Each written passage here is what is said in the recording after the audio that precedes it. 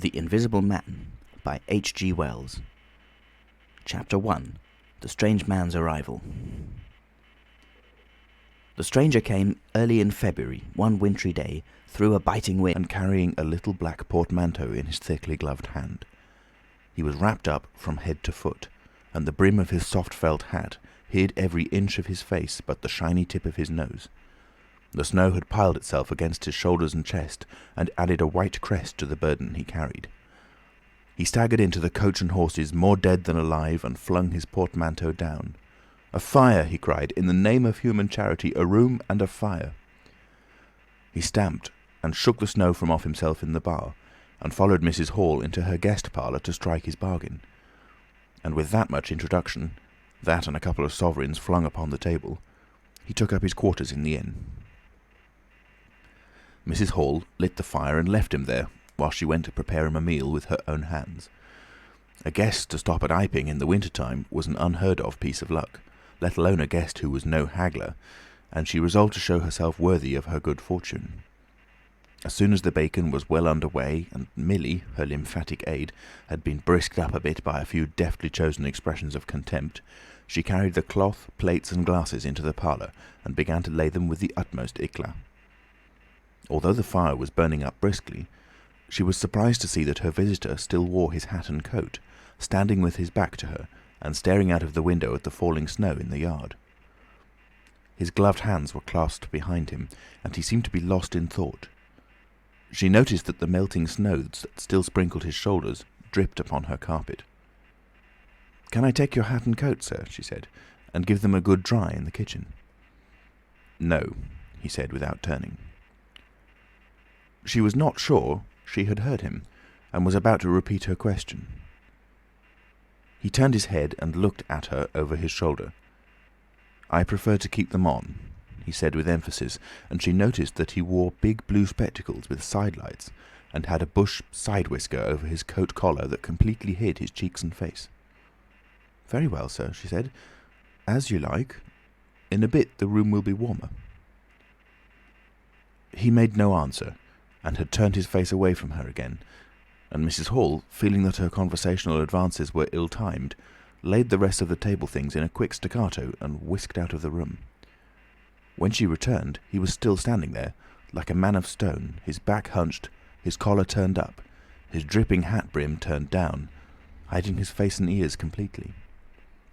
She put down the eggs and bacon with considerable emphasis, and called rather than said to him, "Your lunch is served, sir." "Thank you," he said at the same time, and did not stir until she was closing the door. Then he swung round and approached the table with a certain eager quickness. As she went behind the bar to the kitchen, she heard a sound repeated at regular intervals. Chirk, chirk, chirk, it went, the sound of a spoon being rapidly whisked around a basin. "That girl," she said. "There, I clean forgot it. It's her being so long." And while she herself finished mixing the mustard, she gave Milly a few verbal stabs for her excessive slowness. She had cooked the ham and eggs, laid the table, and done everything, while Milly, help indeed, had only succeeded in delaying the mustard, and him a new guest and wanting to stay. Then she filled the mustard pot, and, putting it with a certain stateliness upon a golden black tea tray, carried it into the parlour. She rapped and entered promptly. As she did so, her visitor moved quickly, so that she got but a glimpse of a white object disappearing behind the table. It would seem he was picking something from the floor. She rapped down the mustard pot on the table, then she noticed the overcoat and hat had been taken off and put over a chair in front of the fire, and a pair of wet boots threatened rust to her steel fender. She went to these things resolutely. "I suppose I may have them to dry now," she said in a voice that brooked no denial. "Leave the hat," said her visitor in a muffled voice, and turning, she saw he had raised his head and was sitting and looking at her. For a moment she stood gaping at him, too surprised to speak. He held a white cloth, it was a serviette he had brought with him, over the lower part of his face, so that his mouth and jaws were completely hidden, and that was the reason of his muffled voice. But it was not that which startled Mrs. Hall. It was the fact that all his forehead above his blue glasses was covered by a white bandage, and that another covered his ears, leaving not a scrap of his face exposed, excepting only his pink, peaked nose. It was bright pink and shiny, just as it had been at first.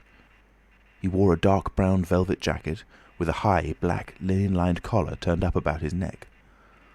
The thick black hair, escaping as it could below and between the cross bandages, projected in curious tails and horns, giving him the strangest appearance conceivable. This muffled and bandaged head was so unlike what she had anticipated that for a moment she was rigid. He did not remove the serviette, but remained holding it, as she saw now, with a brown gloved hand, and regarding her with his inscrutable blue glasses. "Leave the hat," he said, speaking very distinctly through the white cloth. Her nerves began to recover from the shock that they had received. She placed the hat on the chair again by the fire. I didn't know, sir," she began, "that—" and she stopped, embarrassed. "Thank you," he said dryly, glancing from her to the door, then at her again. "I'll have them nicely dried, sir, at once," she said, and carried his clothes out of the room. She glanced at his white swathed head and blue goggles again as she was going out of the door, but his napkin was still in front of his face. She shivered a little as she closed the door behind her, and her face was eloquent of her surprise and perplexity. "I never," she whispered. "There." She went quite softly to the kitchen, and was too preoccupied to ask Millie what she was messing about with now, when she got there. The visitor sat and listened to her retreating feet. He glanced inquiringly at the window before he removed his serviette and resumed his meal.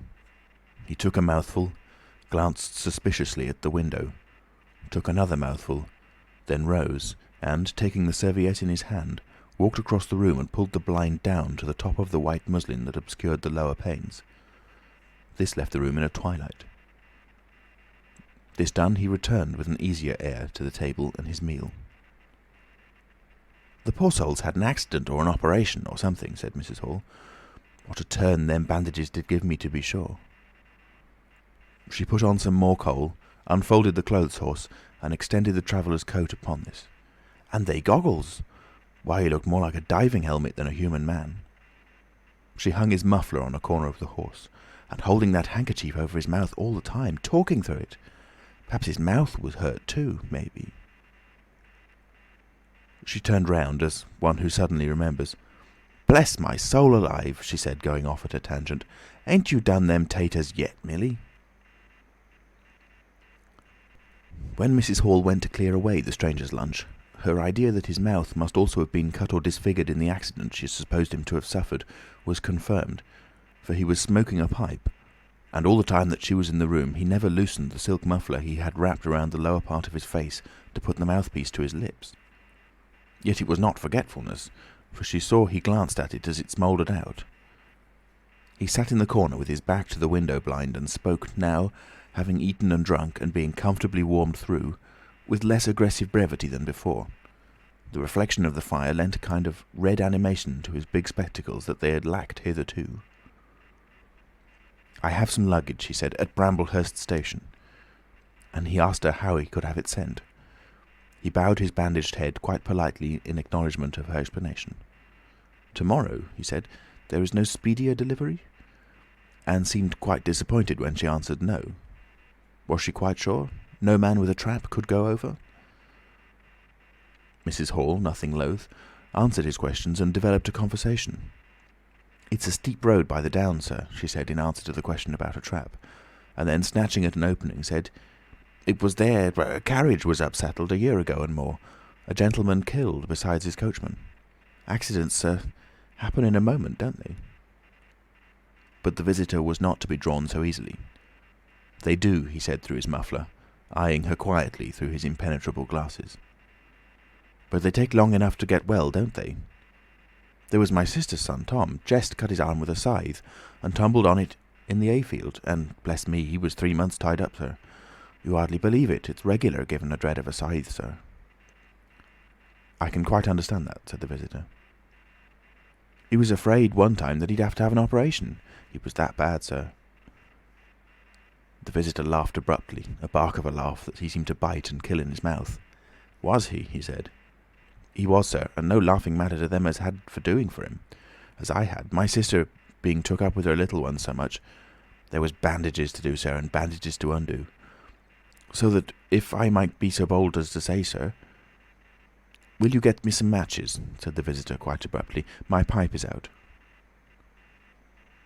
Mrs. Hall was pulled up suddenly. It was certainly rude of him, after telling him all she had done. She gasped at him for a moment, and then remembered the 2 sovereigns, and she went for the matches.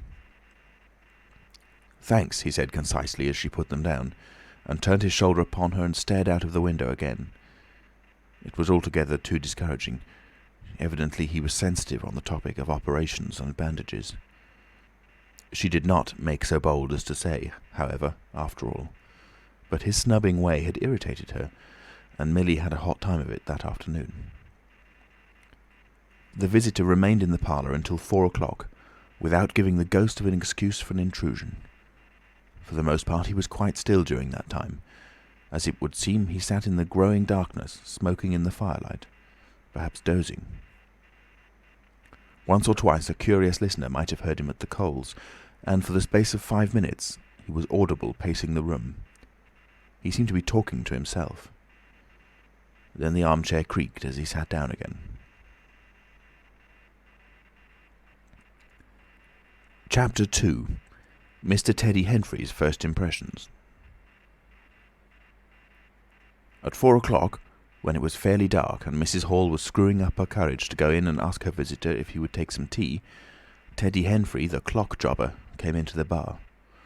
"My sakes, Mrs. Hall," said he, "but this is terrible weather for thin boots." The snow outside was falling faster. Mrs. Hall agreed, and then noticed he had his bag with him. "Now you're here, Mr. Teddy," said she, "I'd be glad if you'd give the old clock in the parlour a bit of a look. 'Tis going, and it strikes well and hearty, but the hour hand won't do nothing but point at 6. And, leading the way, she went across to the parlour door and rapped and entered.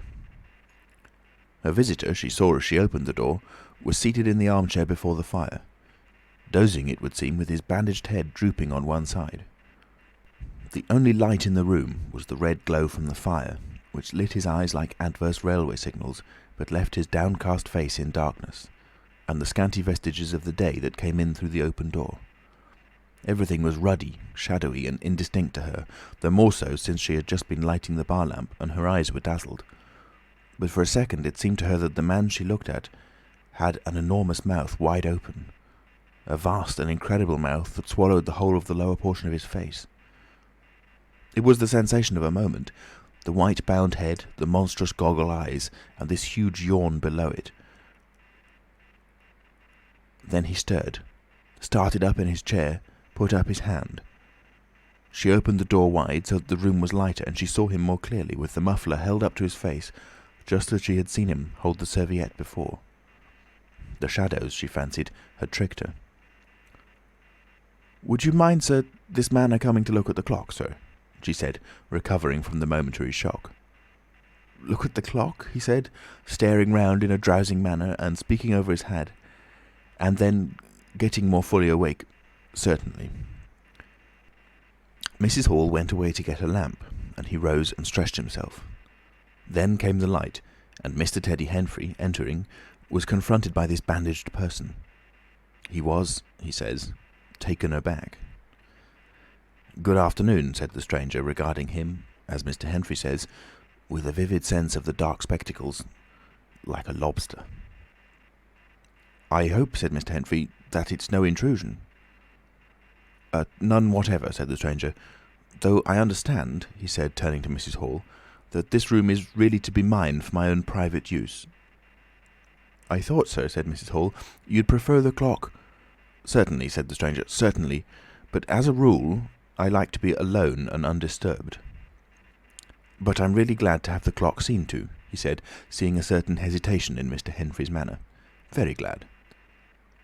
Mr. Henfrey had intended to apologise and withdraw, but this anticipation reassured him. The stranger turned round with his back to the fireplace and put his hands behind his back. "And presently," he said, "when the clock mending is over, I think I should like to have some tea, but not till the clock mending is over." Mrs. Hall was about to leave the room. She made no conversational advances this time, because she did not want to be snubbed in front of Mr. Henfrey, when her visitor asked her if she had made any arrangements about his boxes at Bramblehurst. She told him she had mentioned the matter to the postman, and that the carrier could bring them over on the morrow. "You are certain that that is the earliest?" he said. She was certain, with a marked coldness. "I should explain," he added, "what I was really too cold and fatigued to do before, that I am an experimental investigator." "Indeed, sir," said Mrs. Hall, much impressed. "And my baggage contains apparatus and appliances." "Very useful things indeed they are, sir," said Mrs. Hall. "And I'm very naturally anxious to get on with my inquiries." "Of course, sir." "My reason for coming to Iping," he proceeded with a certain deliberation of manner, "was a desire for solitude. I do not wish to be disturbed in my work. In addition to my work, an accident—" "I thought as much," said Mrs. Hall to herself. "An accident necessitates a certain retirement. My eyes are sometimes so weak and painful that I have shut myself up in the dark for hours together. Lock myself up. Sometimes, now and then. Not at present, certainly. But at such times the slightest disturbance, the entry of a stranger into the room, is a source of excruciating annoyance to me. It is well these things should be understood." "Certainly, sir," said Mrs. Hall. "And if I might make so bold as to ask—" "That, I think, is all," said the stranger, with that quietly irresistible air of finality he could assume at will. Mrs. Hall reserved her question and sympathy for a better occasion. After Mrs. Hall had left the room, he remained standing in front of the fire, glaring, so Mr. Henfrey puts it, at the clock mending. Mr. Henfrey not only took off the hands of the clock and the face, but extracted the works, and he tried to work in as slow and quiet and unassuming manner as possible. He worked with the lamp close to him, and the green shade threw a brilliant light upon his hands and upon the frame and wheels, and left the rest of the room shadowy. When he looked up, coloured patches swam in his eyes. Being constitutionally of a curious nature, he had removed the works, a quite unnecessary proceeding, with the idea of delaying his departure, and perhaps falling into conversation with the stranger. But the stranger stood there, perfectly silent and still. So still, it got on Henfrey's nerves. He felt alone in the room and looked up, and there, grey and dim, was the bandaged head and huge blue lenses staring fixedly with a mist of green spots drifting in front of them. It was so uncanny to Henfrey that for a minute they remained staring blankly at one another. Then Henfrey looked down again. Very uncomfortable position. One would like to say something. Should he remark that the weather was very cold for the time of the year? He looked up as if to take aim with that introductory shot. "The weather—" he began. "Why don't you finish and go?" said the rigid figure, evidently in a state of painfully suppressed rage. "All you've got to do is fix the hour hand on its axle. You're simply humbugging." "Certainly, sir. 1 minute more. I overlooked—" and Mr. Henfrey finished and went. But he was feeling excessively annoyed. "Damn it," said Mr. Henfrey to himself, trudging down the village through the thawing snow. "A man must do a clock at times, surely." And again, "Can't a man look at you?" Ugly. And yet again, seemingly not. If the police was wanting you, you wouldn't be more wrapped and bandaged. At Gleason's Corner he saw Hall, who had recently married the stranger's hostess at the Coach and Horses, and who now drove the Iping conveyance, when occasional people required it, to Sidderbridge Junction, coming towards him on his return from that place. Hall had evidently been stopping a bit at Sidderbridge, to judge by his driving. "How do, Teddy?" he said, passing. "You've got a rum 'un up at home," said Teddy. Hall very socially pulled up. "What's that?" he said. "Rum-looking customer stopping at the Coach and Horses," said Teddy. "My sakes!" And he proceeded to give Hall a vivid description of his grotesque guest. "Looks a bit like a disguise, don't it? I'd like to see a man's face if I had him stopping in my place," said Henfrey. "But women are that trustful when strangers are concerned. He's took your rooms and he ain't even given a name, Hall." "You don't say so," said Hall, who was a man of sluggish apprehension. "Yes," said Teddy, "by the week. Wherever he is, you can't get rid of him under the week. And he's got a lot of luggage coming tomorrow, so he says. Let's hope it won't be stones in boxes, Hal." He told Hall how his aunt at Hastings had been swindled by a stranger with empty portmanteau. Altogether, he left Hall vaguely suspicious.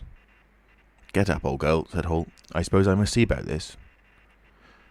Teddy trudged on his way with his mind considerably relieved.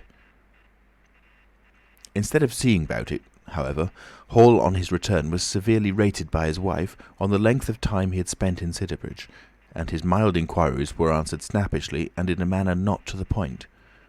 But the seed of suspicion Teddy had sown germinated in the mind of Mr. Hall, in spite of these discouragements.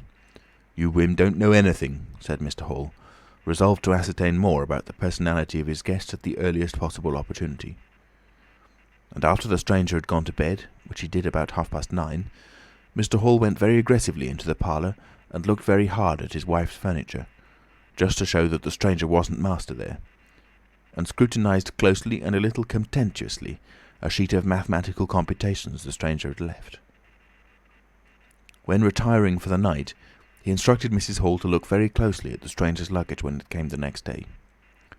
"You mind your own business, Hall," said Mrs. Hall, "and I'll mind mine."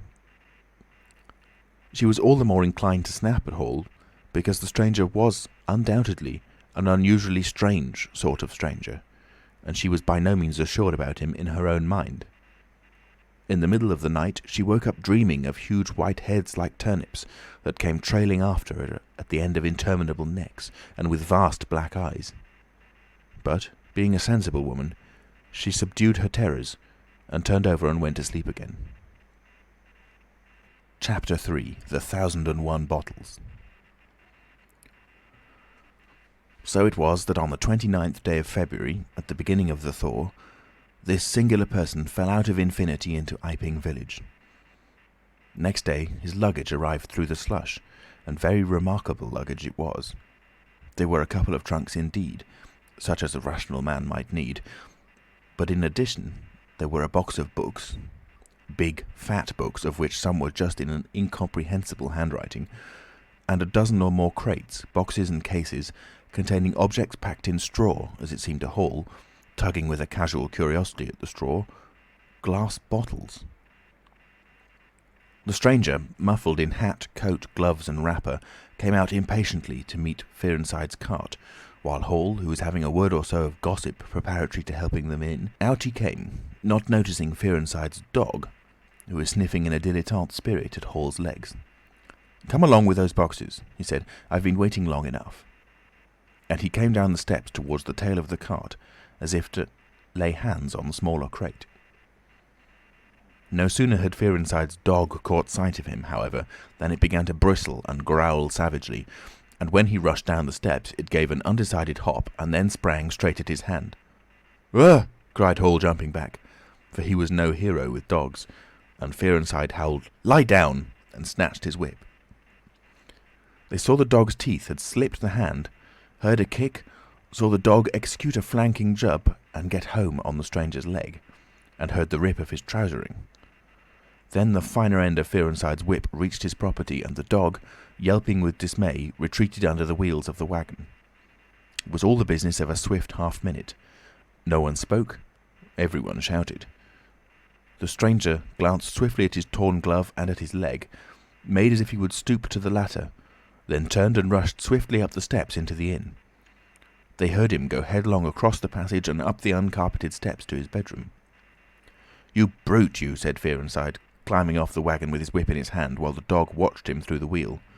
"Come here," said Fearenside. "You'd better—" Hall had stood gaping. "He was bit," said Hall. "I'd better go to see to him." And he trotted after the stranger. He met Mrs. Hall in the passage. "Carrier's dog," he said. "Bitten." He went straight upstairs, and the stranger's door being ajar, he pushed it open and was entering without any ceremony, being of a naturally sympathetic turn of mind. The blind was down and the room dim. He caught a glimpse of a most singular thing, what seemed a handless arm waving towards him, and a face of 3 huge indeterminate spots on white, very like the face of a pale pansy. Then he was struck violently in the chest, hurled back, and the door slammed in his face and locked. It was so rapid that it gave him no time to observe. A waving of indecipherable shapes, a blow, and a concussion. There he stood on the dark little landing, wondering what it might have been that he had seen.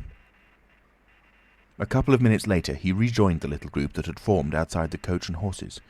There was Fearenside, telling about it all over again for the second time.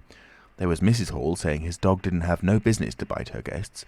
There was Huckster, the general dealer from over the road, interrogative, and Sandy Wedges from the forge, judicial, besides women and children, all of them saying fatuities. I wouldn't let him bite e'en me, I knows. T'asn't right to have such dogs. What'd he bite for then? And so forth. Mrs. Hall, staring at them from the steps and listening, found it incredible that he had seen anything so very remarkable happen upstairs. Besides, his vocabulary was altogether too limited to express his impressions. "He don't want no help, he said in answer to his wife's inquiry. We'd better be taking of his luggage in." "You ought to have it cauterized at once," said Mr. Huckster, "especially if it's all inflamed." "I'd shoot him, that's what I'd do," said a lady in the group. Suddenly the dog began growling again. "Come along," cried an angry voice in the doorway, and there stood the muffled stranger with his collar turned up and his hat brim bent down. "The sooner you get those things in, the better I'll be pleased." It is stated by an anonymous bystander that his trousers and gloves had been changed. "Was you hurt, sir?" said Fearenside. "I'm rare sorry the dog—" "Not a bit," said the stranger. "Never broke the skin. Hurry up with those things." He then swore to himself, so Mr. Hall asserts. Directly the first crate was in accordance with his directions, carried into the parlour, the stranger flung himself upon it with extraordinary eagerness and began to unpack it, scattering the straw with an utter disregard of Mrs. Hall's carpet. And from it he began to produce bottles, little fat bottles containing powders, small and slender bottles containing coloured and white fluids, fluted blue bottles labelled poison, bottles with round bodies and slender necks, large green glass bottles, large white glass bottles, bottles with glass stoppers and frosted labels, bottles with fine corks, bottles with bungs, bottles with wooden caps, wine bottles, salad oil bottles. Putting them in rows on the chiffonier, on the mantel, on the table under the window, round the floor, on the bookshelf, everywhere. The chemist's shop in Bramblehurst could not boast half so many. Quite a sight it was. Crate after crate yielded bottles until all 6 were empty, and the table high with straw. The only things that came out of these crates beside the bottles were a number of test tubes and a carefully packed balance. And directly the crates were unpacked, the stranger went to the window and set to work, not troubling in the least about the litter of straw, the fire which had gone out, the box of books outside, nor for the trunks and other luggage that had gone upstairs. When Mrs. Hall took his dinner to him, he was already so absorbed in his work, pouring little drops out of the bottles in test tubes, that he did not hear her until she had swept away the bulk of the straw and put the tray on the table, with some little emphasis perhaps, seeing the state that her floor was in. Then he half turned his head and immediately turned it away again. But she saw he had removed his glasses. They were beside him on the table, and it seemed to her that his eye sockets were extraordinarily hollow. He put on his spectacles again and then turned and faced her. She was about to complain of the straw on the floor when he anticipated her. "I wish you wouldn't come in without knocking," he said in the tone of abnormal exasperation that seemed so characteristic of him. "I knocked, but seemingly—" "Perhaps you did. But in my investigations, my really very urgent and necessary investigations, the slightest disturbance, the jar of a door— I must ask you—" "Certainly, sir. You can turn the lock if you're like that, you know. Any time." "A very good idea," said the stranger. "This straw, sir, if I can be so bold as to remark—" "Don't. If the straw makes trouble, put it down in the bill." And he mumbled at her, words suspiciously like curses. He was so odd, standing there, so aggressive and explosive, bottle in one hand and test tube in the other, that Mrs. Hall was quite alarmed. But she was a resolute woman. "In which case, I should like to know, sir, what you consider—" "A shilling. Put down a shilling. Surely a shilling's enough." "So be it," said Mrs. Hall, taking up the tablecloth and beginning to spread it over the table. "If you're satisfied, of course." He turned and sat down, with his coat collar toward her. All the afternoon he worked with the door locked, and, as Mrs. Hall testifies, for the most part in silence. But once there was a concussion and a sound of bottles ringing together, as though the table had been hit, and the smash of a bottle flung violently down, and then a rapid pacing athwart the room. Fearing something was the matter, she went to the door and listened, not caring to knock. "I can't go on," he was raving. "I can't go on. 300,000, 400,000, the huge multitude cheated. All my life it may take me. Patience. Patience indeed. Fool! Fool!" There was a noise of hobnails on the bricks in the bar, and Mrs. Hall had very reluctantly to leave the rest of his soliloquy. When she returned, the room was silent again, save for the faint crepitation of his chair and the occasional clink of a bottle. It was all over. The stranger had resumed his work. When she took in his tea, she saw broken glass in the corner of the room under the concave mirror, and a golden stain that had been carelessly wiped. She called attention to it. "Put it down in the bill," snapped her visitor. "For God's sake, don't worry me. If there's damage done, put it down in the bill." And he went on ticking a list in the exercise book before him.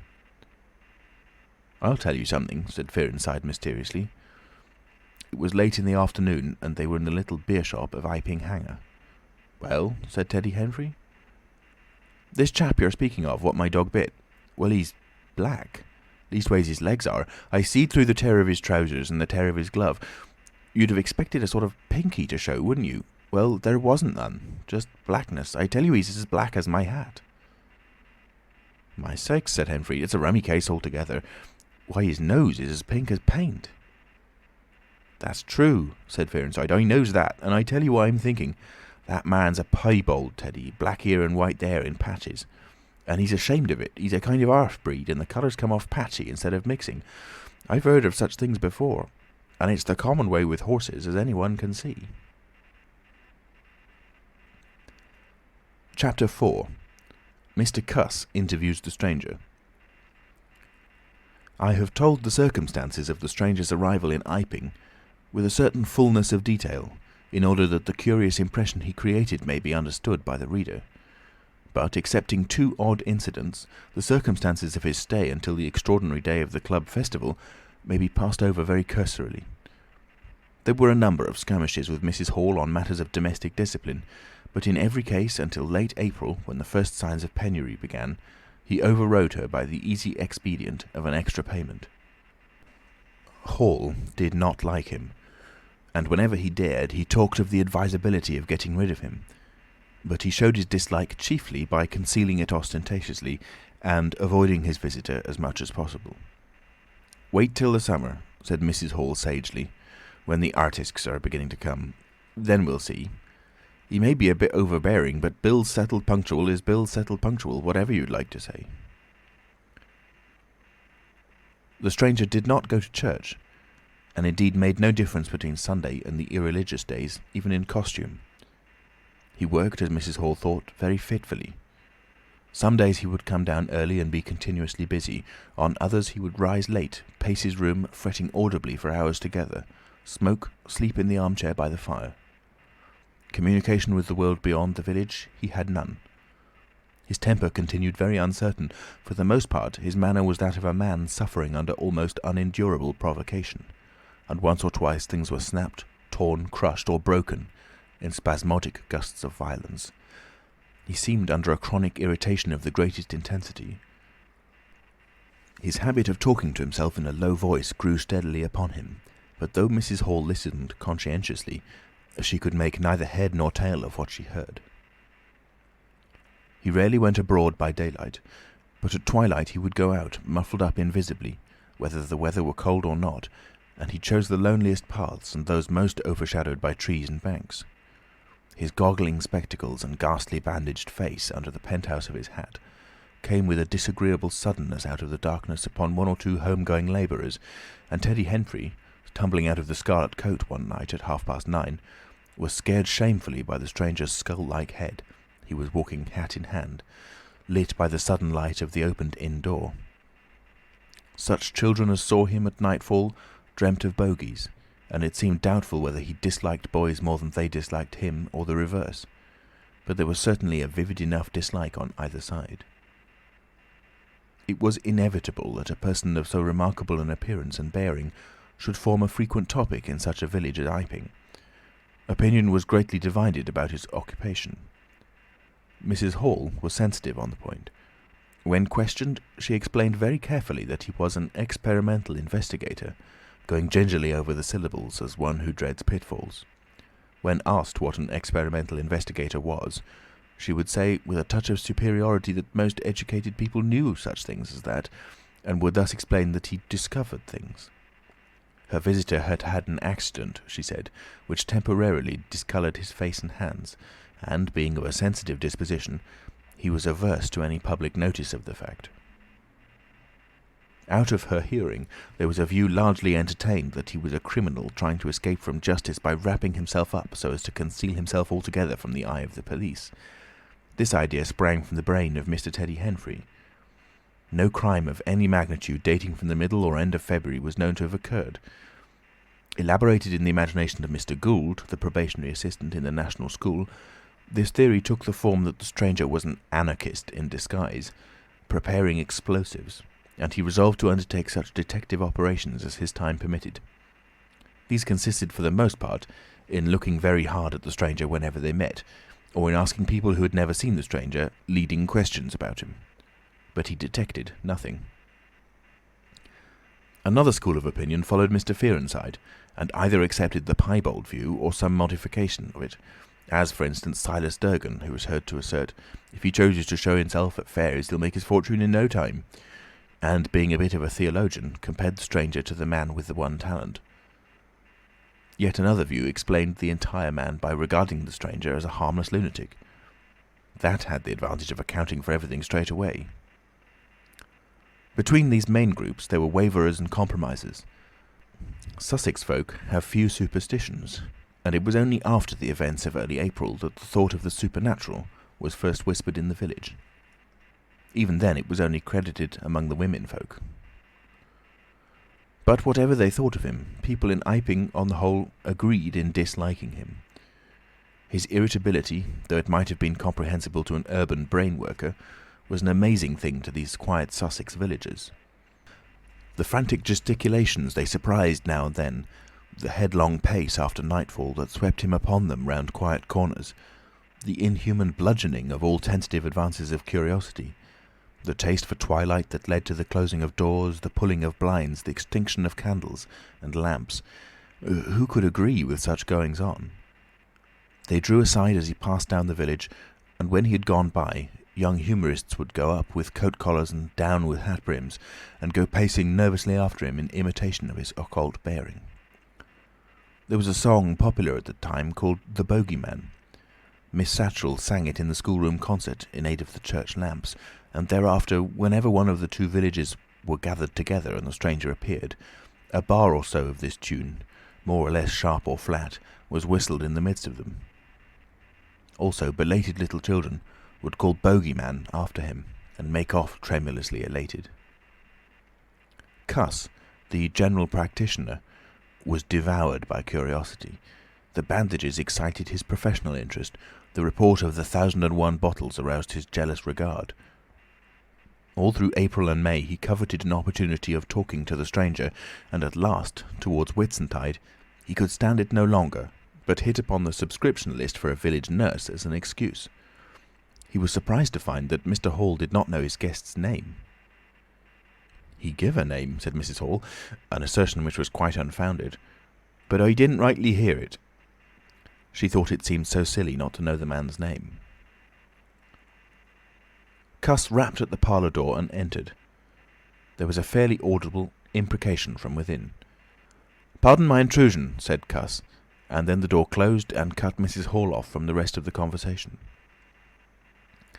She could hear the murmur of voices for the next 10 minutes, then a cry of surprise, a stirring of feet, a chair flung aside, a bark of laughter, quick steps to the door, and Cuss appeared, his face white, his eyes staring over his shoulder. He left the door open behind him, and without looking at her, strode across the hall and went down the steps, and she heard his feet hurrying along the road. He carried his hat in his hand. She stood behind the door, looking at the open door of the parlour. Then she heard the stranger laughing quietly, and his footsteps came across the room. She could not see his face where she stood. The parlour door slammed, and the place was silent again. Cuss went straight up to the village to Bunting, the vicar. "Am I mad?" Cuss began abruptly as he entered the shabby little study. "Do I look like an insane person?" "What's happened?" said the vicar, putting the ammonite on the loose sheets of his forthcoming sermon. "The chap at the inn—" "Well?" "Give me something to drink," said Cuss, and he sat down. When his nerves had been steadied by a glass of cheap sherry, the only drink the good vicar had available, he told him of the interview he had just had. "Went in," he gasped, "and began to demand a subscription for that nurse fund. He'd stuck his hands in his pockets as I came in, and he sat down lumpily in his chair. Sniffed. I told him I'd heard he took an interest in scientific things. He said yes. Sniffed again. Kept on sniffing all the time, evidently recently caught an infernal cold. No wonder, wrapped up like that. I developed the nurse idea, and all the while kept my eyes open. Bottles, chemicals, everywhere. Balance, test tubes in stands, and a smell of evening primrose. Would he subscribe? Said he'd considered him. Asked him, point blank, was he researching? Said he was. A long research? Got quite cross. A damnable long research, said he, blowing the cork out, so to speak. Oh, said I. And out came the grievance. The man was just on the boil, and my question boiled him over. He had been given a prescription, a most valuable prescription, although what for he wouldn't say. Was it medical? Damn you, what are you fishing after? I apologised. Dignified sniff and cough. He resumed. He'd read it. 5 ingredients. Put it down, turned his head. Draught of air from window lifted the paper. Swish, rustle. He was working in a room with an open fireplace, he saw. Saw a flicker, and there was the prescription burning and lifting chimney-wood. Rushed towards it just as it whisked up the chimney. So, just at that point, to illustrate his story, out came his arm. Well? No hand. Just an empty sleeve. Lord, I thought, that's a deformity. Got a cork arm, I suppose, and has taken it off. Then I thought, there's something odd in that. What the devil keeps the sleeve up and open if there's nothing in it? There was nothing in it, I tell you. Nothing down it, right down to the joint. I could see right down it to the elbow, and there was a glimmer of light shining in through a tear of cloth. Good God, I said. Then he stopped, stared at me with those black goggles of his, and then at his sleeve. Well? That's all. He never said a word, just glared, and put his sleeve back in his pocket quietly. I was saying, said he, that there was the prescription burning, wasn't I? Interrogative cough. How the devil, said I, can you move an empty sleeve like that? Empty sleeve? Yes, said I, an empty sleeve. It's an empty sleeve, is it? You saw it as an empty sleeve? He stood up right away. I stood up too. He came towards me in 3 very slow steps and stood quite close. Sniffed venomously. I didn't flinch, though I'm hanged if that bandaged knob of his and those blinkers aren't enough to unnerve anyone coming quietly up to you. You said it was an empty sleeve, he said. Certainly, I said. At staring and saying nothing, a barefaced man, unspectacled, starts scratch. Then very quietly he pulled his sleeve out of his pocket again and raised his arm towards me as though he would show it to me again. He did it very, very slowly. I looked at it. Seemed an age. Well, said I, clearing my throat, there's nothing in it. I had to say something. I was beginning to feel frightened. I could see right down it. He extended it straight towards me, slowly, slowly, just like that, until the cuff was 6 inches from my face. Queer thing to see an empty sleeve come at you like that. And then, well, something, exactly like a finger and thumb it felt, nipped my nose. Bunting began to laugh. There wasn't anything there, said Cuss, his voice running up into a shriek at the there. It's all very well for you to laugh, but I tell you I was so startled I hit his cuff hard and turned around and cut out of the room. I left him." Cuss stopped. There was no mistaking the sincerity of his panic. He turned round in a helpless way and took a second glass of the excellent vicar's very inferior sherry. "When I hit his cuff," said Cuss, "I tell you it felt exactly like hitting an arm. And there wasn't an arm. There wasn't the ghost of an arm." Mr. Bunting thought it over. He looked suspiciously at Cuss. "It's a most remarkable story," he said. He looked very wise and grave indeed. "It's really," said Mr. Bunting with judicial emphasis, "a most remarkable story." Chapter 5. The Burglary at the Vicarage. The facts of the burglary at the vicarage came to us chiefly through the medium of the vicar and his wife. It occurred in the small hours of Whit Monday, the day devoted in Iping to the club festivities. Mrs. Bunting, it seems, woke up suddenly in the stillness that comes before the dawn, with the strong impression that the door of their bedroom had opened and closed. She did not arouse her husband at first, but sat up in bed, listening. She then distinctly heard the pad, pad, pad of bare feet coming out of the adjoining dressing-room and walking along the passage towards the staircase. As soon as she felt assured of this, she aroused the Reverend Mr. Bunting as quietly as possible. He did not strike a light, but putting on his spectacles, her dressing-gown, and his bath slippers, he went out onto the landing to listen. He heard quite distinctly a fumbling going on at his study desk downstairs, and then a violent sneeze. At that he returned to his bedroom, armed himself with the most obvious weapon, the poker, and descended the staircase as noiselessly as possible. Mr. Bunting came out on the landing. The hour was about 4, and the ultimate darkness of the night was past. There was a faint shimmer of light in the hall, but the study doorway yawned impenetrably black. Everything was still except the faint creaking of the stairs under Mr. Bunting's tread and the slight movements in the study. Then something snapped, the drawer was open, and there was a rustle of papers. Then came an imprecation, and a match was struck, and the study was flooded with yellow light. Mr. Bunting was now in the hall, and through the crack in the door he could see the desk and the open drawer and a candle burning on the desk, but the robber he could not see. He stood there in the hall, undecided what to do, and Mrs. Bunting, her face white and intent, crept slowly downstairs after him. One thing kept Mr. Bunting's courage, the persuasion that this burglar was a resident in the village.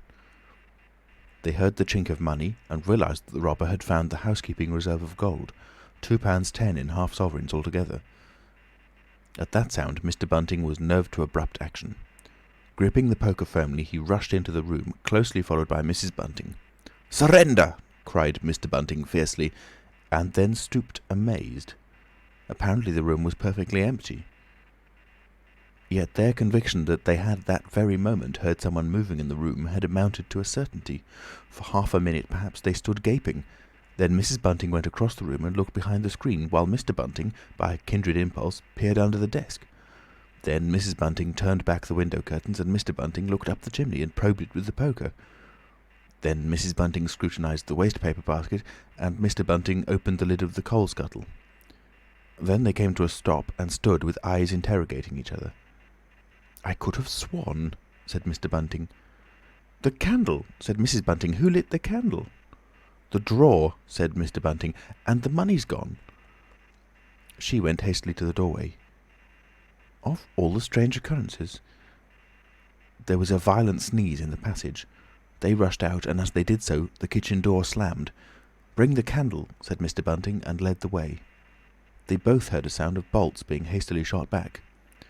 As he opened the kitchen door, he saw through the scullery that the back door was just opening, and the faint light of early dawn displayed the dark masses of the garden beyond. He is certain that nothing went out of the door. It opened, stood open for a moment, and then closed with a slam. As it did so, the candle Mrs. Bunting was carrying from the study flickered and flared. It was a moment or more before they entered the kitchen.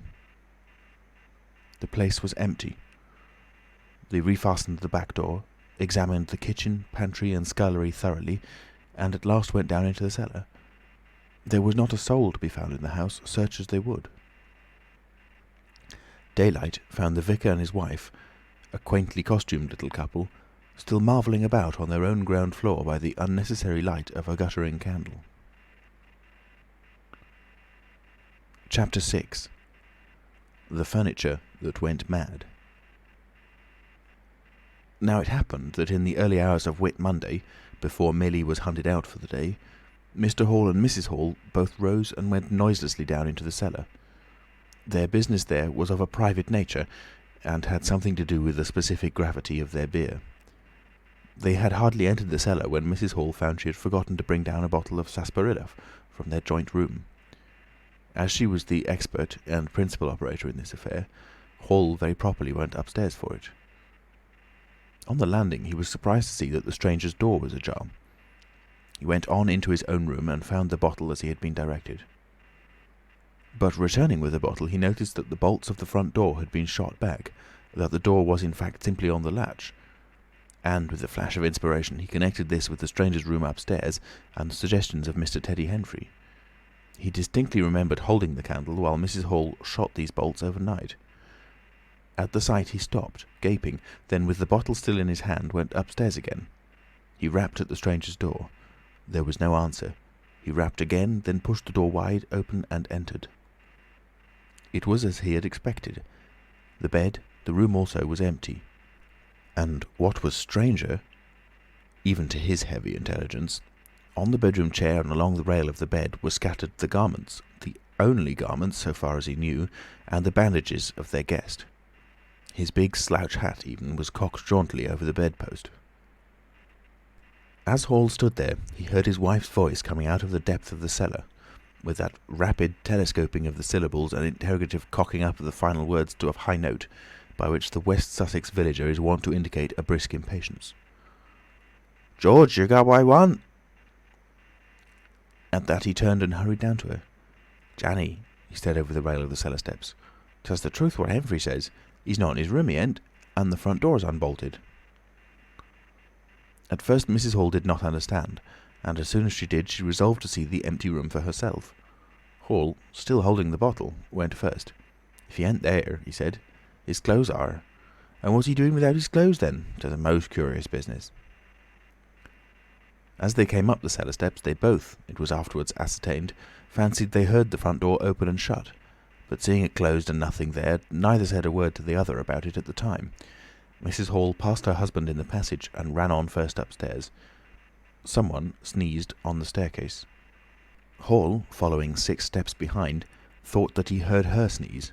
She, going on first, was under the impression that Hall was sneezing. She flung open the door and stood regarding the room. "Awful curious," she said. She heard a sniff close behind her head, as it seemed, and turning, was surprised to see Hall a dozen feet off on the topmost stair. But in another moment he was beside her. She bent forward and put her hand on the pillow and then under the clothes. "Cold," she said. "He's been up this hour or more." As she did so, a most extraordinary thing happened. The bedclothes gathered themselves together, leapt suddenly into a sort of peak, and then jumped headlong over the bottom rail.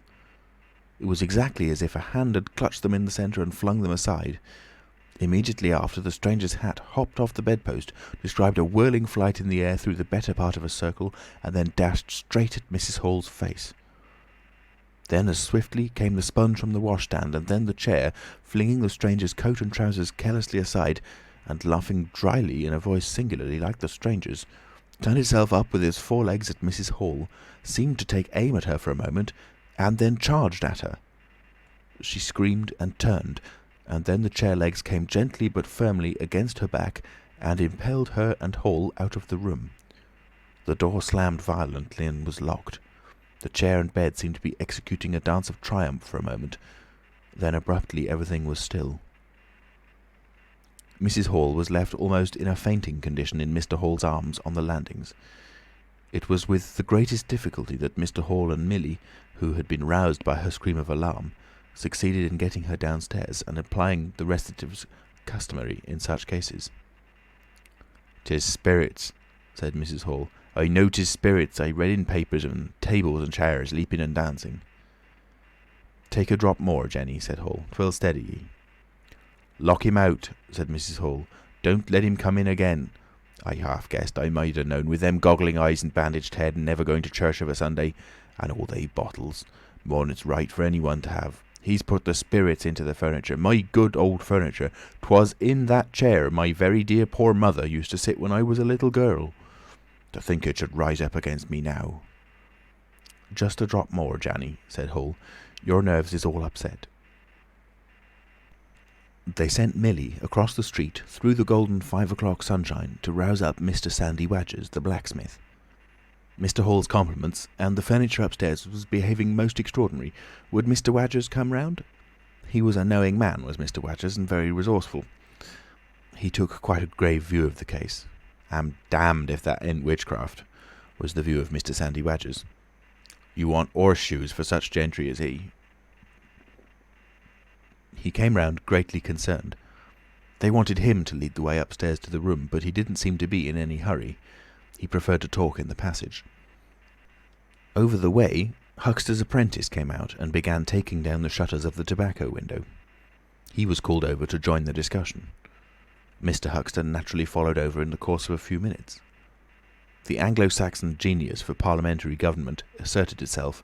There was a great deal of talk and no decisive action. "Let's have the facts first," insisted Mr. Sandy Wadgers. "Let's be sure we be acting perfectly right in busting that there door open. A door on-bust is always open to busting, but you can't on-bust a door once you've busted in."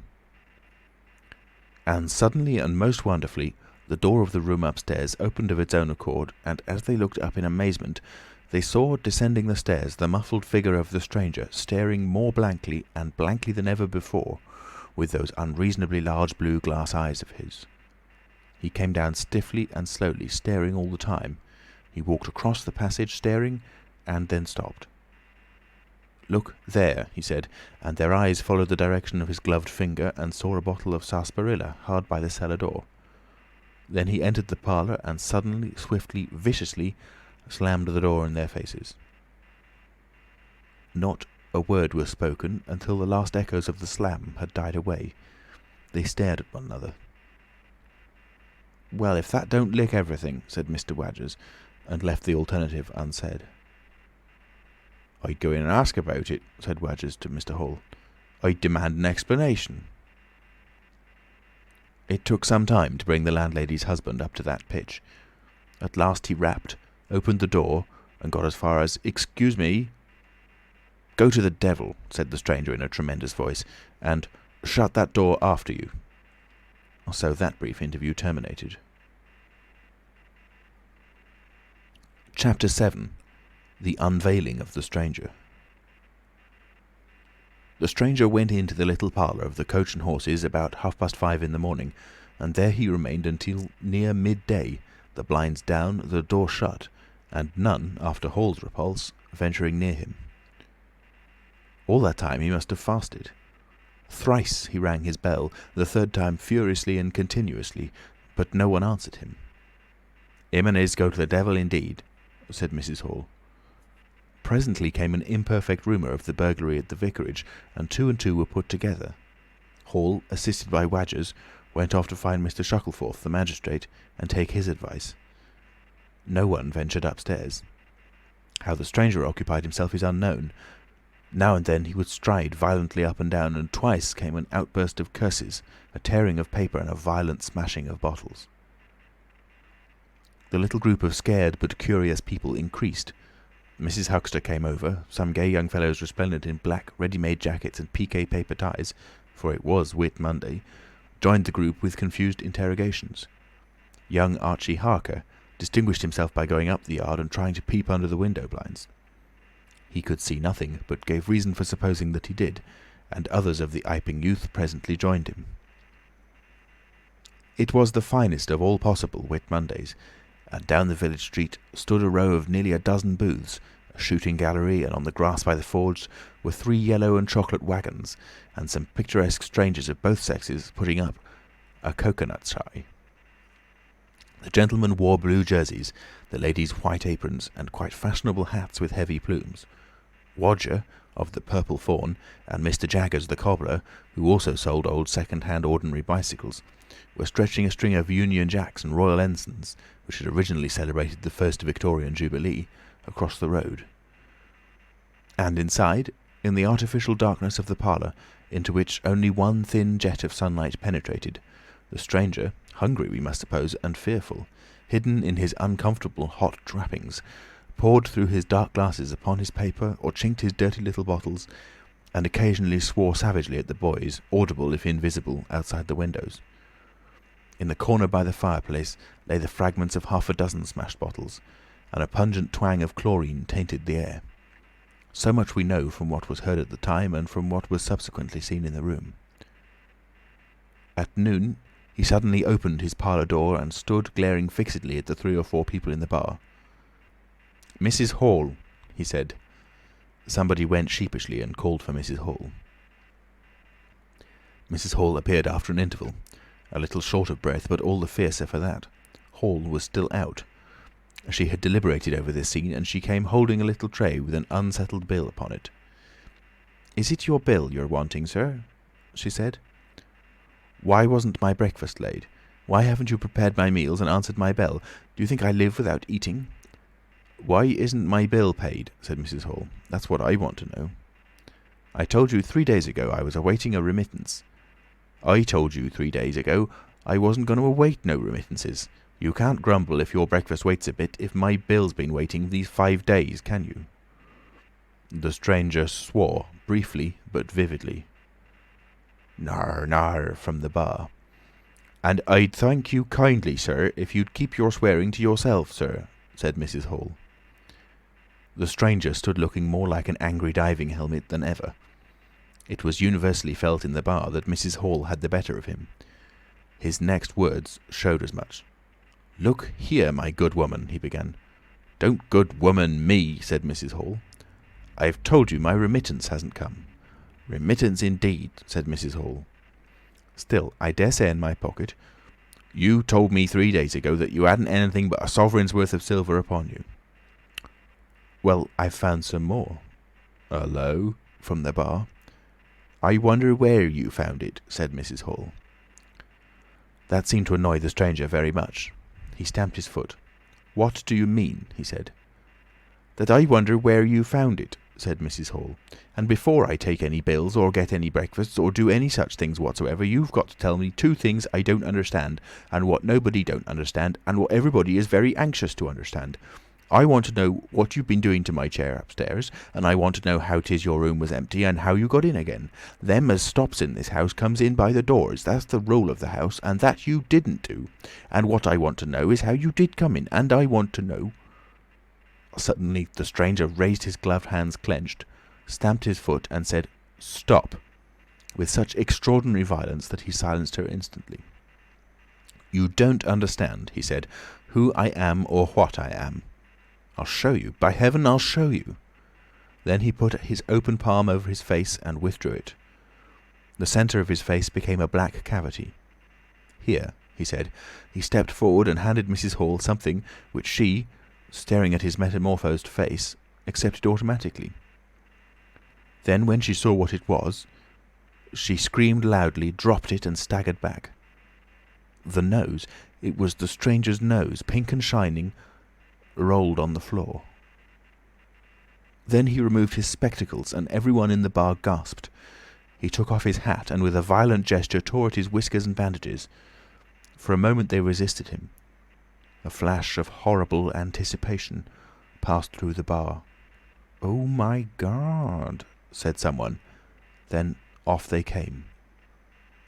It was worse than anything. Mrs. Hall, standing open-mouthed and horror-struck, shrieked at what she saw and made for the door of the house. Everyone began to move. They were prepared for scars, disfigurements, tangible horrors. But nothing. The bandages and false hair flew across the passage into the bar, making a hobbledehoy jump to avoid them. Everyone tumbled on everyone else down the steps, for the man who stood there shouting some incoherent explanation was a solid, gesticulating figure up to the coat collar of him, and then nothingness, no visible thing at all. People down the village heard shouts and shrieks, and looking up the street saw the coach and horses violently firing out its humanity. Then they saw Mrs. Hall fall down and Mr. Teddy Henfrey jump, to avoid tumbling over her, and then they heard the frightful screams of Millie, who, emerging suddenly from the kitchen at the noise of the tumult, had come across the headless stranger from behind. These increased suddenly.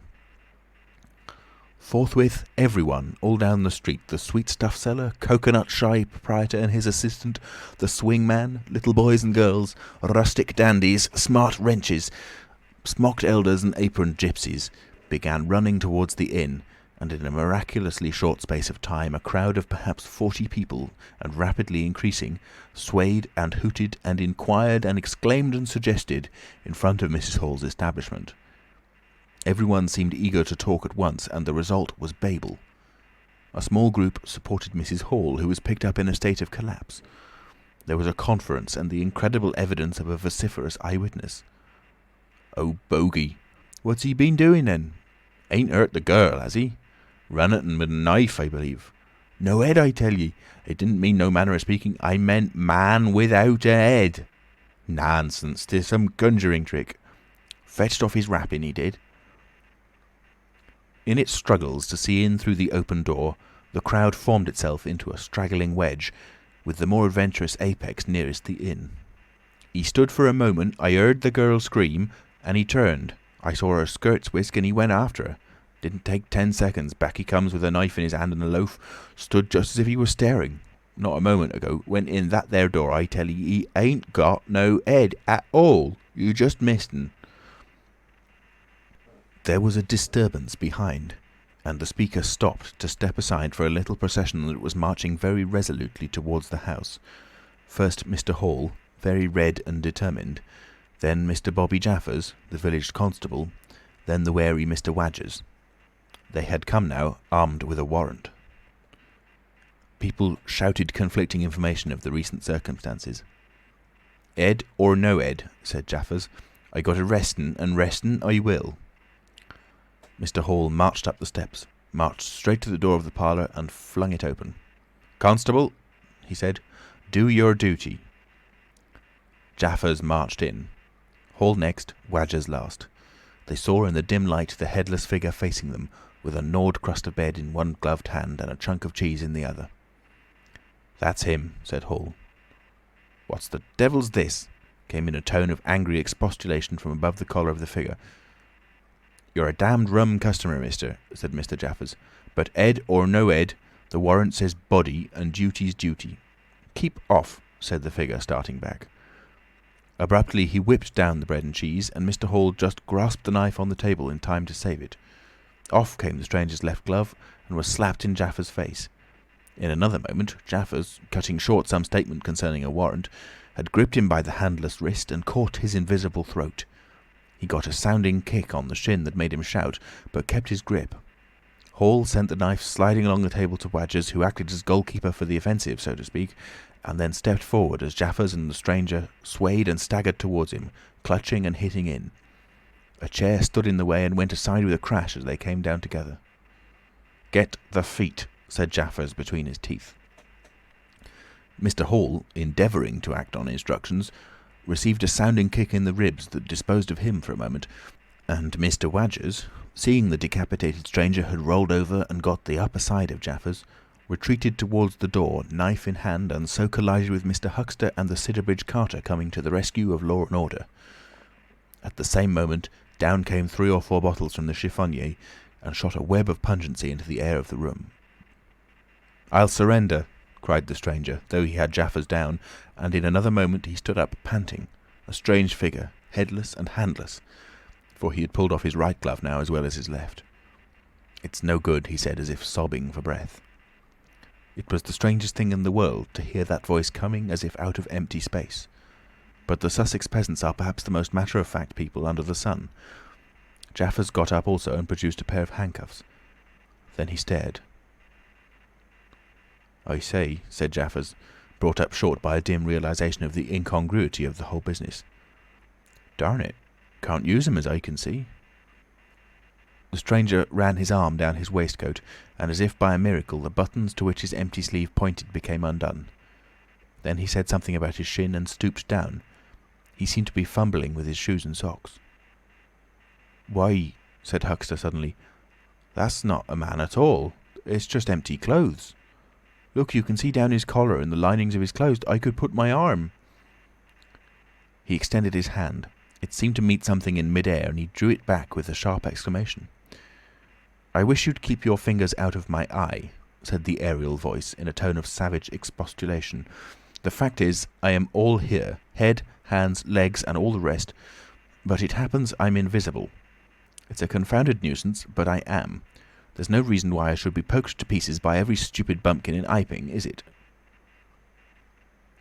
The suit of clothes, now all unbuttoned and hanging loosely upon its unseen supports, stood up, arms akimbo. Several other of the men folks had now entered the room, so that it was closely crowded. "Invisible, eh?" said Huxter, ignoring the stranger's abuse. "Who ever heard the likes of that?" "It's strange, perhaps, but it's not a crime. Why am I assaulted by a policeman in this fashion?" "Ah, that's a different matter," said Jarvis. "No doubt you're a bit difficult to see in this light, but I got a warrant and it's all correct. What I'm after ain't no invisibility, it's burglary. There's a house been broke into and money took."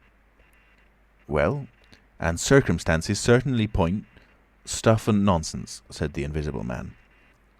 "I hope so, sir, but I've got my instructions." "Well," said the stranger, I'll come, but no handcuffs." "It's the regular thing," said Jaffers. "No handcuffs," stipulated the stranger. "Pardon me," said Jaffers. Abruptly the figure sat down, and before anyone could realise what was being done, the slippers, socks and trousers had been kicked off under the table. Then he sprang up again and flung off his coat. "Here, stop that," said Jaffers, suddenly realising what was happening. He gripped at the waistcoat. It struggled, and the shirt slipped out of it and left it limply and empty in his hand. "Hold him," said Jaffers loudly. "Once he gets the things off—" "Hold him," cried everyone, and there was a rush at the fluttering white shirt, which was now all that was visible of the stranger. The shirt sleeve planted a shrewd blow in Hall's face that stopped his open-armed advance and sent him backward into old Toothsome the sexton, and in another moment the garment was lifted up, became convulsed and vacantly flapping about the arms, even as a shirt that is being thrust over a man's head. Jaffers clutched at it and only helped to pull it off. He was struck in the mouth out of the air and incontinently threw his truncheon and smote Teddy Henfrey savagely upon the crown of his head.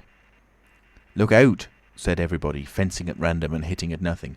"Hold him! Shut the door! Don't let him loose! I got something! Here he is!" A perfect babel of noises they made.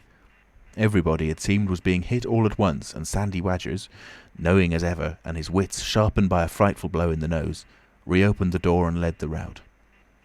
The others, following incontinently, were jammed for a moment in the corner by the doorway. The hitting continued. Phipps, the Unitarian, had a front tooth broken, and Henfrey was injured in the cartilage of his ear. Jaffers was struck under the jaw, and turning, caught at something that intervened between him and Huxter in the melee and prevented their coming together. He felt a muscular chest, and in another moment the whole mass of struggling, excited men shot out into the crowded hall. "I got him!" shouted Jaffers, choking and reeling through them all, and wrestling with purple face and swelling veins against his unseen enemy. Men staggered right and left as the extraordinary conflict swayed swiftly towards the house door and went spinning down the half-dozen steps of the inn.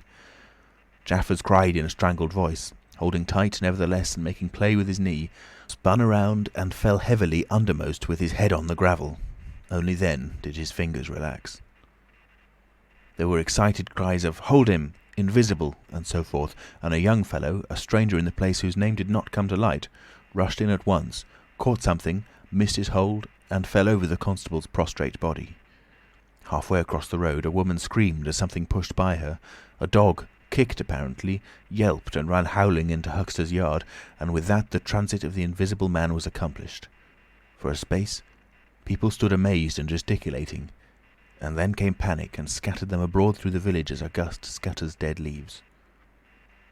But Jaffers lay quite still, face upward and knees bent, at the foot of the steps of the inn. End of Chapter 7. Chapter 8. In Transit.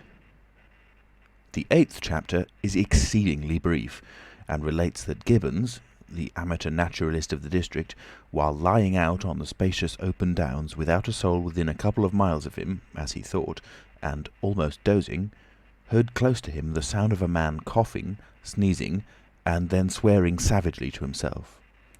And looking, beheld nothing. Yet the voice was indisputable. It continued to swear with that breadth and variety that distinguishes the swearing of a cultivated man. It grew to a climax, diminished again, and died away in the distance, going, as it seemed to him, in the direction of Adderdean.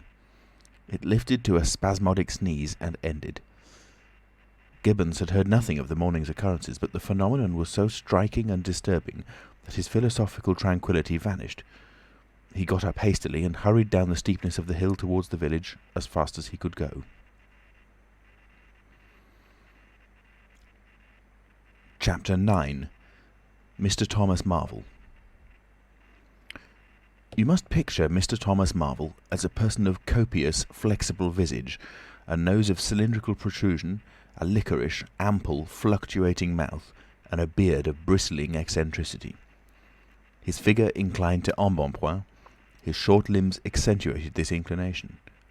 He wore a furry silk hat, and the frequent substitution of twine and shoelaces for buttons, apparent at critical points of his costume, marked a man essentially bachelor. Mr. Thomas Marvel was sitting with his feet in a ditch by the roadside over the down towards Adderdean, about 1.5 miles out of Iping. His feet, save for socks of irregular open work, were bare. His big toes were broad, and pricked like the ears of a watchful dog. In a leisurely manner, he did everything in a leisurely manner, he was contemplating trying on a pair of boots. They were the soundest boots he had come across for a long time, but too large for him, whereas the ones he had were, in dry weather, a very comfortable fit, but too thin-soled for damp. Mr. Thomas Marvel hated roomy shoes, but then he hated damp. He had never properly thought out which he hated most, and it was a pleasant day, and there was nothing better to do. So he put the 4 shoes in a graceful group on the turf and looked at them.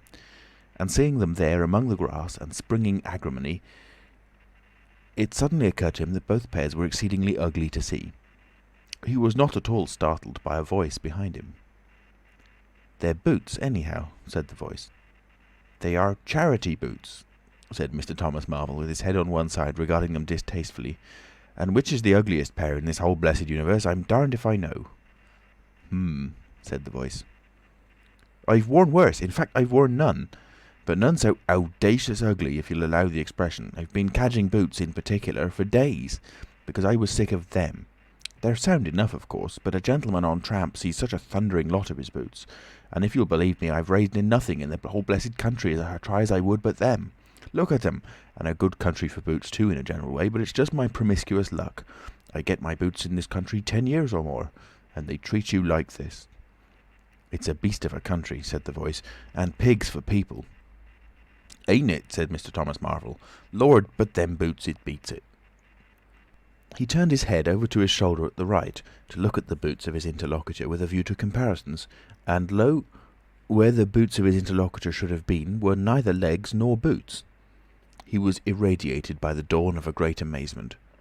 "Where are you?" said Mr. Thomas Marvel over his shoulder and coming on all fours. He saw a stretch of empty downs with the wind swaying and remote green-pointed furze bushes. "Am I drunk?" said Mr. Marvel. "Have I had visions? Was I talking to myself? What the—" "Don't be alarmed," said a voice. "None of your ventriloquizing me," said Mr. Thomas Marvel, rising sharply to his feet. "Where are you? Alarmed, indeed." "Don't be alarmed," repeated the voice. "You'll be alarmed in a minute, you silly fool," said Mr. Thomas Marvel. "Where are ye? Let me get my mark on you." "Are you buried?" said Mr. Thomas Marvel after an interval. There was no answer. Mr. Thomas Marvel stood bootless and amazed, his jacket nearly thrown off. "Peewit," said a peewit very remote. "Peewit, indeed," said Mr. Thomas Marvel. "This ain't no time for foolery."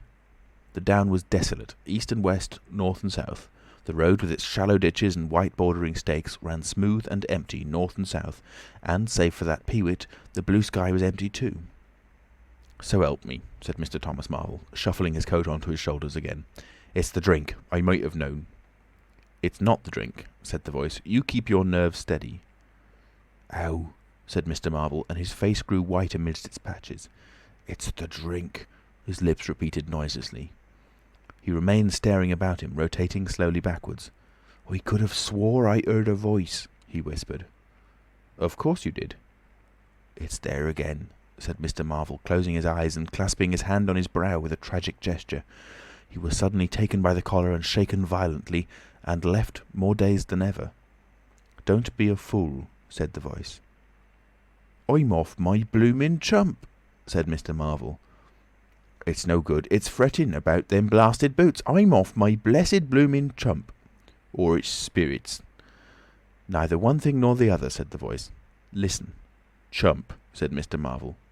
"1 minute," said the voice penetratingly, tremulous with self-control. "Well?" said Mr. Thomas Marvel, with a strange feeling of having been dug in the chest by a finger.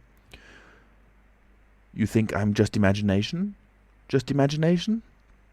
"What else can you be?" said Mr. Thomas Marvel, rubbing the back of his neck.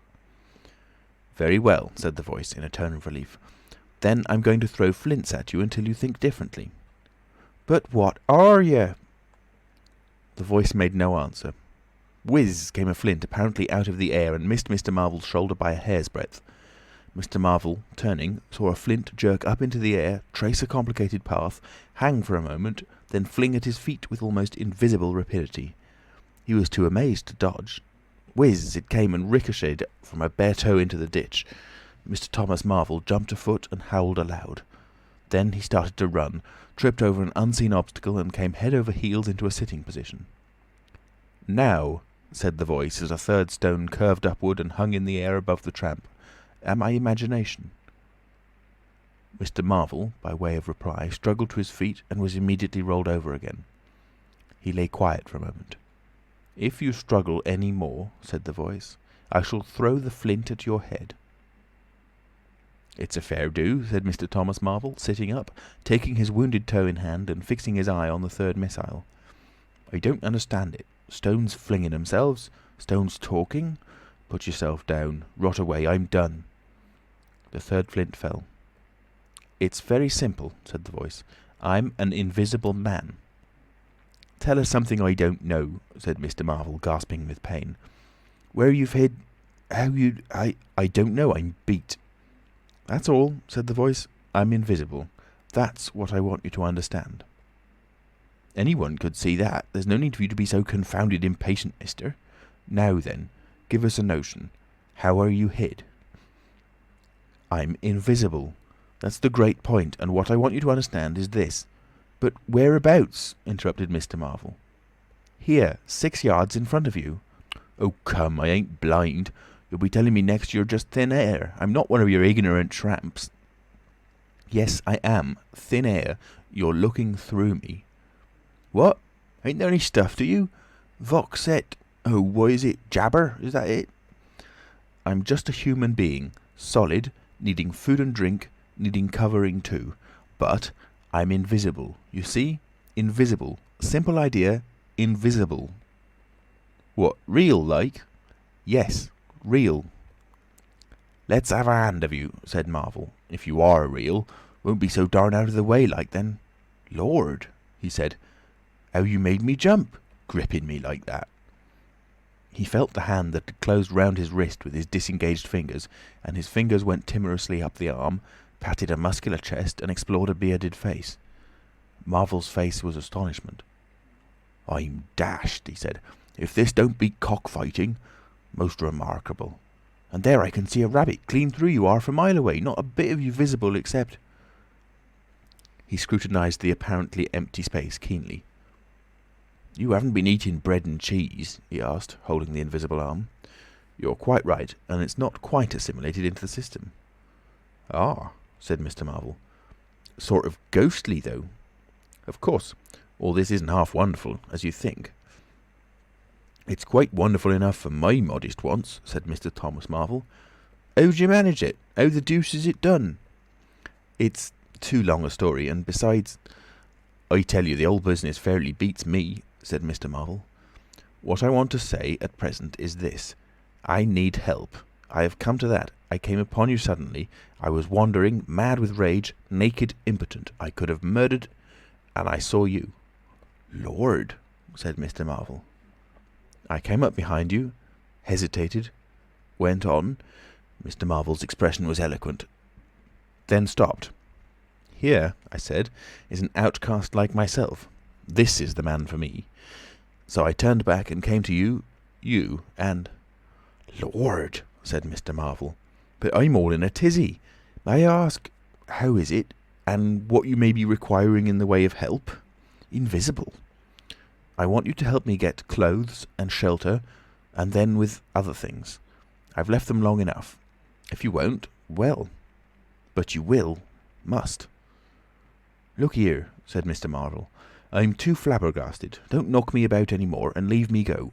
I must steady a bit, and you've pretty near broken my toe. It's all so unreasonable. Empty downs, empty sky, nothing visible for miles except the bosom of nature, and then comes a voice out of heaven, and stones, and a fist. Lord!" "Pull yourself together," said the voice, "for you have to do the job I've chosen for you." Mr. Marvel blew out his cheeks, and his eyes were round. "I've chosen you," said the voice. "You are the only man, except some of those fools down there, who knows there is such a thing as an invisible man. You have to be my helper. Help me, and I will do great things for you. An invisible man is a man of power." He stopped for a moment to sneeze violently. "But if you betray me," he said, "if you fail to do as I direct you—" He paused and tapped Mr. Marvel's shoulder smartly. Mr. Marvel gave a yelp of terror at the touch. "I don't want to betray you," said Mr. Marvel, edging away from the direction of the fingers. "Don't you go a-thinking that, whatever you do. All I want to do is help you. Just tell me what I got to do. Lord! Whatever you want done, that I'm most willing to do." Chapter 10. Mr. Marvel's Visit to Iping. After the first gusty panic had spent itself, Iping became argumentative. Scepticism suddenly reared its head. Rather nervous scepticism, not at all assured of its back, but scepticism nonetheless. It is so much easier not to believe in an invisible man, and those who had actually seen him dissolve into air, or felt the strength of his arm, could be counted on the fingers of two hands. And of those witnesses, Mr. Wadgers was presently missing, having retired impregnably behind the bolts and bars of his own house, and Jaffers was lying stunned in the parlour of the Coach and Horses. Great and strange ideas transcending experience often have less effect upon men and women than smaller, more tangible considerations. Iping was gay with bunting, and everybody was in gala dress. Whit Monday had been looked forward to for a month or more. By the afternoon, even those who believed in the unseen were beginning to resume their little amusements in a tentative fashion, and on the supposition that he had gone quite away, and with the sceptics he was already a jest. But people, sceptics and believers alike, were remarkably sociable all that day. Haysman's Meadow was gay with a tent, in which Mrs. Bunting and other ladies were preparing tea, while, without, the Sunday school children ran races and played games under the noisy guidance of the curate and the Misses Cuss and Sackbut. No doubt there was a slight uneasiness in the air, but people for the most part had the sense to conceal whatever imaginative qualms they experienced. On the village green, an inclined string, down which, clinging the while to a pulley-swung handle, one could be hurled violently against a sack at the other end, came in for considerable favour among the adolescent, as also did the swings and the cocoanut shies. There was also promenading, and the steam organ attached to a small roundabout filled the air with a pungent flavour of oil and with equally pungent music. Members of the club, who had attended church in the morning, were splendid in badges of pink and green, and some of the gayer-minded had adorned their bowler hats with brilliant-coloured flowers of ribbon. Old Fletcher, whose conceptions of holiday-making were severe, was visible through the jasmine about his window, or through the open door, whichever way you chose to look, poised delicately on a plank supported on two chairs, and whitewashing the ceiling of his front room. About 4 o'clock, a stranger entered the village from the direction of the Downs. He was a short, stout person in an extraordinarily shabby top hat, and he appeared to be very much out of breath. His cheeks were alternately limp and tightly puffed. His mottled face was apprehensive, and he moved with a sort of reluctant alacrity. He turned the corner of the church, and directed his way to the Coach and Horses. Among others, old Fletcher remembers seeing him, and indeed the old gentleman was so struck by his peculiar agitation that he inadvertently allowed a quantity of whitewash to run down the brush into the sleeve of his coat whilst regarding him. This stranger, to the perceptions of the proprietor of the coconut shy, appeared to be talking to himself, and Mr. Huxter remarked the same thing. He stopped at the foot of the Coach and Horses steps, and, according to Mr. Huxter, appeared to undergo a severe internal struggle before he could induce himself to enter the house. Finally he marched up the steps, and was seen by Mr. Huxter to turn to the left and open the door of the parlour. Mr. Huxter heard voices from within the room and from the bar, apprising the man of his error. "That room's private," said Hall, and the stranger shut the door clumsily and went into the bar. In the course of a few minutes he reappeared, wiping his lips with the back of his hand with an air of quiet satisfaction that somehow impressed Mr. Huxter as he assumed. He stood looking about him for some moments, and then Mr. Huxter saw him walk in an oddly furtive manner towards the gates of the yard, upon which the parlour window opened. The stranger, after some hesitation, leant against one of the gate-posts, produced a short clay pipe, and prepared to fill it. His fingers trembled while doing so. He lit it clumsily and folded his arms, began to smoke in a languid attitude, an attitude which his occasional glances up the yard altogether belied. All this Mr. Huxter saw over the canisters of the tobacco window, and the singularity of the man's behaviour prompted him to maintain his observation. Presently the stranger stood up abruptly and put his pipe in his pocket. Then he vanished into the yard. Forthwith Mr. Huxter, conceiving he was witness of some petty larceny, leapt around his counter and ran out into the road to intercept the thief. As he did so, Mr. Marvel reappeared, his hat askew, a big bundle in a blue tablecloth in one hand, and 3 books tied together, as it proved afterwards, with the vicar's braces, in the other. Directly he saw Huxter he gave a sort of gasp, and turning sharply to the left, began to run. "Stop, thief!" cried Huxter, and set off after him. Mr. Huxter's sensations were vivid but brief. He saw the man just before him, and spurting briskly for the church corner and the hill road. He saw the village flags and festivities beyond, and a face or so turned towards him. He bawled "Stop!" again. He had hardly gone 10 strides before his shin was caught in some mysterious fashion, and he was no longer running, but flying with inconceivable rapidity through the air. He saw the ground suddenly close to his face. The world seemed to splash into a million whirling specks of light, and subsequent proceedings interested him no more. Chapter 11. In the Coach and Horses. Now, in order to clearly understand what had happened in the inn, it is necessary to go back to the moment when Mr. Marvel first came into view of Mr. Huxter's window. At that precise moment, Mr. Cuss and Mr. Bunting were in the parlour. They were seriously investigating the strange occurrences of the morning, and were, with Mr. Hall's permission, making a thorough examination of the Invisible Man's belongings. Jaffers had partially recovered from his fall, and had gone home in charge of his sympathetic friends. The stranger's scattered garments had been removed by Mrs. Hall, and the room tidied up. And on the table, under the window where the stranger had been wont to work, Cuss had hit almost at once on 3 big books in manuscript, labelled "Diary."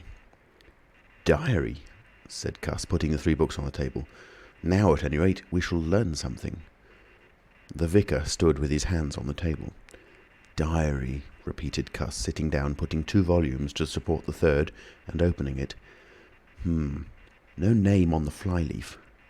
Bother, cipher, and figures. The vicar came round to look over his shoulder. Cuss turned the pages over with a face suddenly disappointed. Oh, dear me, it's all cipher, Bunting." "There are no diagrams?" asked Mr. Bunting. "No illustrations throwing light?"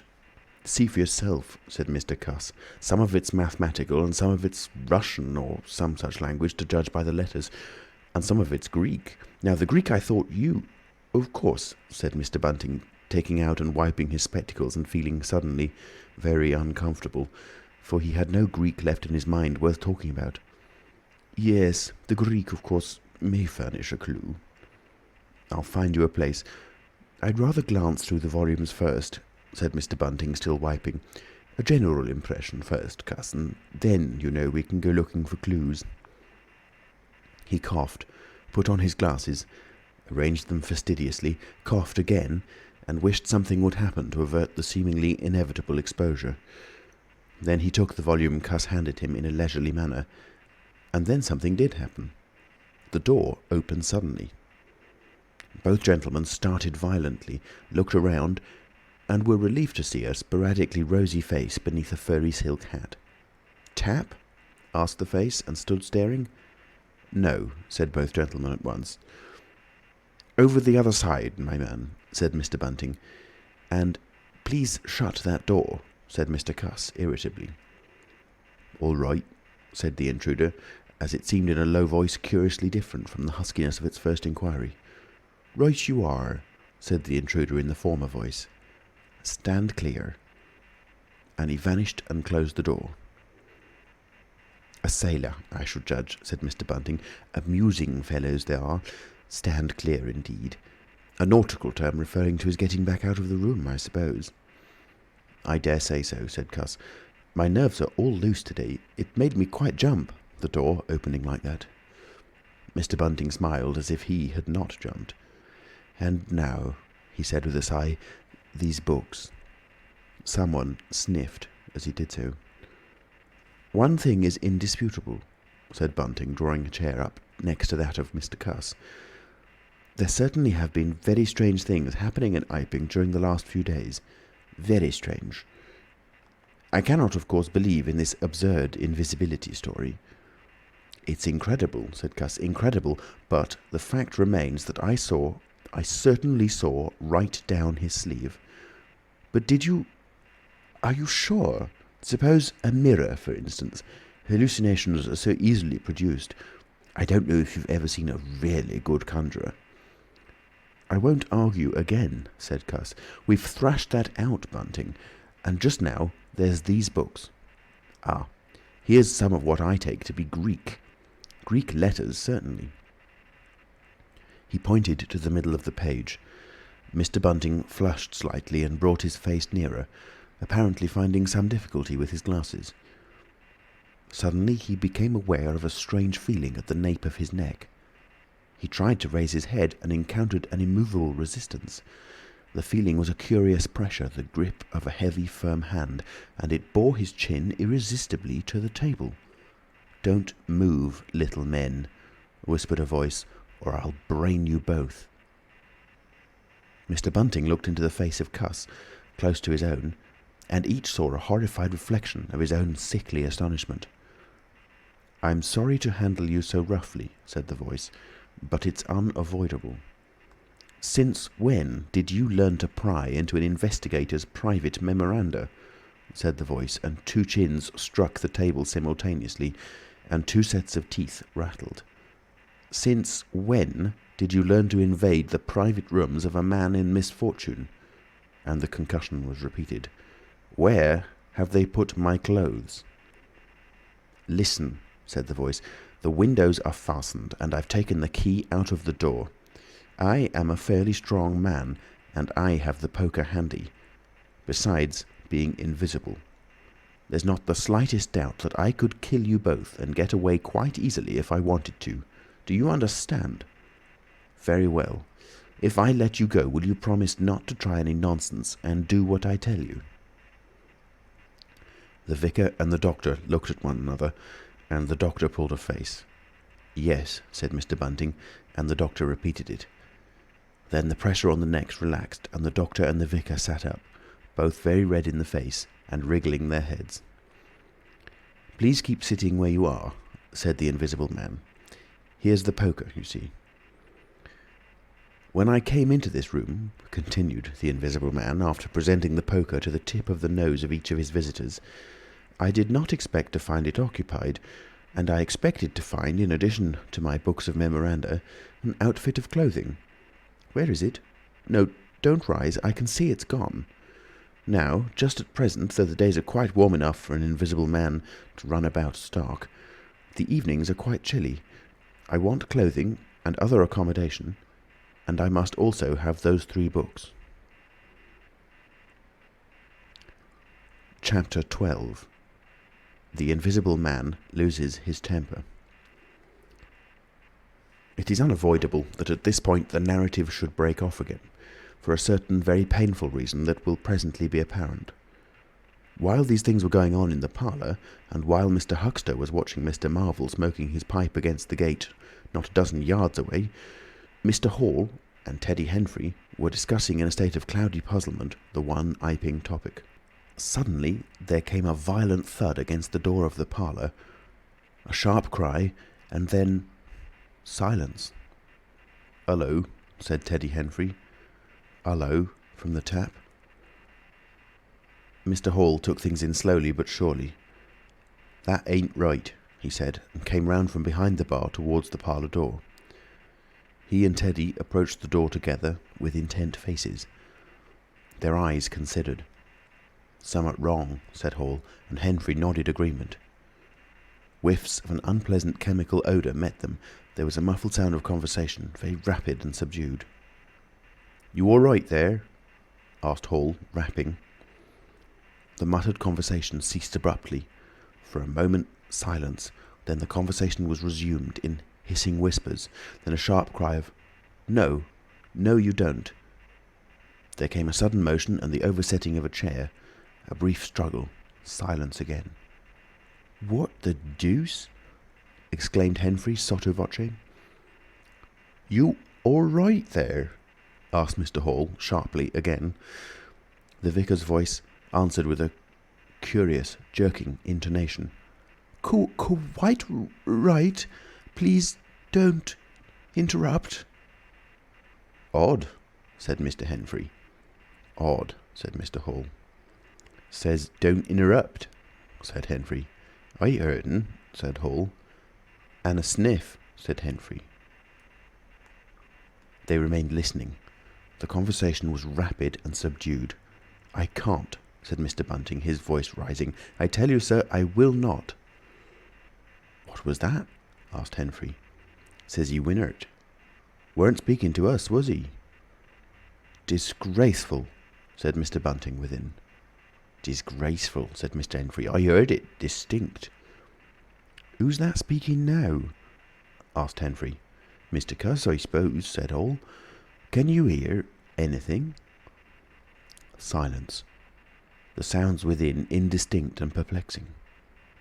"Sounds like throwing the tablecloth about," said Hall. Mrs. Hall appeared behind the bar.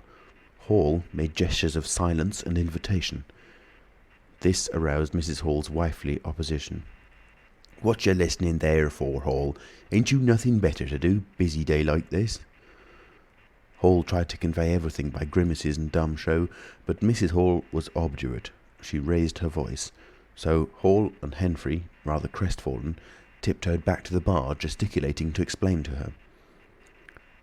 At first she refused to see anything in what they had heard at all. Then she insisted on Hall keeping silence while Henfrey told her his story. She was inclined to think the whole business nonsense. Perhaps they were just moving the furniture about. "I heard'n say disgraceful. That I did," said Hall. "I heard that, Mrs. Hall," said Henfrey. "Like as not," began Mrs. Hall. "Shh!" said Mr. Teddy Henfrey. "Didn't I hear the window?" "What window?" asked Mrs. Hall. "Parlour window," said Henfrey. Everyone stood listening intently.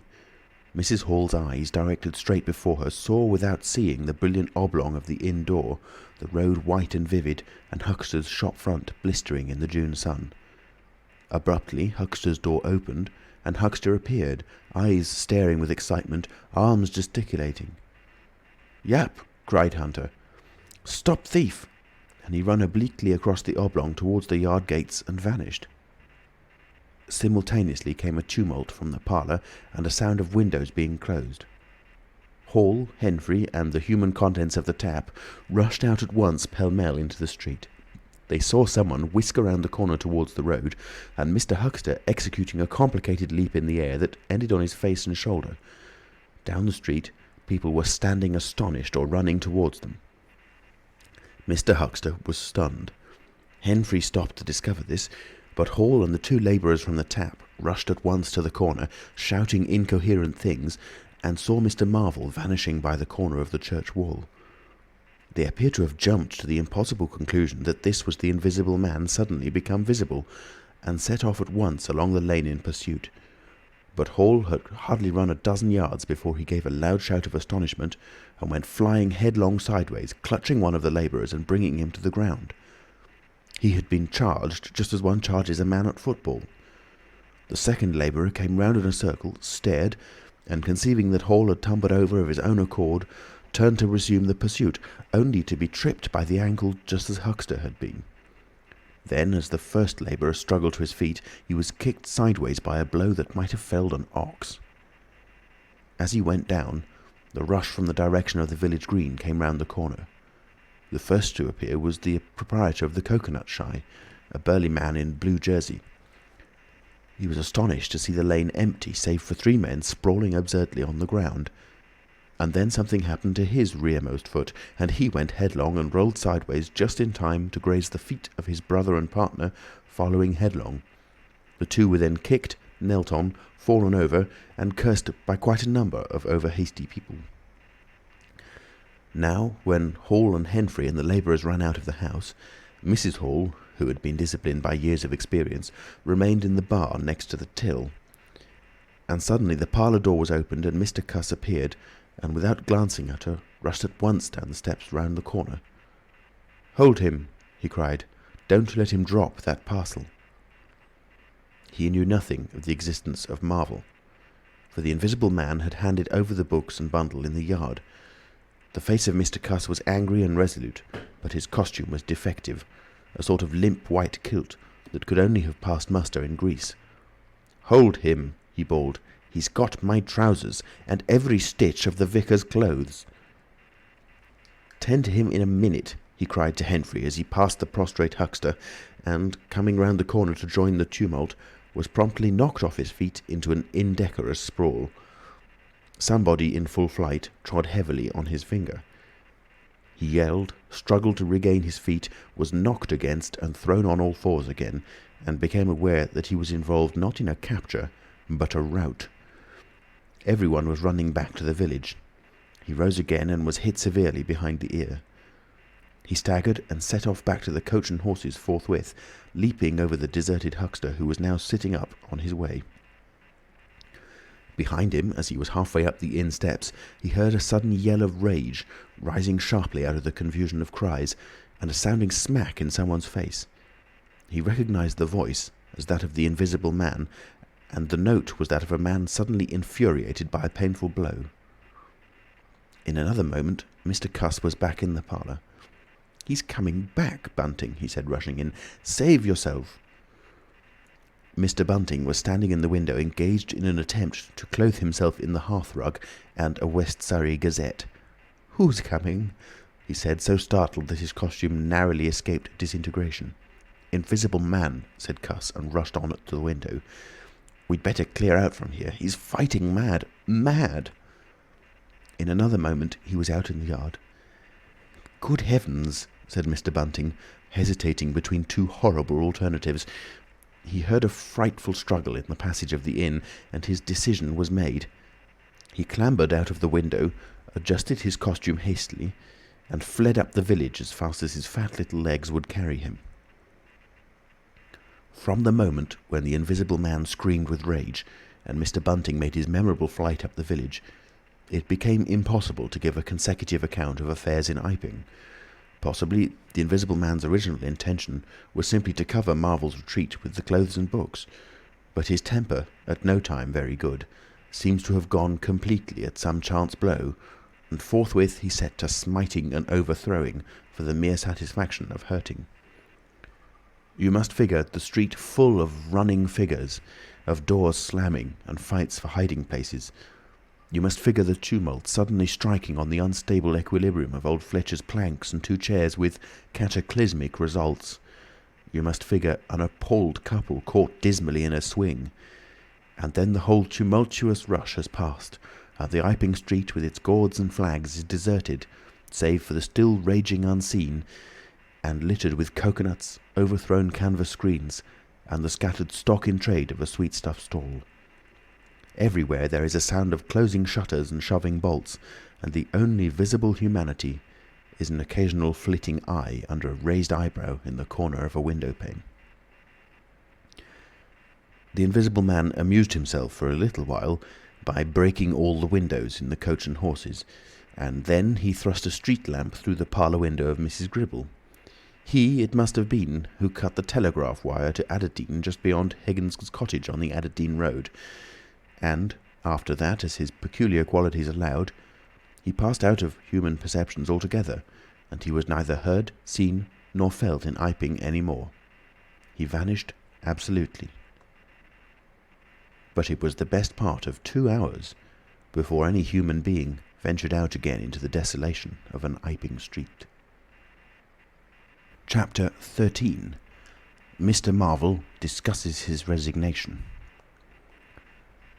When the dust was gathering and Iping was just beginning to peep timorously forth again upon the shattered wreckage of its bank holiday, a short, thick-set man in a shabby silk hat was marching painfully through the twilight behind the beech woods on the road to Bramblehurst.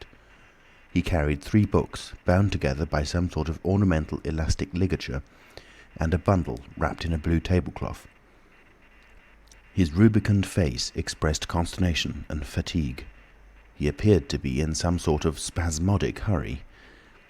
He was accompanied by a voice other than his own, and ever and again he winced under the touch of unseen hands. "If you give me the slip again," said the voice, "if you attempt to give me the slip again—" "Lord," said Mr. Marvel, "that shoulder's a mass of bruises as it is." "On my honour," said the voice, "I will kill you." "I didn't try to give you the slip," said Marvel, in a voice that was not far remote from tears. "I swear I didn't. I didn't know the blessed turning, that was all. How the devil was I to know the blessed turning? As it is, I've been knocked about—" "You'll get knocked about a great deal more if you don't mind," said the voice, and Mr. Marvel abruptly became silent. He blew out his cheeks, and his eyes were eloquent of despair. "It's bad enough to let those floundering yokels explode my little secret without your cutting off with my books. It's lucky for some of them they cut and ran when they did. Here am I. No one knew I was invisible. And now what am I to do?" "What am I to do?" asked Marvel sotto voce. "It's all about. It will be in the papers. Everybody will be looking for me, everyone on their guard." The voice broke off into vivid curses and ceased. The despair of Mr. Marvel's face deepened and his pace slackened. "Go on," said the voice. Mr. Marvel's face assumed a greyish tint between the ruddier patches. "Don't drop those books, stupid," said the voice sharply, overtaking him. "The fact is," said the voice, "I shall have to make use of you. You're a poor tool, but I must." "I'm a miserable tool," said Marvel. "You are," said the voice. "I'm the worst possible tool you could have," said Marvel. "I'm not strong," he said after a discouraging silence. "I'm not over-strong," he repeated. "No? And my heart's weak. That little business, I pulled it through, of course, but bless you, I could have dropped." "Well?" "I haven't the nerve and strength for the sort of thing you want." "I'll stimulate you." "I wish you wouldn't. I wouldn't like to mess up your plans, you know, but I might, out of sheer funk and misery." "You'd better not," said the voice with quiet emphasis. "I wish I was dead," said Marvel. "It ain't justice," he said. "You must admit, it seems to me I've a perfect right—" "Get on," said the voice. Mr. Marvel mended his pace, and for a time they went in silence again. "It's devilish hard," said Mr. Marvel. This was quite ineffectual. He tried another tack. "What do I make by it?" he began again, in a tone of unendurable wrong. "Oh, shut up," said the voice, with sudden amazing vigour. "I'll see to you all right. You do what you're told. You'll do it all right. You're a fool and all that, but you'll do. I tell you, sir, I'm not the man for it. Respectfully, but it is so." "If you don't shut up, I shall twist your wrist again," said the Invisible Man. "I want to think." Presently 2 oblongs of yellow light appeared through the trees, and the square tower of a church loomed through the gloaming. "I shall keep my hand on your shoulder," said the voice, "all through the village. Go straight through, and try no foolery. It'll be the worse for you if you do." "I know that," sighed Mr. Marvel. "I know all that." The unhappy-looking figure in the obsolete silk hat passed up the street of the little village with his burdens, and vanished into the gathering darkness beyond the lights of the windows. Chapter 14. At Port Stowe. 10 o'clock the next morning found Mr. Marvel, unshaven, dirty, and travel-stained, sitting with the books beside him and his hands deep in his pockets, looking very weary, nervous and uncomfortable, and inflating his cheeks at infrequent intervals, on the bench outside a little inn on the outskirts of Port Stowe. Beside him were the books, but now they were tied with string. The bundle had been abandoned in the pine woods beyond Bramblehurst, in accordance with a change of plans in the Invisible Man. Mr. Marvel sat on the bench, and although no one took the slightest notice of him, his agitation remained at fever heat. His hands would go ever and again to his various pockets with a curious, nervous fumbling. When he had been sitting for the best part of an hour, however, an elderly mariner, carrying a newspaper, came out of the inn and sat down beside him. "Pleasant day," said the mariner. Mr. Marvel glanced about him, with something very like terror. "Very," he said. "Just seasonable weather for the time of year," said the mariner, taking no denial. "Quite," said Mr. Marvel. The mariner produced a toothpick and, saving his regard, was engrossed thereby for some minutes. His eyes, meanwhile, were at liberty to examine Mr. Marvel's dusty figure and the books beside him. As he had approached Mr. Marvel, he had heard a sound like the dropping of coins into a pocket. He was struck by the contrast of Mr. Marvel's appearance with this sudden suggestion of opulence. Thence his mind wandered back again to a topic that had taken a curiously firm hold of his imagination. "Books?" he said suddenly, noisily finishing with the toothpick. Mr. Marvel started and looked at them. "Oh yes," he said. "Yes, they're books." "There's some extraordinary things in books," said the mariner. "I believe you," said Mr. Marvel. "And some extraordinary things out of them," said the mariner. "True, likewise," said Mr. Marvel. He eyed his interlocutor and then glanced about him. "There's some extraordinary things in newspapers, for example," said the mariner. "There are." "In this newspaper," said the mariner. "Ah," said Mr. Marvel. "There's a story," said the mariner, fixing Mr. Marvel with an eye that was firm and deliberate. "There's a story about an invisible man, for instance." Mr. Marvel pulled his mouth askew and scratched his cheek and felt his ears glowing. "What will they be writing next?" he asked faintly. "Austria or America?" "Neither," said the mariner. "Here." "Lord," said Mr. Marvel, starting. "When I say here," said the mariner, to Mr. Marvel's intense relief, "I don't of course mean here in this place. I mean hereabouts." "An invisible man," said Mr. Marvel. "And what's he been up to?" "Everything," said the mariner, controlling Marvel with his eye and then amplifying. "Every blessed thing." "I ain't seen a paper these 4 days," said Marvel. "Iping's the place he started at," said the mariner. "Indeed," said Mr. Marvel. "He started there, and where he came from nobody don't seem to know. Here it is, Peculiar Story from Iping. And it says in this paper that the evidence is extraordinary strong. Extraordinary." "Lord," said Mr. Marvel. "But then it's an extraordinary story. There's a clergyman and a medical gent witnesses. Saw him all right and proper. At leastways didn't see him. He was staying, it says, at the Coach and Horses. And don't no one seem to be aware of his misfortune. Aware of his misfortune, it says, until in an altercation at the inn, it says, his bandages on his head was torn off. It was then observed that his head was invisible. Attempts were at once made to secure him, but casting off his garments, it says, he succeeded in escaping, but not until after a desperate struggle in which he had inflicted serious injuries, it says, on our worthy and able constable, Mr. J. A. Jaffers. Pretty straight story, eh? Names and everything." "Lord," said Mr. Marvel, looking nervously about him, trying to count the money in his pockets by his unaided sense of touch, and full of a strange and novel idea. "It sounds most astonishing." "Don't it? Extraordinary, I call it. Never heard tell of invisible men before, I haven't, but nowadays one hears such a lot of extraordinary things that—" "That all he did?" asked Marvel, trying to seem at his ease. "It's enough, ain't it?" said the mariner. "Didn't go back by any chance?" asked Marvel. "Just escaped and that's all, eh?" "All?" said the mariner. "Why, ain't it enough?" "Quite enough," said Marvel. "I should think it was enough," said the mariner. "I should think it was enough."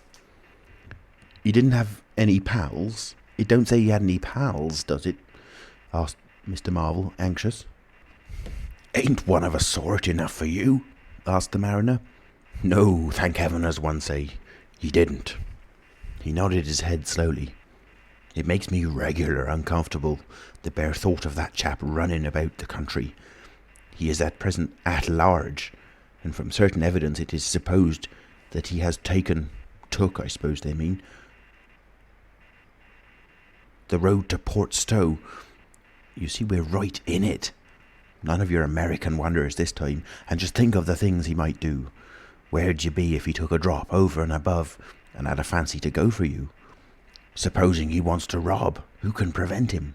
He can trespass, he can burgle, he could walk through the cordon of a policeman as easy as me, or you could give the slip to a blind man.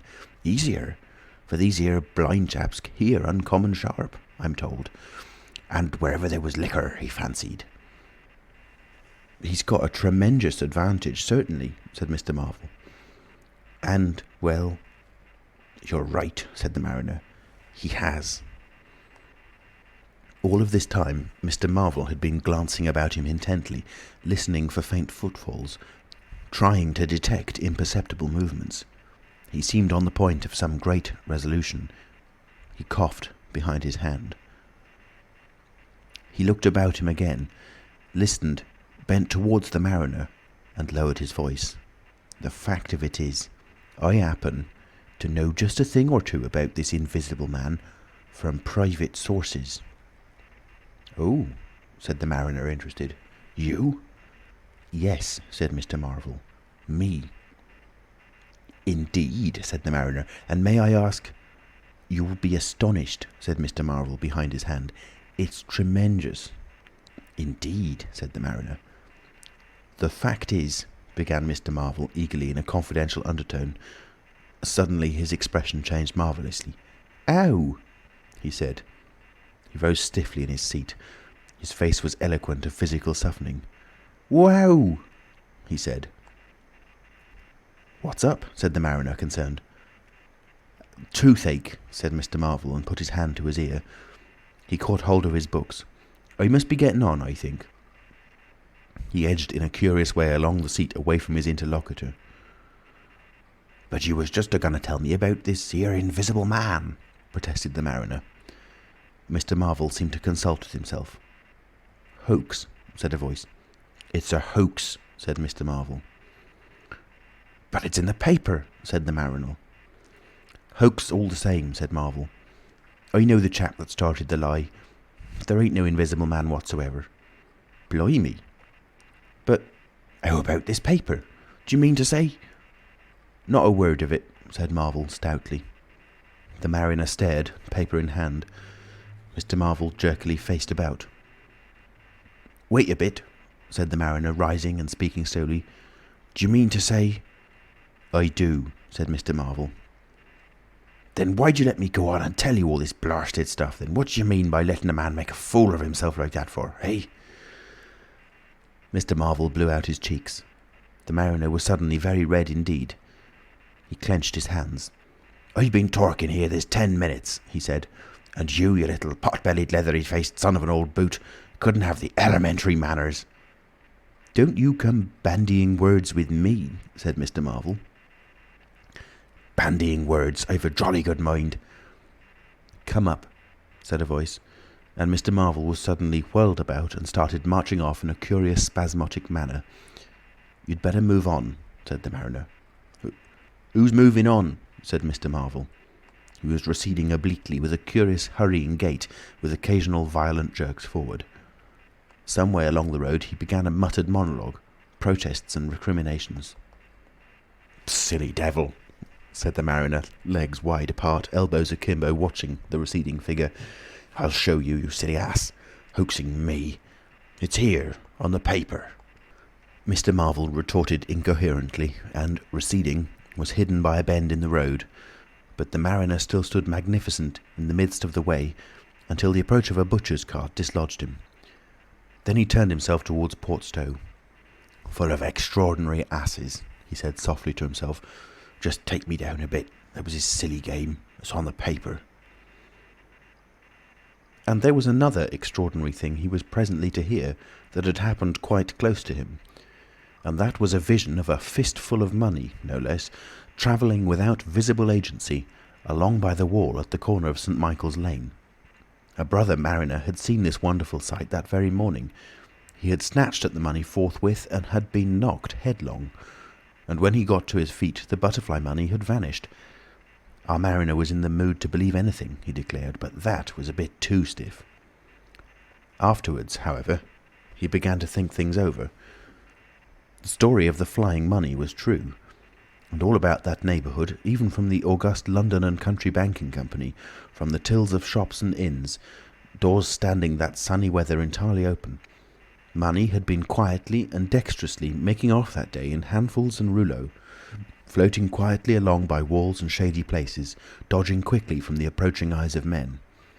And it had, though no man had traced it, invariably ended its mysterious flight in the pocket of that agitated gentleman in the obsolete silk hat, sitting outside the little inn on the outskirts of Portstowe. It was 10 days after, and indeed only when the Burdock story was already old, that the mariner collated these facts and began to understand how near he had been to the wonderful Invisible Man. 15. The Man Who Was Running. In the early evening time, Dr. Kemp was sitting in his study in the Belvedere on the hill overlooking Burdock. It was a pleasant little room with 3 windows, north, west and south, and bookshelves covered with books and scientific publications, and a broad writing table, and underneath the north window a microscope, glass slips, minute instruments, some cultures, and scattered bottles of reagents. Dr. Kemp's solar lamp was lit, albeit the sky was still bright with the sunset light, and his blinds were up, because there was no offence of peering outsiders to require them pulled down. Dr. Kemp was a tall and slender young man, with flaxen hair and a moustache almost white, and the work he was upon would earn him, he hoped, the fellowship of the Royal Society, so highly did he think of it. And his eye, presently wandering from his work, caught the sunset blazing at the back of the hill that is over against his own. For a minute perhaps he sat, pen in mouth, admiring the rich golden colour above the crest, and then his attention was attracted by the little figure of a man, inky black, running over the hill brow towards him. He was a shortish little man, and he wore a high hat, and he was running so fast that his legs verily twinkled. "Another of those fools," said Dr. Kemp, "like that ass who ran into me this morning around a corner with 'Visible Man a-coming, sir.' I can't imagine what possesses people. One might think we were in the 13th century." He got up, went to the window, and stared at the dusky hillside and the dark little figure tearing down it. "He seems in a confounded hurry," said Dr. Kemp. "But he doesn't seem to be getting on. If his pockets were full of lead, he couldn't run heavier." "Spurted, sir," said Dr. Kemp. In another moment, the higher of the villas that had clambered up the hill from Burdock had occluded the running figure. He was visible again for a moment, and then again, 3 times between the 3 detached houses that came next, and then the terrace hid him. "Asses," said Dr. Kemp, swinging around on his heel and walking back to his writing table. But those who saw the fugitive nearer, and perceived the abject terror on his perspiring face, being themselves in the open roadway, did not share in the doctor's contempt. The man pounded, and as he ran he chinked like a well-filled purse that is tossed to and fro. He looked neither to the right nor the left, but his dilated eyes stared straight downhill to where the lamps were being lit and the people were crowded in the street. And his ill-shaped mouth fell apart, and a glary foam lay on his lips, and his breath came hoarse and noisy. All he passed stopped and began staring up the road and down, and interrogating one another with an inkling of discomfort for the reason of his haste. And then presently, far up the hill, a dog playing in the road yelped and ran under a gate, and as they still wondered something, a wind, a pad, pad, pad, a sound like a panting breathing, rushed by. People screamed. People sprang off the pavement. It passed in shouts. It passed by instinct down the hill. They were shouting in the street before Marvel was halfway there. They were bolting into houses and slamming the doors behind them, and with the news. He heard it and made one last desperate spurt. Fear came striding by, rushed ahead of him, and in a moment had seized the town. The invisible man is coming. The invisible man. Chapter 16. In the Jolly Cricketers. The Jolly Cricketers is just at the bottom of the hill where the tram lines begin. The barman leant his fat red arms on the counter and talked of horses with an anaemic cabman, while a black-bearded man in a grey snapped up biscuit and cheese, drank Burton, and conversed in American with a policeman off duty. "What's the shouting about?" said the anaemic cabman, going off at a tangent, trying to see up the hill over the dirty yellow blind in the low window of the inn. Somebody ran by outside. "Fire, perhaps," said the barman. Footsteps approached, running heavily. The door was pushed open violently, and Marvel, weeping and dishevelled, his hat gone, the neck of his coat torn open, rushed in, made a convulsive turn and attempted to shut the door. It was half held open by a strap. "Coming," he bawled, his voice shrieking with terror. "He's coming, the invisible man. After me, for God's sake, help, help, help." "Shut the doors," said the policeman. "Who's coming? What's the row?" He went to the door, released the strap, and it slammed. The American closed the other door. "Let me go inside," said Marvel, staggering and weeping, but still clutching the books. "Let me go inside. Lock me in somewhere. I tell you, he's after me. I gave him the slip. He said he'd kill me, and he will." "You're safe," said the man with the black beard. "The door's shut. What's it all about?" "Let me go inside," said Marvel, and shrieked aloud as a blow suddenly made the fastened door shiver, and was followed by a hurried rapping and a shouting outside. "Hello!" cried the policeman. "Who's there?" Mr. Marvel began to make frantic dives at panels that looked like doors. "He'll kill me. He's got a knife or something, for God's sake." "Here you are," said the barman. "Come in here." And he held up the flap of the bar. Mr. Marvel rushed behind the bar as the summons outside was repeated. "Don't open the door," he screamed. "Please don't open the door. Where shall I hide?" This invisible man, then?" asked the man with the black beard, with one hand behind him. "I guess it's about time we saw him." The window of the inn was suddenly smashed in, and there was a screaming and running to and fro in the street. The policeman had been standing on the settee, staring out, craning to see who was at the door. He got down with raised eyebrows. "It's that," he said. The barman stood in front of the bar parlour, which was now locked on Mr. Marvel, stared at the smashed window, and came around to the other two men. Everything was suddenly quiet. "I wish I had my truncheon," said the policeman, going irresolutely to the door. "Once we open, in he comes. There's no stopping him." "Don't you be in too much hurry about that door," said the anaemic cabman anxiously. "Draw the bolts," said the man with the black beard. "And if he comes—" He showed a revolver in his hand. "That won't do," said the policeman. "That's murder." "I know what country I'm in," said the man with the beard. "I'm going to let off at his legs. Draw the bolts." "Not with that blinking thing going off behind me," said the barman, craning over the blind. "Very well," said the man with the black beard, and stooping down, revolver ready, drew himself. Barman, cabman, and policeman faced about. "Come in," said the bearded man in an undertone, standing back and facing the unbolted doors with his pistol behind him. No one came in. The door remained closed. 5 minutes afterwards, when a second cabman pushed his head in cautiously, they were still waiting, and an anxious face peered out of the bar parlour and supplied information. "Are all the doors of the house shut?" asked Marvel. "He's going round, prowling round. He's as artful as the devil." "Good Lord," said the burly barman. "There's the back. Just watch them doors, I say." He looked about him helplessly. The bar parlour door slammed, and they heard the key turn. "There's the yard door and the private door. The yard door—" He rushed out of the bar. In a minute he reappeared with a carving knife in his hand. "The yard door was open," he said, and his fat underlip dropped.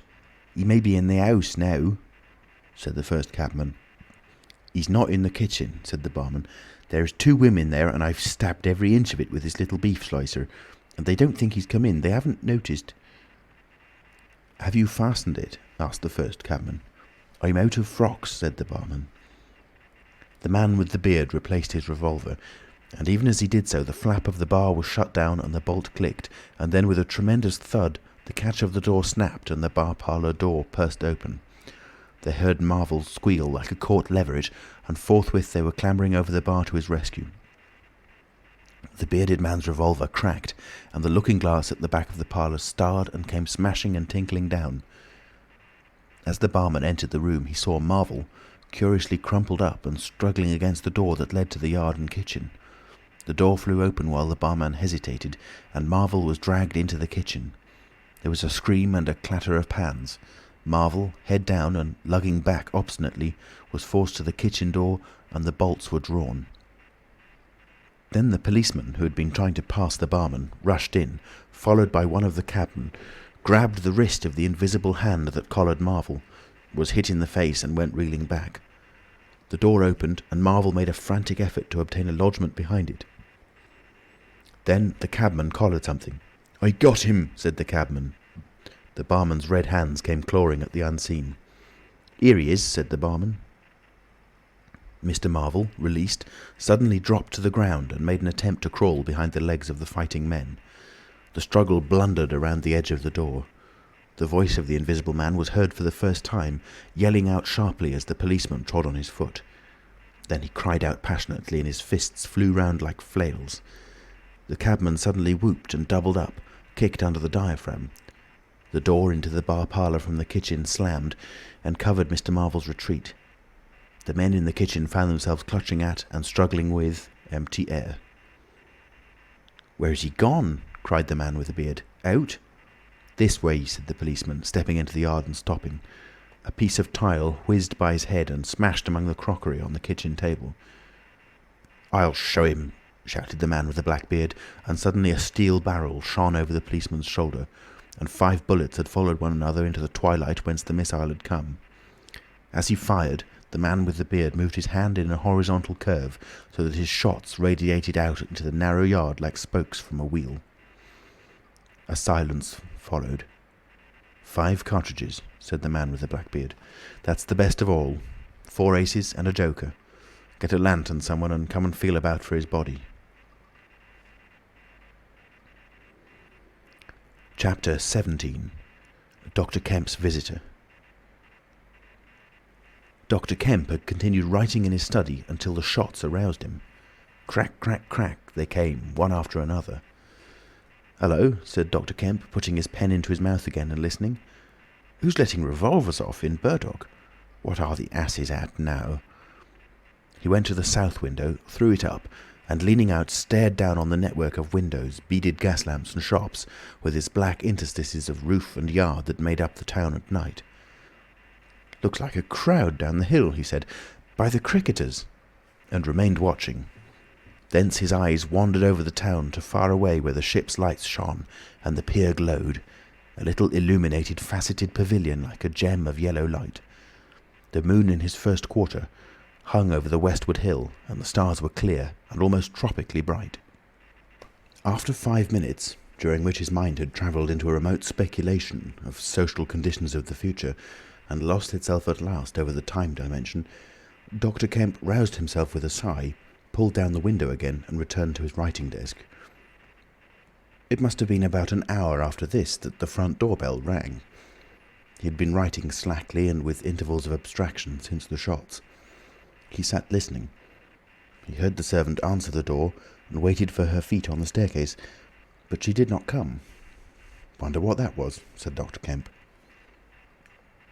He tried to resume his work, failed, got up, went downstairs from his study to the landing, rang, and called over the balustrade to the housemaid as she appeared in the hall below.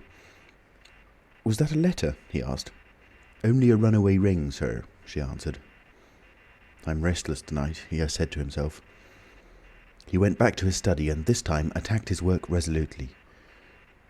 In a little while he was hard at work again, and the only sounds in the room were the ticking of the clock and the subdued shrillness of his quill, hurrying in the very centre of the circle of light his lampshade threw on his table. It was 2 o'clock before Dr. Kemp had finished his work for the night. He rose, yawned, and went downstairs to bed. He had already removed his coat and vest when he noticed that he was thirsty. He took a candle and went down to the dining room in search of a siphon and whisky. Dr. Kemp's scientific pursuits have made him a very observant man, and as he recrossed the hall, he noticed a dark spot on the linoleum near the mat at the foot of the stairs. He went on upstairs, and then it suddenly occurred to him to ask himself what the spot on the linoleum might be. Apparently some subconscious element was at work. At any rate, he turned with his burden, went back to the hall, put down the siphon and whisky, and, bending down, touched the spot. Without any great surprise, he found it had the stickiness and colour of drying blood. He took up his burden again and returned upstairs, looking about him and trying to account for the blood spot. On the landing he saw something and stopped astonished. The door handle of his own room was blood-stained. He looked at his own hand. It was quite clean, and then he remembered the door of his room had been open when he came down from his study, and that consequently he had not touched the handle at all. He went straight into his room, his face quite calm, perhaps a trifle more resolute than usual. His glance, wandering inquisitively, fell on the bed. On the counterpane was a mess of blood, and the sheet had been torn. He had not noticed this before because he had walked straight to the dressing table. On the further side, the bedclothes were depressed, as if someone had recently been sitting there. Then he had an odd impression that he heard a low voice say, "Good heavens, Kemp!" But Dr. Kemp was no believer in voices. He stood staring at the tumbled sheets. Was that really a voice? He looked about again, but noticed nothing further than the disordered and blood-stained bed. Then he distinctly heard a movement across the room, near the wash-hand stand. All men, however highly educated, retain some superstitious inklings. The feeling that is called eerie came upon him. He closed the door of the room, came forward to the dressing table and put down his burdens.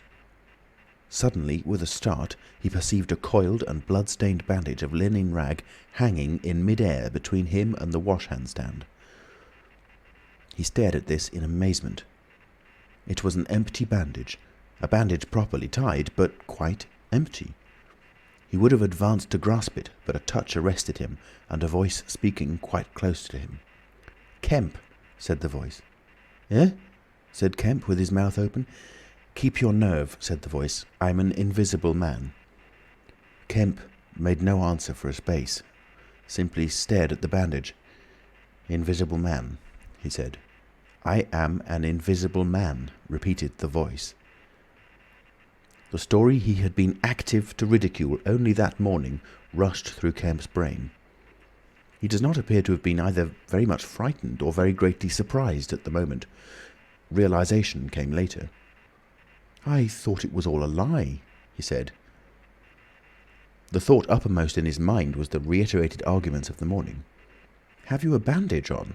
he asked. "Yes," said the Invisible Man. "Oh," said Kemp, and then roused himself. "I say," he said, "but this is nonsense. It's some trick." He stepped forward suddenly, and his hand, extended towards the bandage, met invisible fingers. He recoiled at the touch, and his colour changed. "Keep steady, Kemp, for God's sake. I want help badly. Stop." The hand gripped his arm. He struck at it.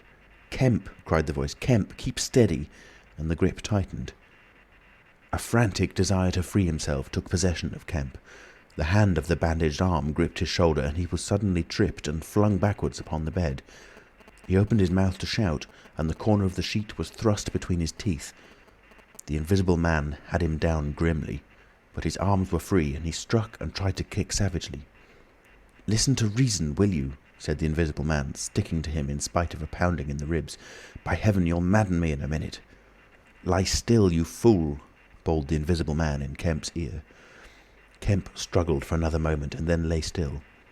"If you shout, I'll smash your face," said the Invisible Man, relieving his mouth. "I'm an Invisible Man. It's no foolish and no magic. I really am an Invisible Man, and I want your help. I don't want to hurt you, but if you behave like a frantic rustic, I must. Don't you remember me, Kemp? Griffin of University College?" "Let me get up," said Kemp. "I'll stop where I am, and let me sit quiet for a minute." He sat up and felt his neck. "I am Griffin of University College, and I have made myself invisible. I am just an ordinary man, a man you have known, made invisible." "Griffin?" said Kemp. "Griffin," answered the voice. "A younger student than you were, almost an albino, 6 feet high and broad, with a pink and white face and red eyes, who won the medal for chemistry." "I am confused," said Kemp. "My brain is rioting. What has this to do with Griffin?" "I am Griffin." Kemp thought. "It's horrible," he said. "But what devilry must happen to make a man invisible?" "It's no devilry. It's a process, sane and intelligible enough." "It's horrible," said Kemp. "How on earth—" "It's horrible enough, but I am wounded and in pain and tired. Great God, Kemp, you're a man. Take it steady. Give me some food and drink, and let me sit down here." Kemp stared at the bandage as it moved across the room, then saw a basket chair dragged across the floor and come to rest near the bed. It creaked, and the seat was depressed by the quarter of an inch or so. He rubbed his eyes and felt his neck again. "This beats ghosts," he said, and laughed stupidly. "That's better. Thank heaven you're getting sensible." "Or silly," said Kemp, and knuckled his eyes. "Give me some whiskey. I'm near dead." "It didn't feel so." "Where are you? If I get up, shall I run into you?" "There. All right. Whiskey. Here. Where shall I give it to you?" The chair creaked, and Kemp felt the glass drawn away from him. He let go by an effort. His instinct was all against it. It came to rest, poised 20 inches above the front edge of the seat of the chair. He stared at it in infinite perplexity. This must be hypnotism. You have suggested you are invisible." "Nonsense," said the voice. "It's frantic. Listen to me. I demonstrated conclusively this morning," began Kemp, "that invisibility—" "Never mind what you've demonstrated. I'm starving," said the voice, "and the night is chilly to a man without clothes." "Food?" said Kemp. The tumbler of whiskey tilted itself. "Yes," said the Invisible Man, wrapping it down. "Have you a dressing gown?" Kemp made some exclamation in an undertone. He walked to a wardrobe and produced a robe of dingy scarlet. "This do?" he asked. It was taken from him. It hung limp for a moment in mid-air, fluttered weirdly, stood full and decorously buttoning itself, and sat down in his chair. "Drawers, socks, slippers would be a comfort," said the Unseen curtly. "And food." "Anything. But this is the insanest thing I was ever in my life." He turned out his drawers for the articles, and then went downstairs to ransack his larder. He came back with some cold cutlets and bread, pulled up a light table and placed them before his guest. "Never mind knives," said his visitor, and a cutlet hung in mid-air with a sound of gnawing. "Invisible," said Kemp, and sat down on a bedroom chair. "I always like to get something about me before I eat," said the Invisible Man, with a full mouth, eating greedily. "Queer fancy." "I suppose that wrist is all right," said Kemp. "Trust me," said the Invisible Man. "Of all the strange and wonderful—" "Exactly. But it's odd I should blunder into your house to get my bandaging. My first stroke of luck. Anyhow, I meant to sleep in this house tonight. You must stand that. It's a filthy nuisance, my blood showing, isn't it? Quite a clot over there. Gets visible as it coagulates, you see. It's the only living tissue I've changed, and only for as long as I'm alive. I've been in the house 3 hours." "But how's it done?" began Kemp in a tone of exasperation. "Confound it, the whole business. It's unreasonable from beginning to end." "Quite reasonable," said the Invisible Man. "Perfectly reasonable." He reached over and secured the whisky bottle. Kemp stared at the devouring dressing-gown. A ray of candlelight penetrating a torn patch in the right shoulder made a triangle of light under the left ribs.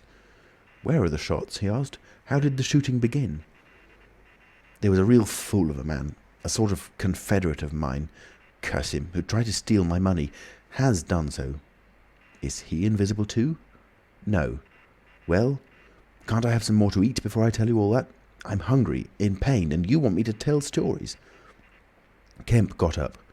"You didn't do any shooting?" he asked.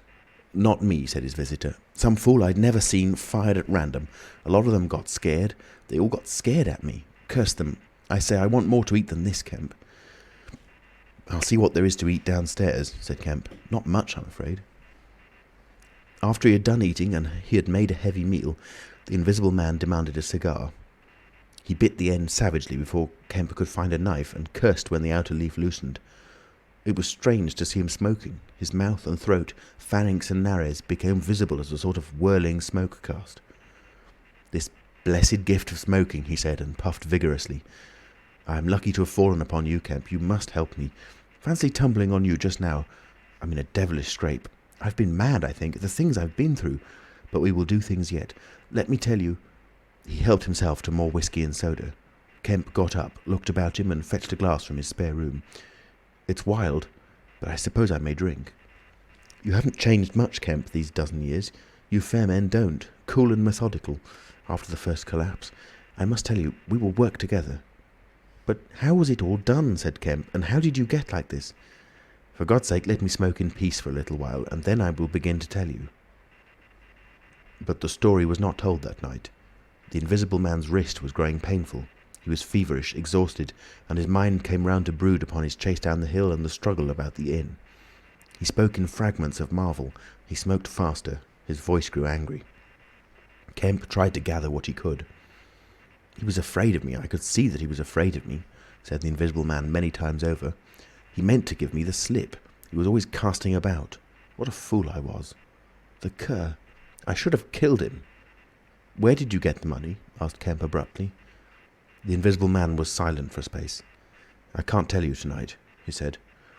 He groaned suddenly and leant forward, supporting his invisible head on invisible hands. "Kemp," he said, "I've had no sleep for near 3 days, except a couple of dozes an hour. I must sleep soon." "Well, have my room, have this room." "But how can I sleep? If I sleep, he will get away." "Oh, what does it matter?" "What's the shot wound?" asked Kemp abruptly. "Nothing. Scratch and blood." "Oh God, how I want sleep." "Why not?" The Invisible Man appeared to be regarding Kemp. "Because I've a particular objection to being caught by my fellow men," he said slowly. Kemp started. "Fool that I am," said the Invisible Man, striking the table smartly.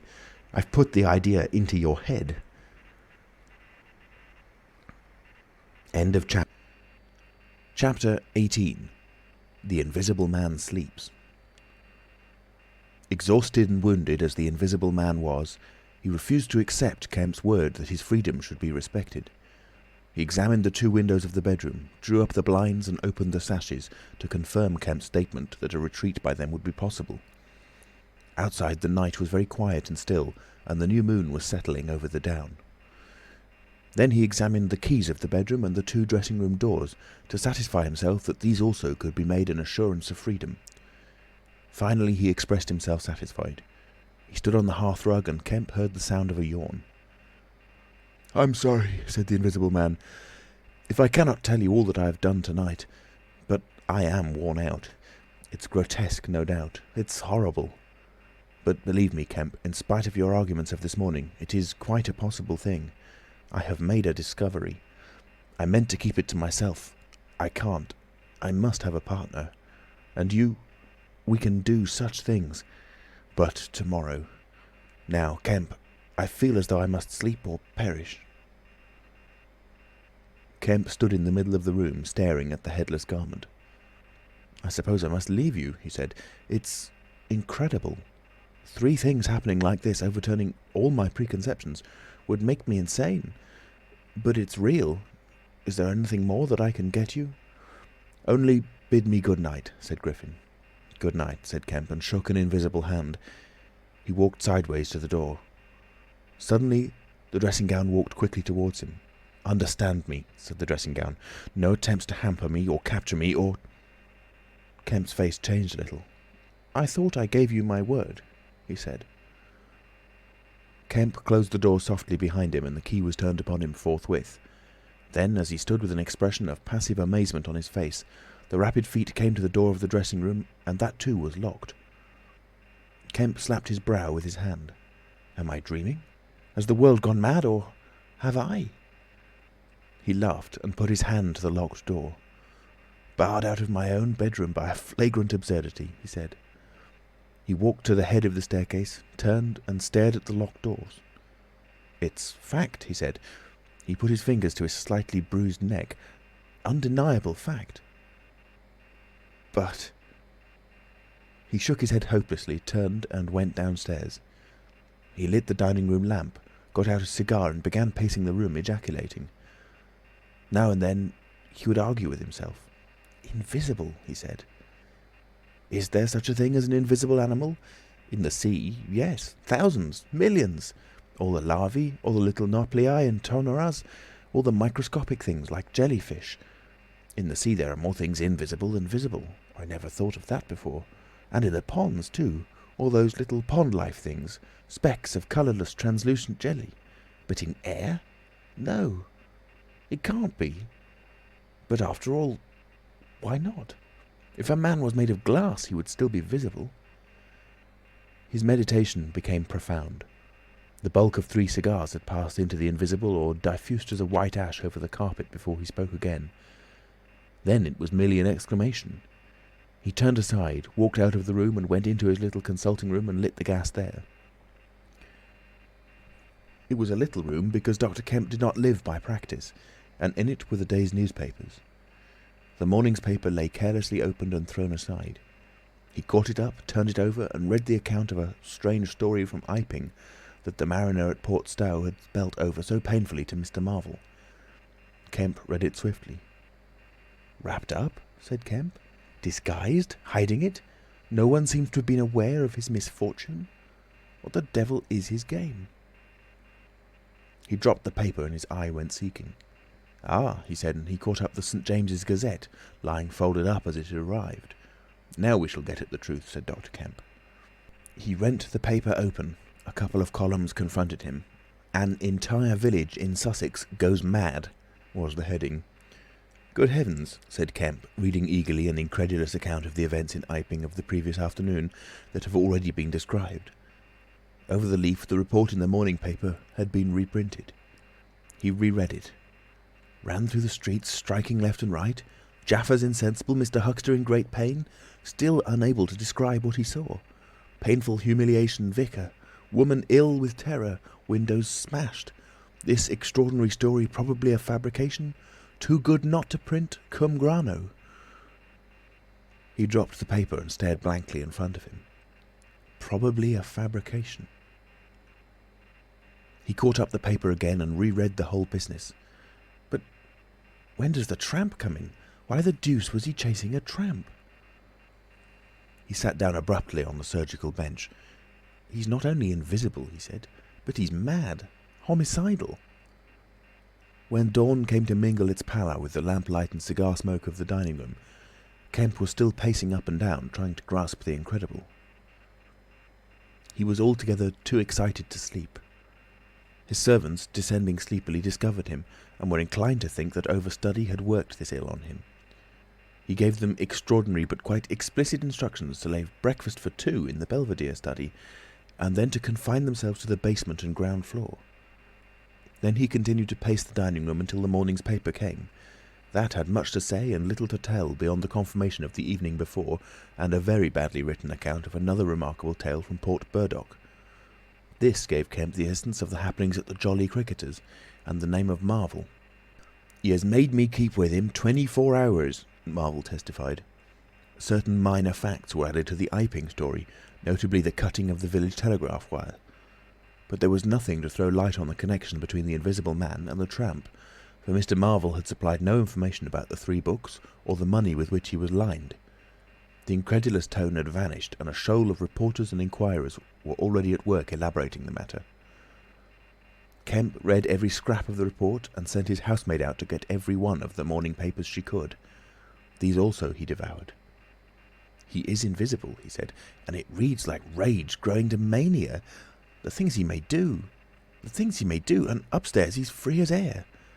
What on earth ought I to do? For instance, would it be a breach of faith if... No." He went to a little untidy desk in the corner and began a note. He tore this up half-written and wrote another. He read it over and considered it. Then he took an envelope and addressed it to Colonel Adye, Port Burdock. The Invisible Man awoke even as Kemp was doing this. He awoke in an evil temper, and Kemp, alert for every sound, heard his pattering feet rush suddenly across the bedroom overhead. Then a chair was flung over and the wash-hand-stand tumbler smashed. Kemp hurried upstairs and rapped eagerly. Chapter 19. Certain First Principles. "What's the matter?" asked Kemp when the Invisible Man admitted him. "Nothing," was the answer. "But confound it, the smash?" "Fit of temper," said the Invisible Man. "Forgot this arm and it's sore." "You're rather liable to that sort of thing." "I am." Kemp walked across the room and picked up the fragments of broken glass. "All the facts are out about you," said Kemp, standing up with the glass in his hand. "All that happened in Iping and down the hill. The world has become aware of its invisible citizen. But no one knows you are here." The Invisible Man swore. "The secret's out. I gather it was a secret. I don't know what your plans are, but of course I'm anxious to help you." The Invisible Man sat down on the bed. "There's breakfast upstairs," said Kemp, speaking as easily as possible, and he was delighted to find his strange guest rose willingly. Kemp led the way to the narrow staircase to the belvedere. "Before we can do anything else," said Kemp, "I must understand a little more about this invisibility of yours." He had sat down, after one nervous glance out of the window, with the air of a man who has talking to do.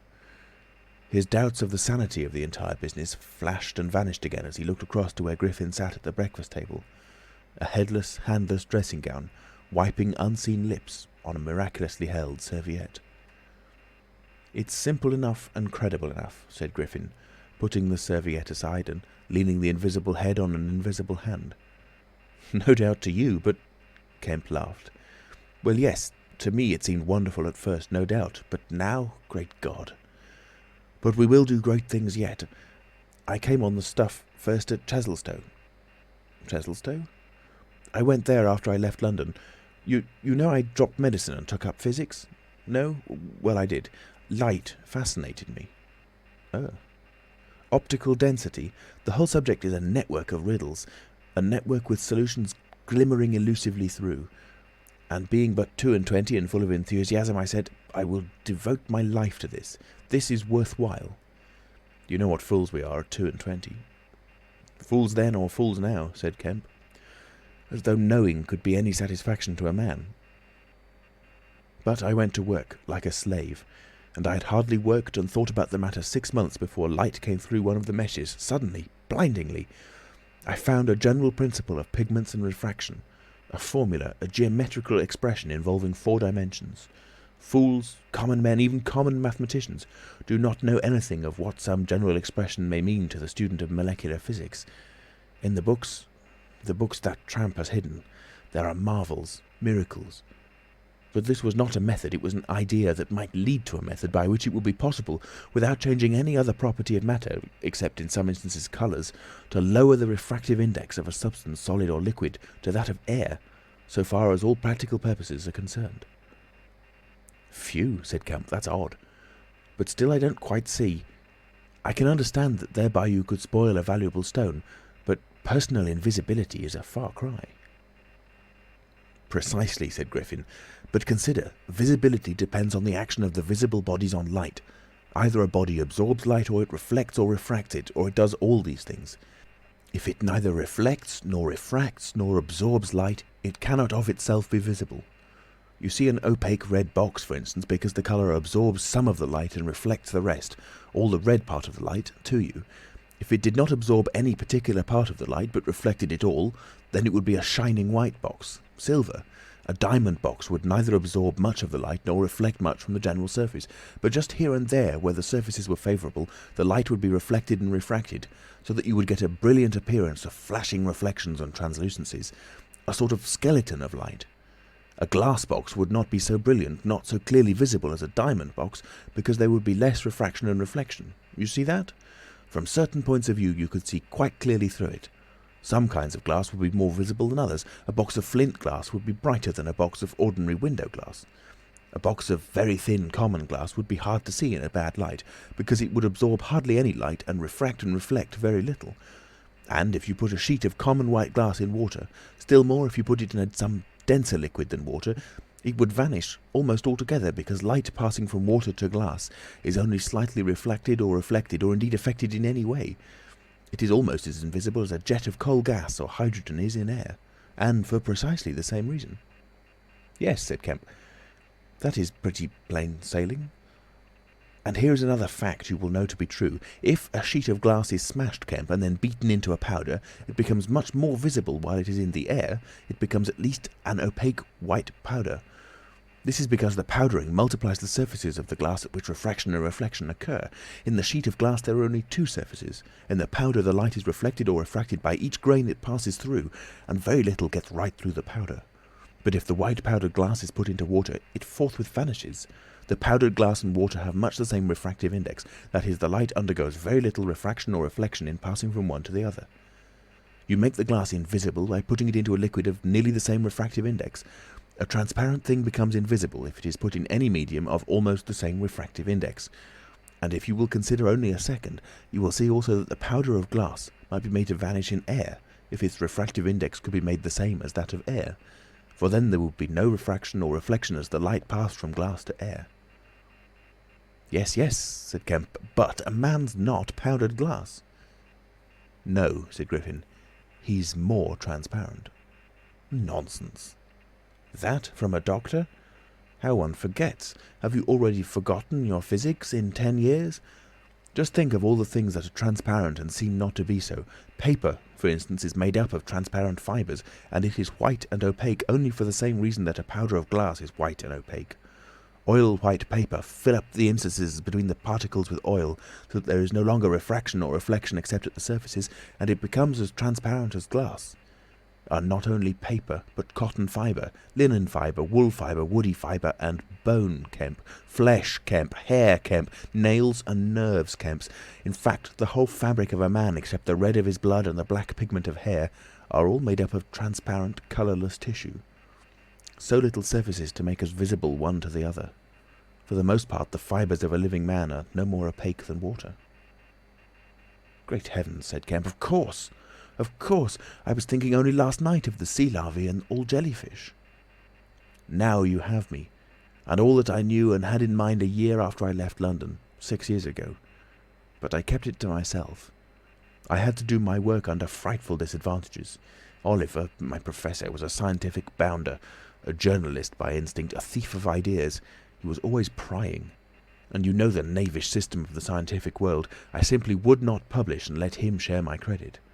I went on working. I got nearer and nearer to making my formula in an experiment, a reality. I told no living soul, because I meant to flash my work upon the world with crushing effect and become famous at a blow. I took up the question of pigments to fill up certain gaps, and suddenly, but by design, not by accident, I made a discovery in physiology. Yes? You know the red colouring matter of blood? It can be made white, colourless, and remain with all the functions it has now. Kemp gave a cry of credulous amazement. The Invisible Man rose and began pacing the little study. You may well exclaim, I remember that night. It was late at night. In the daytime one was bothering with the gaping, silly students, and I worked then sometimes till dawn. It came suddenly, splendid and complete in my mind. I was alone, the laboratory was still, with the tall lights burning brightly and silently. In all my great moments I have been alone. One could make an animal, a tissue, transparent. One could make it invisible, all except the pigments. I could be invisible, I said, suddenly realising what it meant to be an albino with such knowledge. It was overwhelming. I left the filtering I was doing and went and stared out of the great window at the stars. I could be invisible, I repeated. To do such a thing would be to transcend magic, and I beheld, unclouded by doubt, a magnificent vision of all that invisibility might mean to a man, the mystery, the power, the freedom. Drawbacks I saw none. You have only to think, and I, a shabby, poverty-struck, hemmed-in demonstrator, teaching fools in a provincial college, might suddenly become this. I ask you, Kemp, if you, anyone, I tell you, would have flung himself upon that research, and I worked 3 years, and every mountain of difficulty I toiled over showed another from its summit. The infinite details, and the exasperation. A professor, a provincial professor, always prying. When are you going to publish this work of yours, was his everlasting question. And the students, the cramped means. 3 years I had of it. And after 3 years of secrecy and exasperation, I found that to complete it was impossible. Impossible. How? Asked Kemp. Money, said the Invisible Man, and went again to stare out of the window. He turned around abruptly. I robbed the old man. Robbed my father. The money was not his, and he shot himself. Chapter 20.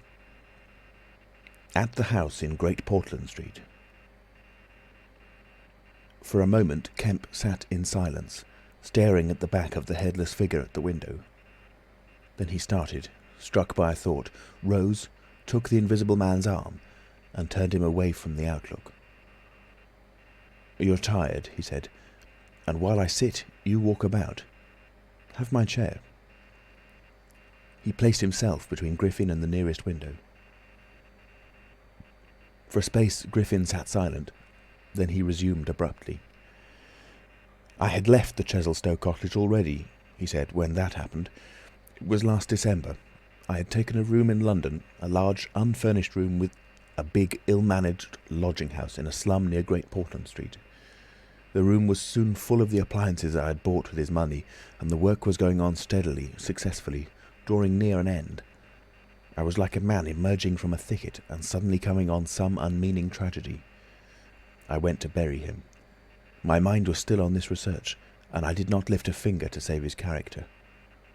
I remember the funeral, the cheap hearse, the scant ceremony, the windy, frost-bitten hillside, and the old college friend of his who read the service over him, a shabby, black, bent old man with a snivelling cold. I remember walking back to the empty house, through the place that had once been a village and was now patched and tinkered by the jerry builders into the ugly likeness of a town.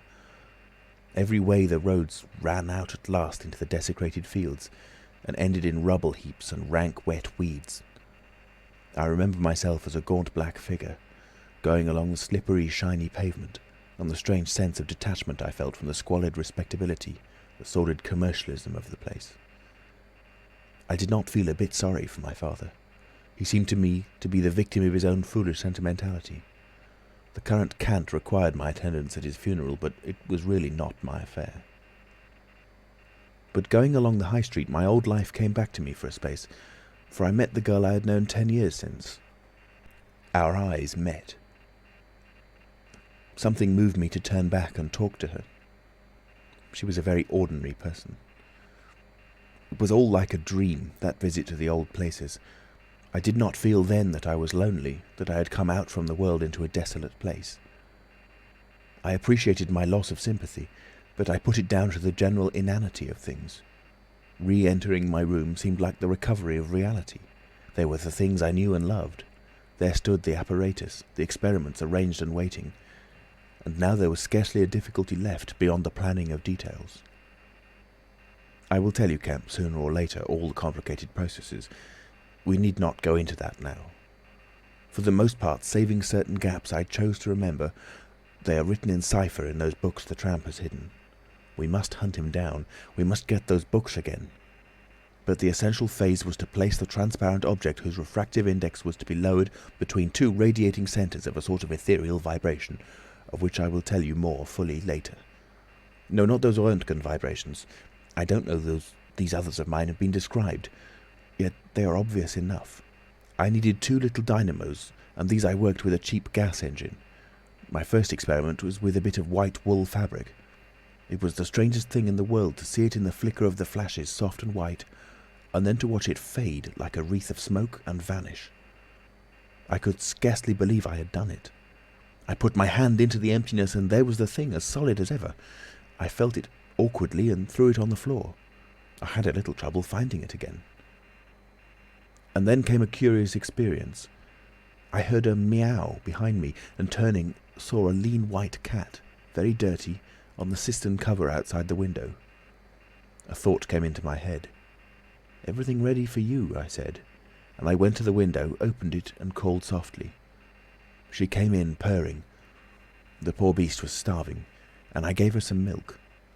All my food was in a cupboard in the corner of the room.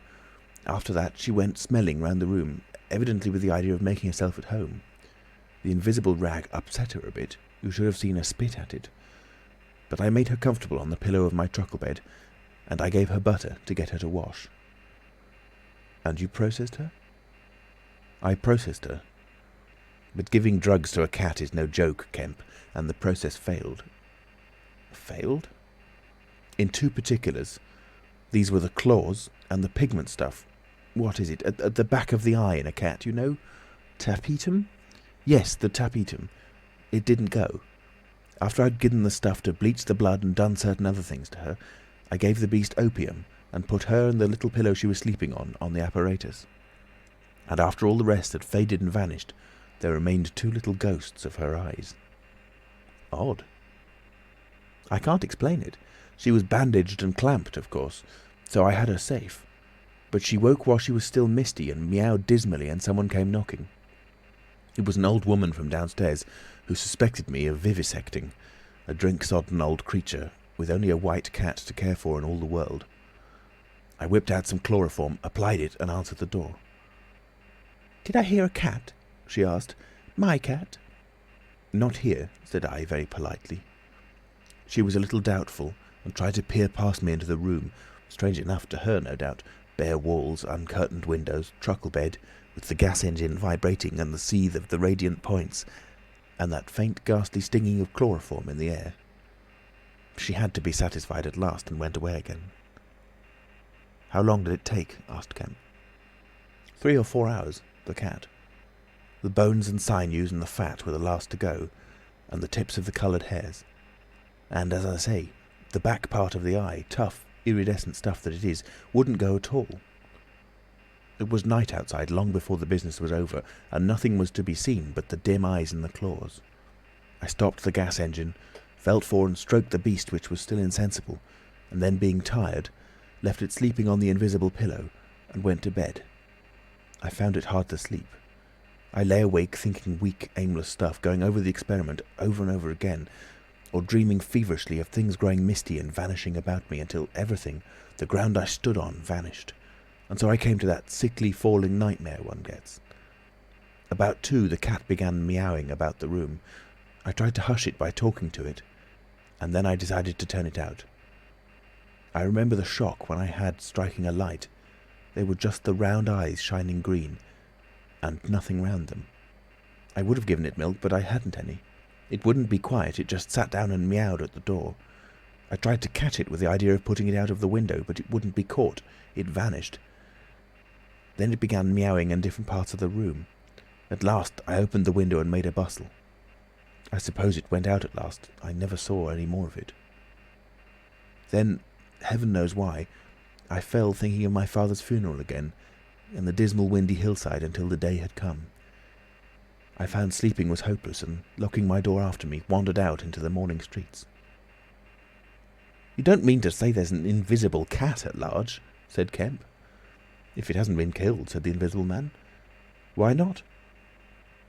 "Why not?" said Kemp. I didn't mean to interrupt. "It's very probably been killed. It was alive 4 days afterwards.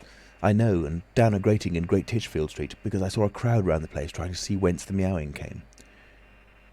He was silent for the best part of a minute. Then he resumed abruptly. I remember that morning before the change very vividly. I must have gone up Great Portland Street. I remember the barracks in Albany Street and the horse soldiers coming out, and at last I found the summit of Primrose Hill. It was a sunny day in January, one of those sunny, frosty days that come before the snow this year. My weary brain tried to formulate the position, to plot out a plan of action. I was surprised to find, now that the prize was within my grasp, how inconclusive its attainment seemed.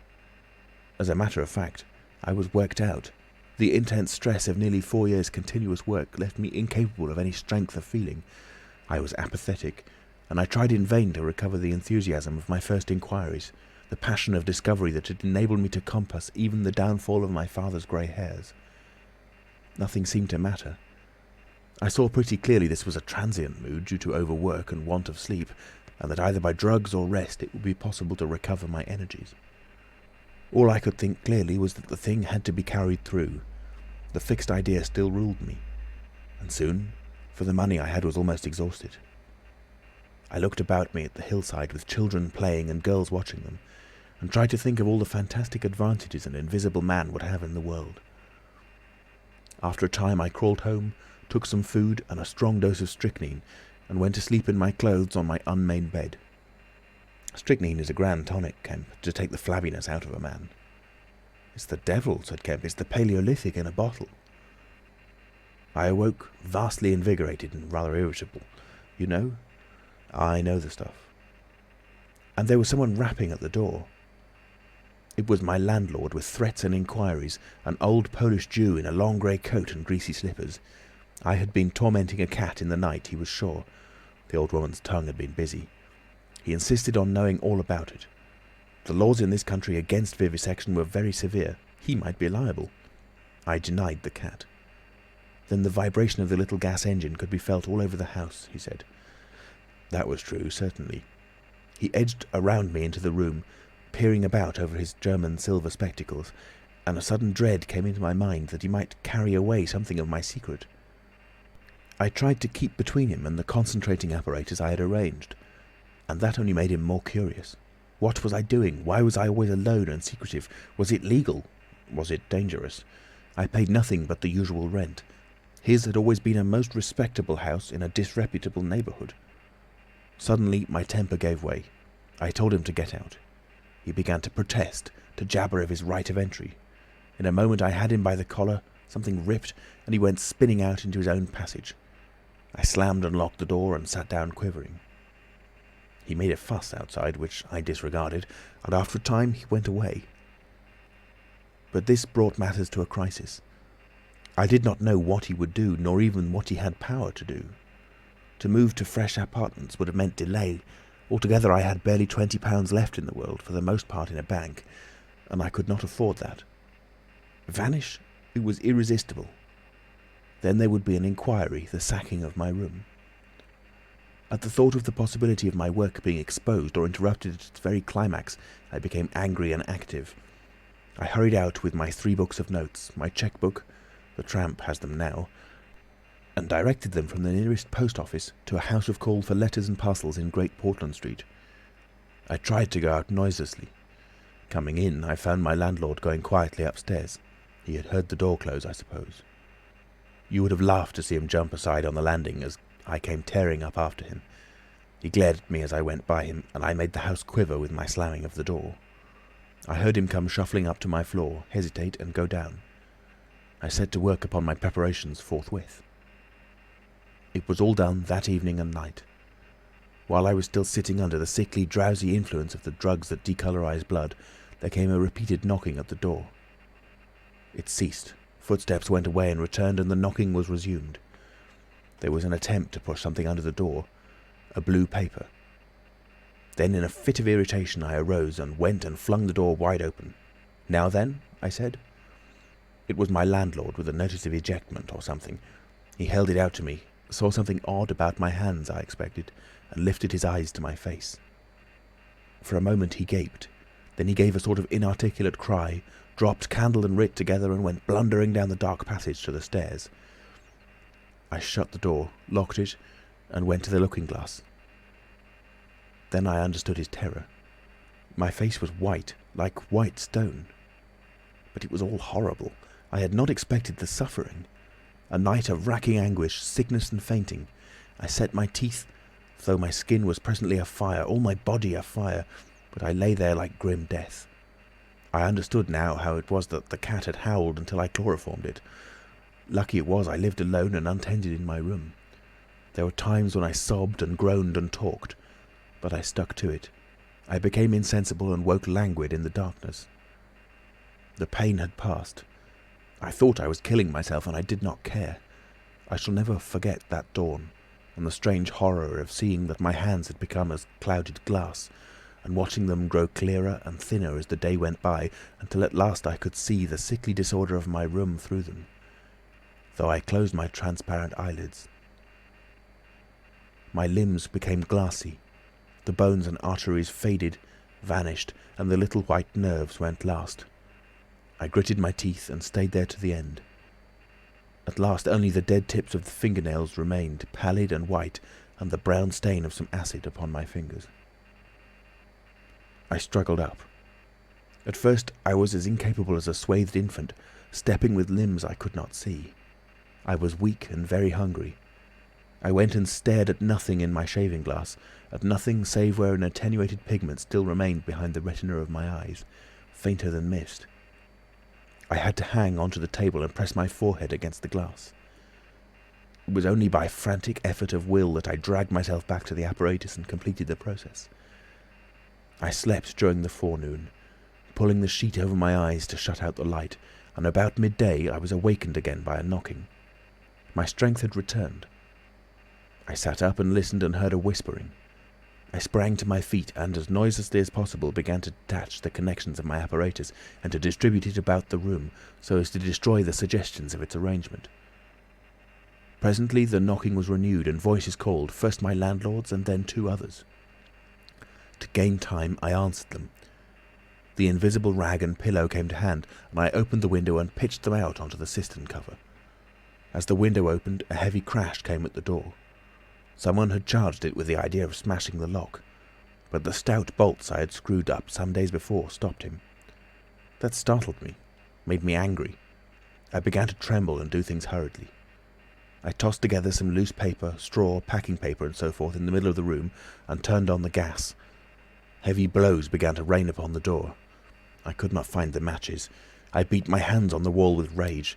I turned the gas again, stepped out of the window on the cistern cover, very softly lowered the sash and sat down, secure and invisible but quivering with anger, to watch events. They split a panel I saw, and in another moment they had broken away the staples of the bolts and stood in the open doorway. It was the landlord and his two stepsons, sturdy young men of 3 or 4 and 20. Behind them fluttered the old hag of a woman from downstairs. You may imagine their astonishment to find the room empty. One of the younger men rushed to the window at once, flung it up and stared out. His staring eyes and thick-lipped bearded face came a foot from my face. I was half-minded to hit his silly countenance, but I arrested my doubled fist. He stared right through me. So did the others as they joined him. The old man went and peered under the bed, and they all made a rush for the cupboard. They had to argue about it in length in Yiddish and Cockney English. They concluded I had not answered them, that their imagination had deceived them.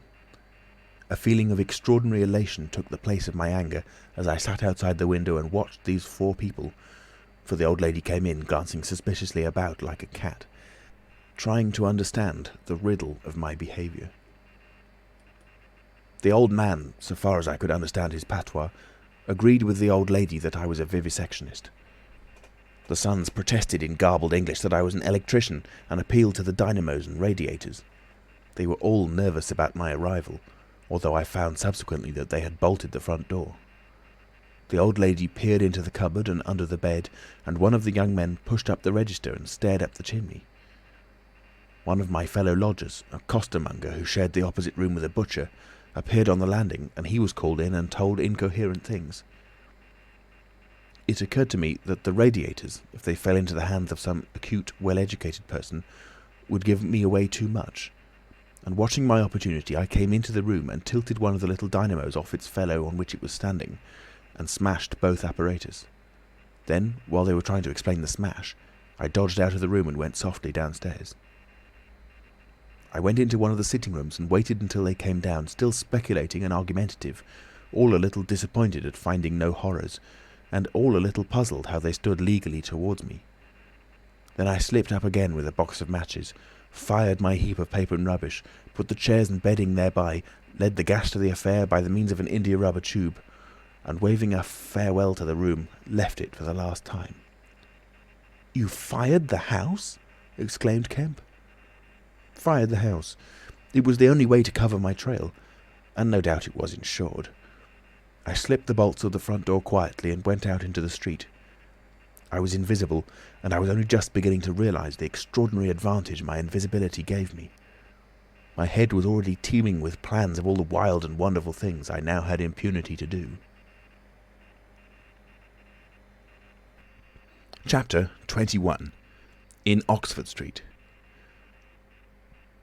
In going downstairs the first time, I found an unexpected difficulty because I could not see my feet. Indeed, I stumbled twice, and there was an unaccustomed clumsiness in gripping the bolt. By not looking down, however, I managed to walk on the level passably well. My mood, I say, was one of exaltation. I felt as a seeing man might do with padded feet and noiseless clothes in a city of the blind.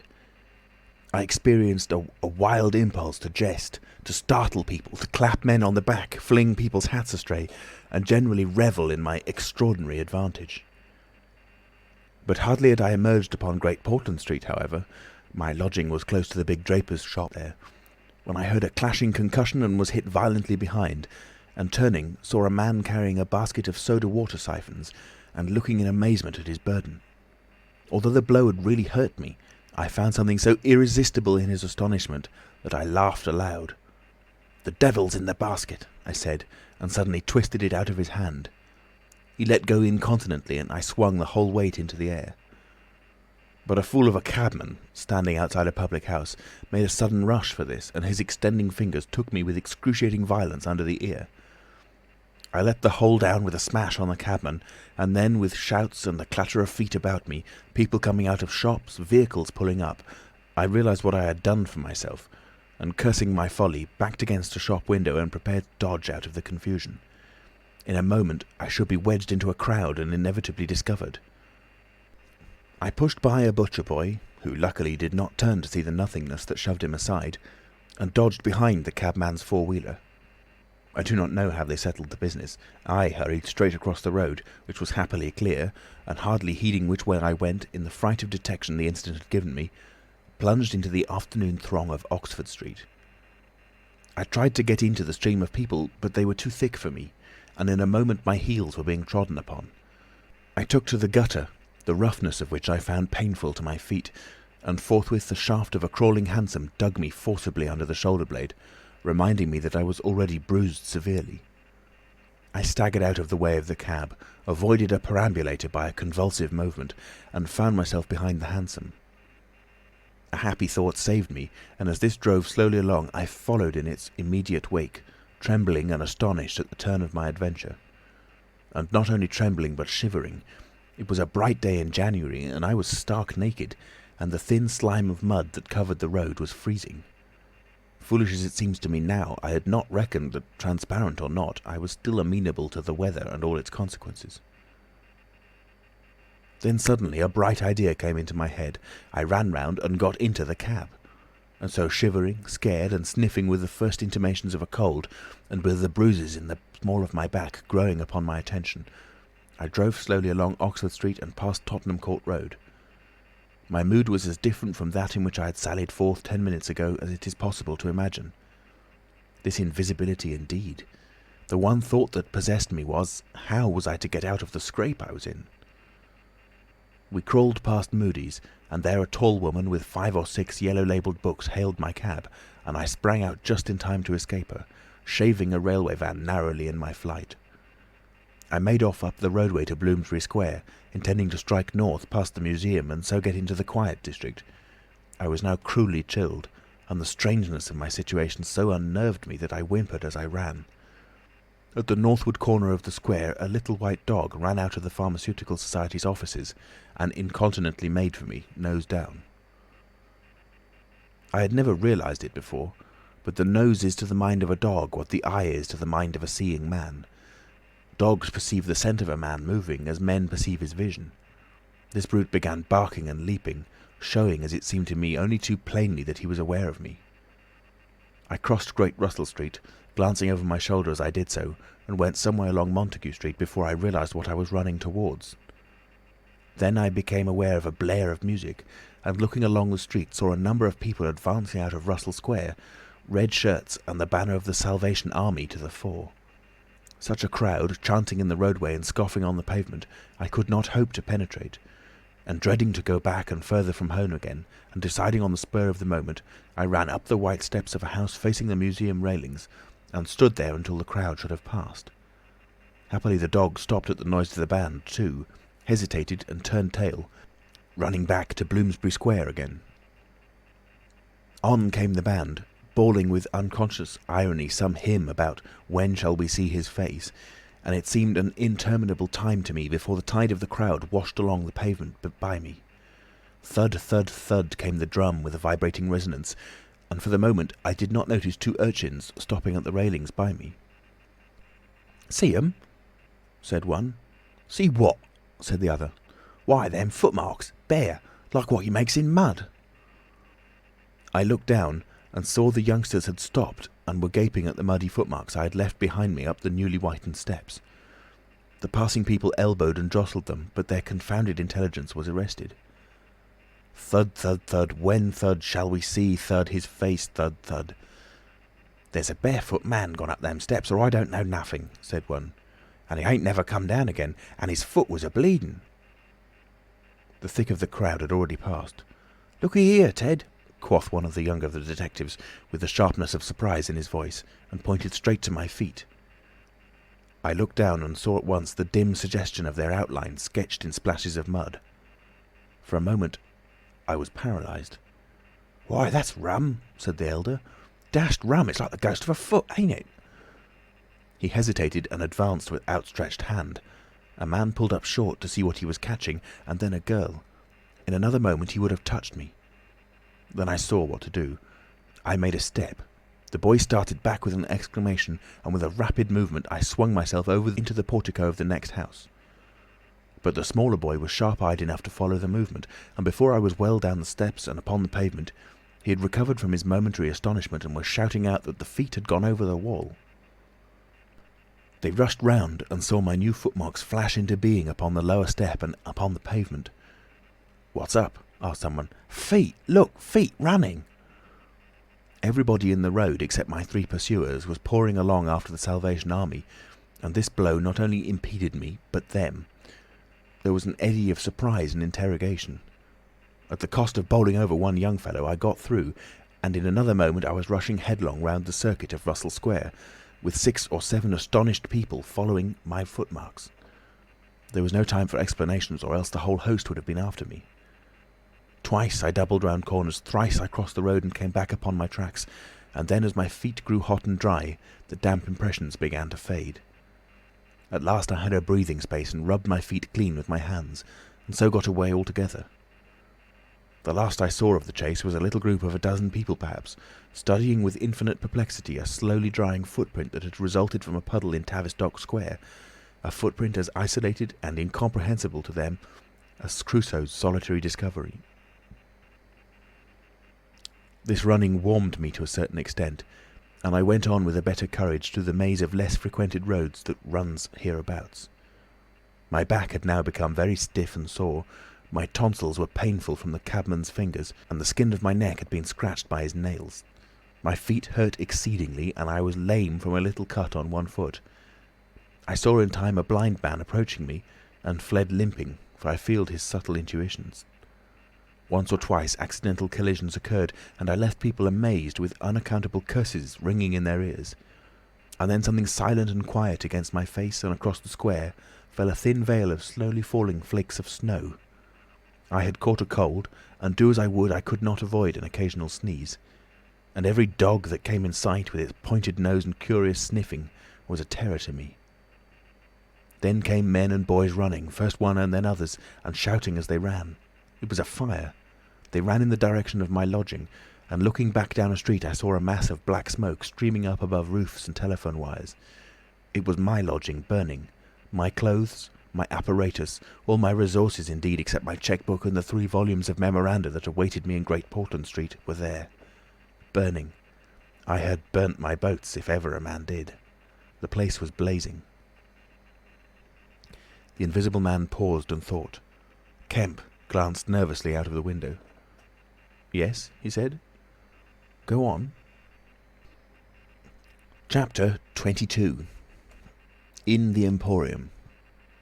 So, last January, with the beginning of a snowstorm in the air about me, and if it settled on me it would betray me, weary, cold, painful, inexpressibly wretched, and still but half convinced of my invisible quality, I began this new life to which I am committed. I had no refuge, no appliances, no human being in the world in whom I could confide. To have told my secret would have given me away, made a mere show and rarity of me. Nevertheless, I was half-minded to accost some passer-by and throw myself upon his mercy. But I knew too clearly the terror and brutal cruelty my advances would evoke. I made no plans in the street. My sole object was to get shelter from the snow, to get myself covered and warm.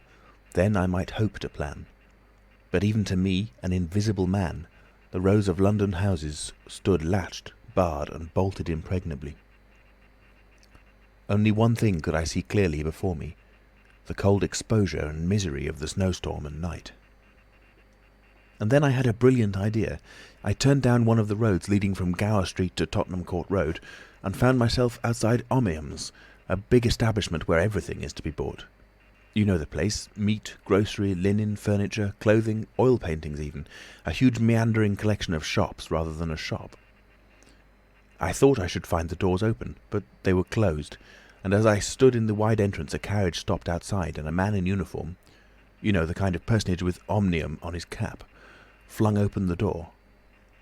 I contrived to enter, and walking down the shop, it was a department where they were selling ribbons and gloves and stockings and that kind of thing, came to a more spacious region devoted to picnic baskets and wicker furniture. I did not feel safe there, however. People were going to and fro, and I prowled restlessly until I came about a huge section in an upper floor containing multitudes of bedsteads. Over these I clambered, and found a resting place at last among a huge pile of folded flock mattresses. The place was already lit up and agreeably warm, and I decided to remain where I was, keeping a cautious eye on the 2 or 3 sets of shopmen and customers who were meandering through the place until closing time came. Then I should be able, I thought, to rob the place for food and clothing, and disguised, prowl through it and examine its resources, perhaps sleep on some of the bedding. That seemed an acceptable plan. My idea was to procure clothing to make myself a muffled but acceptable figure, to get money, and then to recover my books and parcels where they awaited me, take a lodging somewhere, and elaborate plans for the complete realization of the advantages my invisibility gave me, as I still imagined, over my fellow men. Closing time arrived quickly enough. It could not have been more than an hour after I took up my position on the mattress before I noticed the blinds of the windows being drawn, and customers being marched doorward. And then a number of brisk young men began with remarkable alacrity to tidy up the goods that remained disturbed.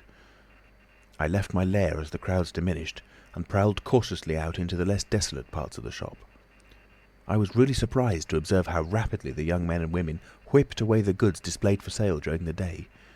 All the boxes of goods, the hanging fabrics, the festoons of lace, the boxes of sweets in the grocery section, the displays of this and that were being whipped down, folded up, slapped into tiny receptacles, and everything that could not be taken down and put away had sheets of some coarse stuff like sacking flung over them. Finally, all the chairs were turned up on the counters, leaving the floor clear. Directly each of these young people had done, he or she made promptly for the door with such an expression of animation as I have rarely observed in a shop assistant before. Then came a lot of youngsters, scattering sawdust and carrying pails and brooms. I had to dodge to get out of the way, and as it was, my ankle got stung with the sawdust. For some time, wandering through the swathed and darkened departments, I could hear the brooms at work, and at last, a good hour or more after the shop had been closed, came a noise of locking doors. Silence came upon the place, and I found myself wandering through the vast and intricate shops, galleries, showrooms of the place alone. It was very still. In one place I remember passing near one of the Tottenham Court Road entrances and listening to the tapping of boot heels of the passers-by. My first visit was to the place where I had seen stockings and gloves for sale. It was dark, and I had the devil of a hunt after matches, which I found at last in the drawer of the little cash desk. Then I had to get a candle. I had to tear down wrappings and ransack a number of boxes and drawers, but at last I managed to turn out what I sought. The box label called them lamb's wool pants and lamb's wool vests, then socks, a thick comforter, and then I went to the clothing place and got trousers, a lounge jacket, an overcoat and a slouch hat, a clerical sort of hat with the brim turned down.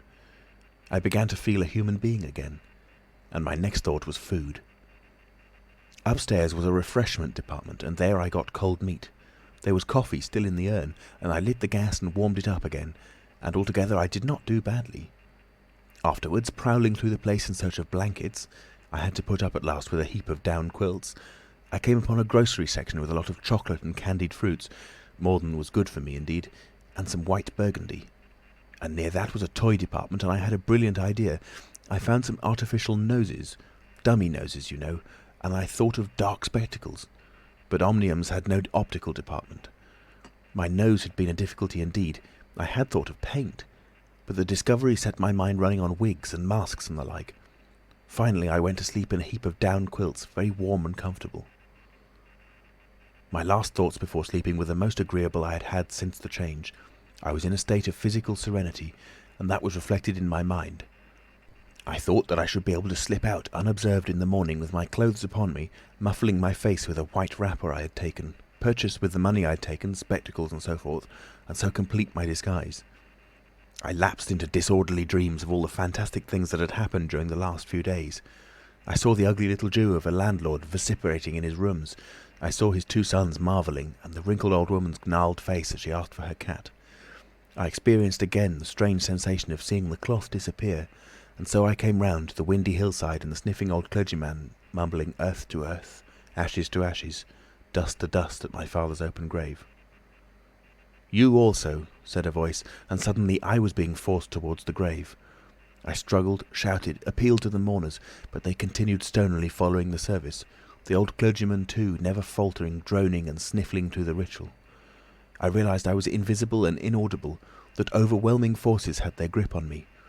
I struggled in vain. I was forced over the brink. The coffin rang hollow as I fell upon it, and the gravel came flying after me in spadefuls.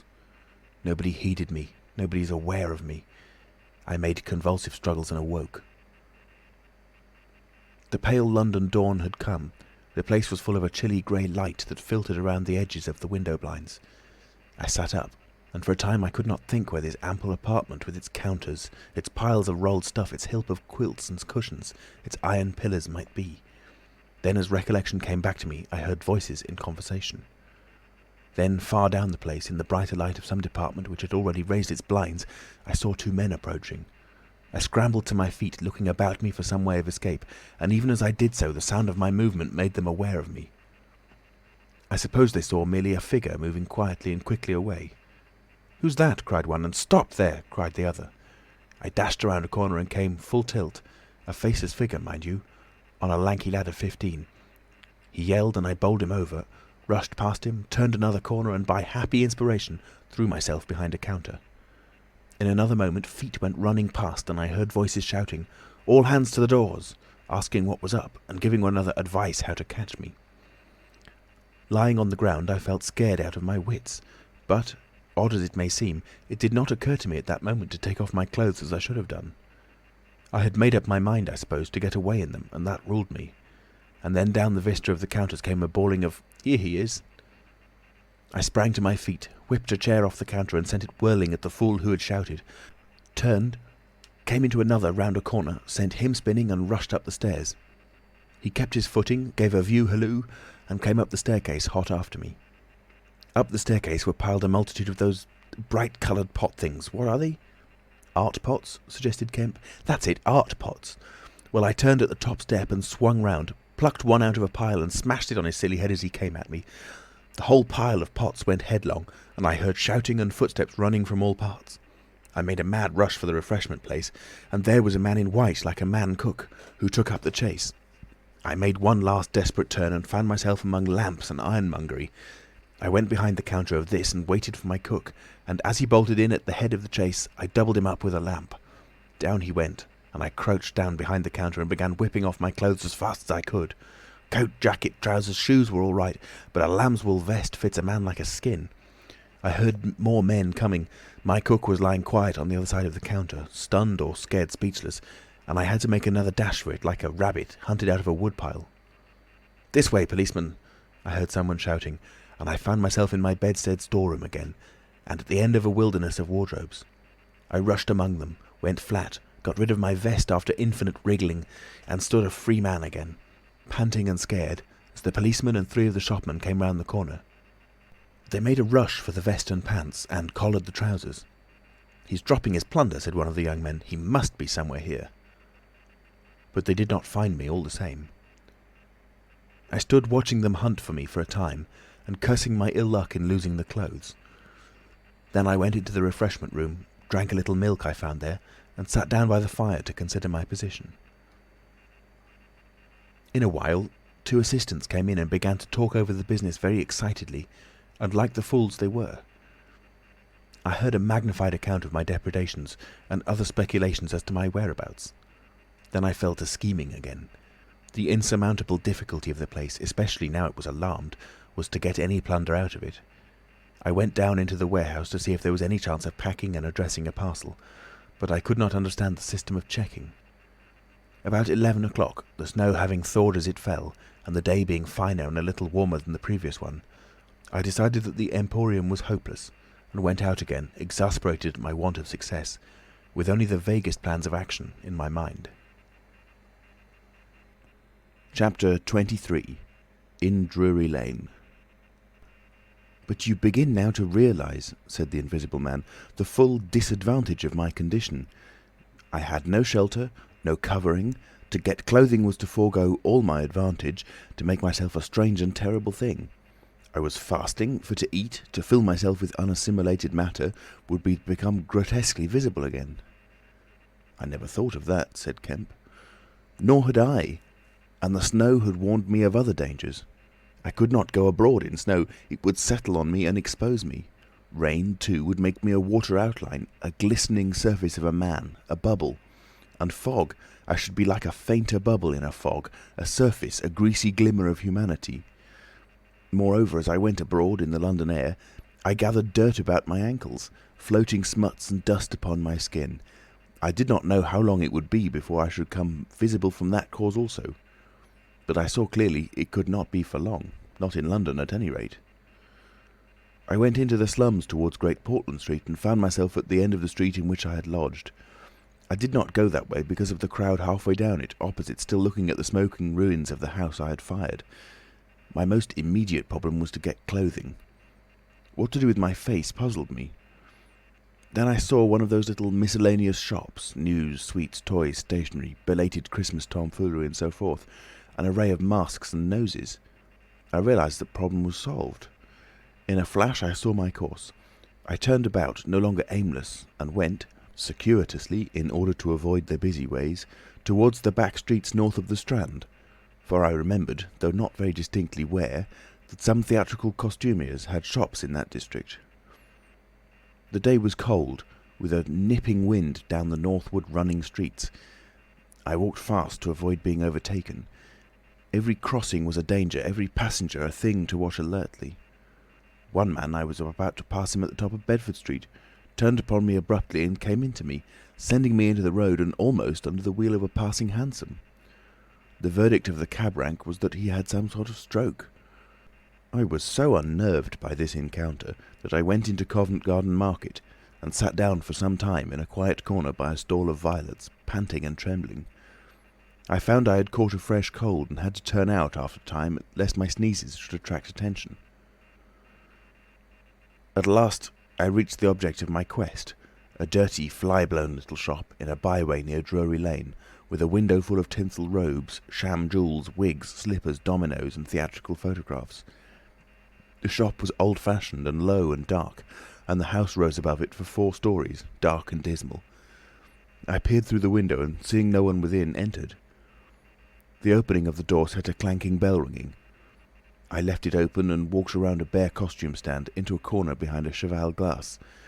For a minute or so no one came.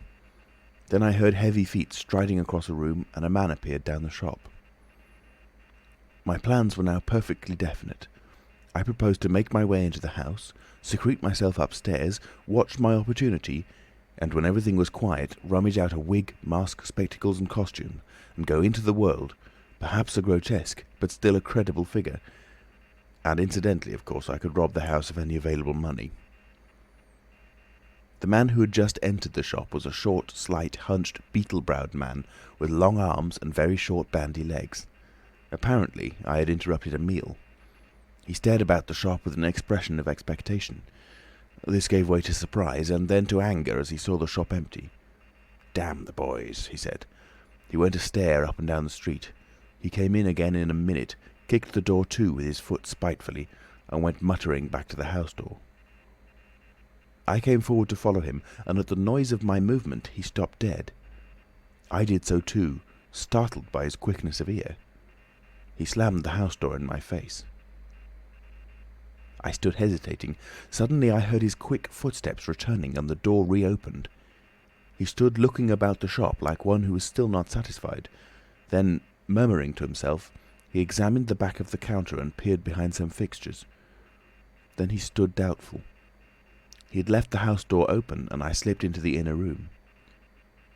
It was a queer little room, poorly furnished, and with a number of big masks in the corner. On the table was his belated breakfast, and it was confoundedly exasperating for me, Kemp, to have to sniff his coffee and stand watching while he came in and resumed his meal. And his table manners were irritating. 3 doors opened into the little room, one going upstairs and one down, but they were all shut. I could not get out of the room while he was there. I could scarcely move because of his alertness, and there was a draught down my back. Twice I strangled a sneeze just in time. The spectacular quality of my sensations was curious and novel, but for all that I was heartily tired and angry long before he had done his eating. But at last he made an end, and putting his beggarly crockery on the black tin tray upon which he had had his teapot, and gathering all the crumbs up on the mustard-stained cloth, he took the whole lot of things after him.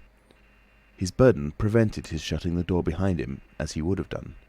I had never seen such a man for shutting doors, and I followed him into a very dirty underground kitchen and scullery. I had the pleasure of seeing him begin to wash up, and then, finding no good in keeping down there, and the brick floor being cold on my feet, I returned upstairs and sat in his chair by the fire. It was burning low, and scarcely thinking I put on a little coal. The noise of this brought him up at once, and he stood aglare. He peered about the room and was within an ace of touching me. Even after that examination, he scarcely seemed satisfied. He stopped in the doorway and took a final inspection before he went down. I waited in the little parlour for an age, and at last he came up and opened the upstairs door. I just managed to get by him. On the staircase he stopped suddenly, so that I very nearly blundered into him. He stood looking right back into my face and listening. "I could have sworn," he said. His long hairy hand pulled at his lower lip. His eye went up and down the staircase. Then he grunted and went on up again. His hand was on the handle of a door, and then he stopped again with the same puzzled anger on his face. He was becoming aware of the faint sounds of my movements about him. The man must have had diabolically acute hearing. He suddenly flashed into rage. "If there's anyone in this house," he cried with an oath, and left the threat unfinished. He put his hand in his pocket, failed to find what he wanted, and rushing past me went blundering noisily and pugnaciously downstairs. But I did not follow him. I sat on the head of the staircase until his return. Presently he came up again, still muttering. He opened the door of the room, and before I could enter, slammed it in my face. I resolved to explore the house, and spent some time in doing so as noiselessly as possible. The house was very old and tumble-down, damp so that the paper in the attics was peeling from the walls, and rat-infested. Some of the door handles were stiff, and I was afraid to turn them. Several rooms I did inspect were unfurnished, and others were littered with theatrical lumber, bought second-hand, I judged from its appearance. In one room next to his I found a lot of old clothes. I began rooting among these, and in my eagerness forgot again the evident sharpness of his ears. I heard a stealthy footstep, and, looking up just in time, saw him peering in at the tumbled heap and holding an old-fashioned revolver in his hand. I stood perfectly still while he stared about open-mouthed and suspicious. "It must have been her," he said slowly. "Damn her." He shut the door quietly, and immediately I heard the key turn in the lock. Then his footsteps retreated. I realised abruptly that I was locked in. For a moment I did not know what to do. I walked from door to window and back and stood perplexed. A gust of anger came upon me, but I decided to inspect the clothes before I did anything further, and my first attempt brought down a pile from an upper shelf. This brought him back, more sinister than ever. That time he actually touched me, jumped back with amazement, and stood astonished in the middle of the room. Presently he calmed a little. "Rats," he said in an undertone, fingers on lips. He was evidently a little scared. I edged quietly out of the room, but a plank creaked. Then the infernal little brute started going all over the house, revolver in hand, and locking door after door and pocketing the keys. When I realised what he was up to, I had a fit of rage. I could hardly control myself sufficiently to watch my opportunity. By this time I knew he was alone in the house, and so I made no more ado but knocked him on the head. "Knocked him on the head?" exclaimed Kemp. "Yes, stunned him as he was going downstairs. Hit him from behind with a stool that stood on the landing. He went downstairs like a bag of old boots." "But, I say, the common conventions of humanity—" "Are all very well for common people, but the point was, Kemp, that I had to get out of that house in a disguise without his seeing me, and I couldn't think of another way of doing it. And then I gagged him with a Louis XIV vest and tied him up in a sheet." "Tied him up in a sheet?" "I made a sort of bag of it. It was rather a good idea to keep the idiot scared and quiet, and a devilish hard thing to get out of. Head away from the string. My dear Kemp, it's no good you sitting glaring at me as though I was a murderer. It had to be done. He had his revolver. If once he saw me, he would be able to describe me." "But still," said Kemp, "in England, today, and the man was in his own house, and you were, well, robbing." "Robbing? Confound it, you'll call me a thief next. Surely, Kemp, you're not fool enough to dance on the old strings. Can't you see my position?" "And his too," said Kemp. The Invisible Man stood up sharply. "What do you mean to say?" Kemp's face grew a trifle hard. He was about to speak and checked himself. "I suppose after all," he said with a sudden change of manner, "the thing had to be done. You were in a fix.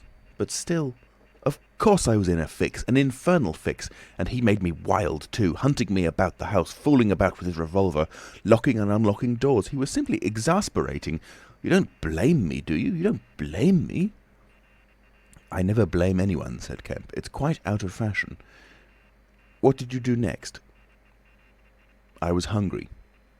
Downstairs I found a loaf and some rank cheese, more than sufficient to satisfy my hunger. I took some brandy and water, and then went up past my impromptu bag— he was lying quite still— to the room containing the old clothes. This looked out upon the street, 2 lace curtains, brown with dirt, guarding the window. I went and peered out through their interstices.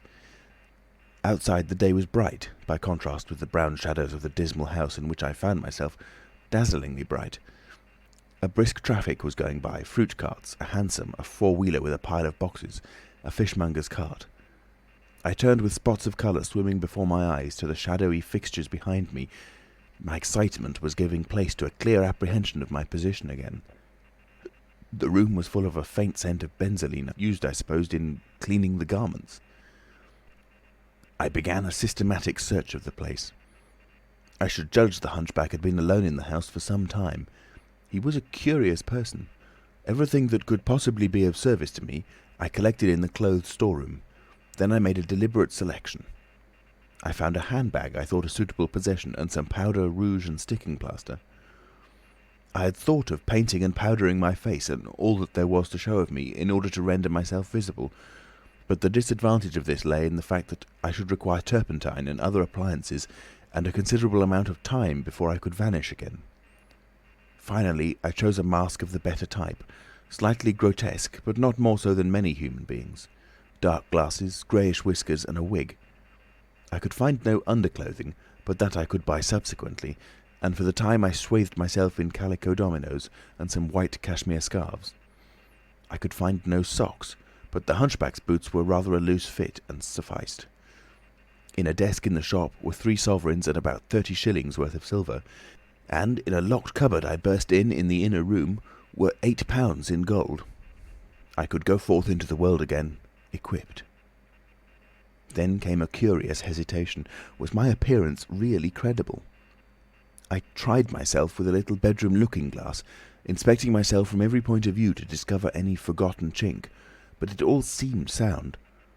I was grotesque to the theatrical pitch, a stage miser, but I was certainly not a physical impossibility. Gaining confidence, I took my looking-glass down into the shop, pulled down the shop blinds, and surveyed myself from every point of view with the help of the cheval glass in the corner. I spent some moments screwing up my courage, and then unlocked the shop door and marched out into the street, leaving the little man to get out of his sheet again when he liked. In 5 minutes, a dozen turnings intervened between me and the costumier's shop. No one appeared to notice me very pointedly. My last difficulty seemed overcome. He stopped again. "And you troubled no more about the hunchback?" said Kemp. "No," said the Invisible Man, "nor have I heard what became of him. I suppose he untied himself or kicked himself out. The knots were pretty tight." He became silent and went to the window and stared out. "What happened when you went out into the Strand?" "Oh, disillusionment again. I thought my troubles were over. Practically, I thought I had impunity to do whatever I chose, everything, save to give away my secret. So I thought. Whatever I did, whatever the consequences might be, was nothing to me. I had merely to fling aside my garments and vanish. No person could hold me. I could take my money where I found it. I decided to treat myself to a sumptuous feast, and then put up at a good hotel and accumulate a new outfit of property. I felt amazingly confident. It's not particularly pleasant recalling that I was an ass. I went into a place and was already ordering lunch when it occurred to me that I could not eat unless I exposed my invisible face. I finished ordering the lunch, told the man I should be back in 10 minutes, and went out exasperating. I don't know if you've ever been disappointed in your appetite." "Not quite so badly," said Kemp, "but I can imagine it." I could have smashed the silly devils. At last, faint with the desire for tasteful food, I went into another place and demanded a private room. "I am disfigured," I said, "badly." They looked at me curiously, but of course it was not their affair, and so at last I got my lunch. It was not particularly well served, but it sufficed, and when I had it, I sat over a cigar, trying to plan my line of action. And outside a snowstorm was beginning. The more I thought it over, Kemp, the more I realised what a helpless absurdity an invisible man was, in a cold and dirty climate and a crowded civilised city. Before I made this mad experiment, I had dreamt of 1,000 advantages. That afternoon it seemed all disappointment. I went over the heads of the things a man reckons desirable. No doubt invisibility made it possible to get them, but it made it impossible to enjoy them when they are got. Ambition. What is the good of pride of place when you cannot appear there? What is the good of the love of a woman when her name must needs be Delilah? I have no taste for politics, for the blackguardisms of fame, for philanthropy, for sport. What was I to do? And for this I had become a wrapped-up mystery, a swathed and bandaged caricature of a man. He paused, and his attitude suggested a roving glance at the window. "But how did you get to Iping?" said Kemp, anxious to keep his guest busy talking. "I went there to work. I had one hope. It was a half idea. I have it still. It is a full-blown idea now, a way of getting back, of restoring what I have done. When I choose, when I have done all I mean to do invisibly, and that is what I chiefly want to talk to you about now." "You went straight to Iping?" "Yes. I had simply to get my 3 volumes of memoranda and my cheque-book, my luggage and underclothing, order a quantity of chemicals to work out this idea of mine. I will show you the calculations as soon as I get my books. And then I started. Jove! I remember the snowstorm now, and the accursed bother it was to keep the snow from damping my pasteboard nose. At the end, said Kemp, the day before yesterday, when they found you out, you rather, to judge by the papers— I did, rather. Did I kill that fool of a constable? No, said Kemp. He's expected to recover. That's his luck, then. I clean lost my temper, the fools. Why couldn't they leave me alone? And that grocer lout? There are no deaths expected, said Kemp. I don't know about that tramp of mine, said the Invisible Man with an unpleasant laugh. By heaven, Kemp, you don't know what rage is. To have worked for years, to have planned and plotted, and then to get some fumbling, purblind idiot messing across your course. Every conceivable sort of silly creature that has ever been created has been sent to cross me. If I have much more of it, I shall go wild. I shall stop mowing 'em. As it is, they've made things 1,000 times more difficult. No doubt it's exasperating, said Kemp dryly.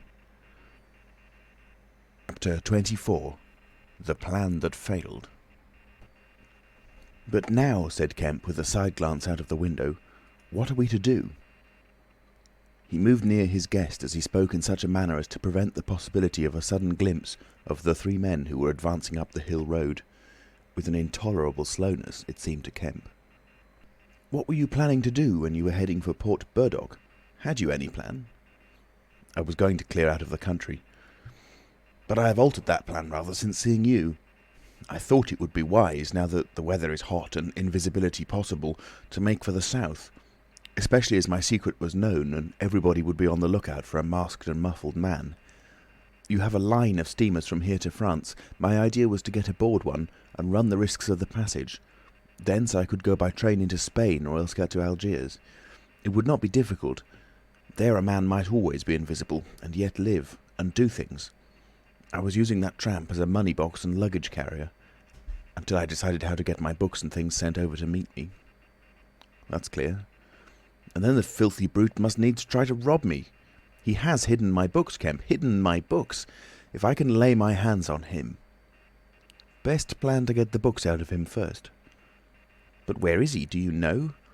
He's in the town police station, locked up, by his own request, in the strongest cell in the place. Cur, said the Invisible Man. But that hangs up your plans a little. We must get those books. Those books are vital. Certainly, said Kemp, a little nervously, wondering if he heard footsteps outside.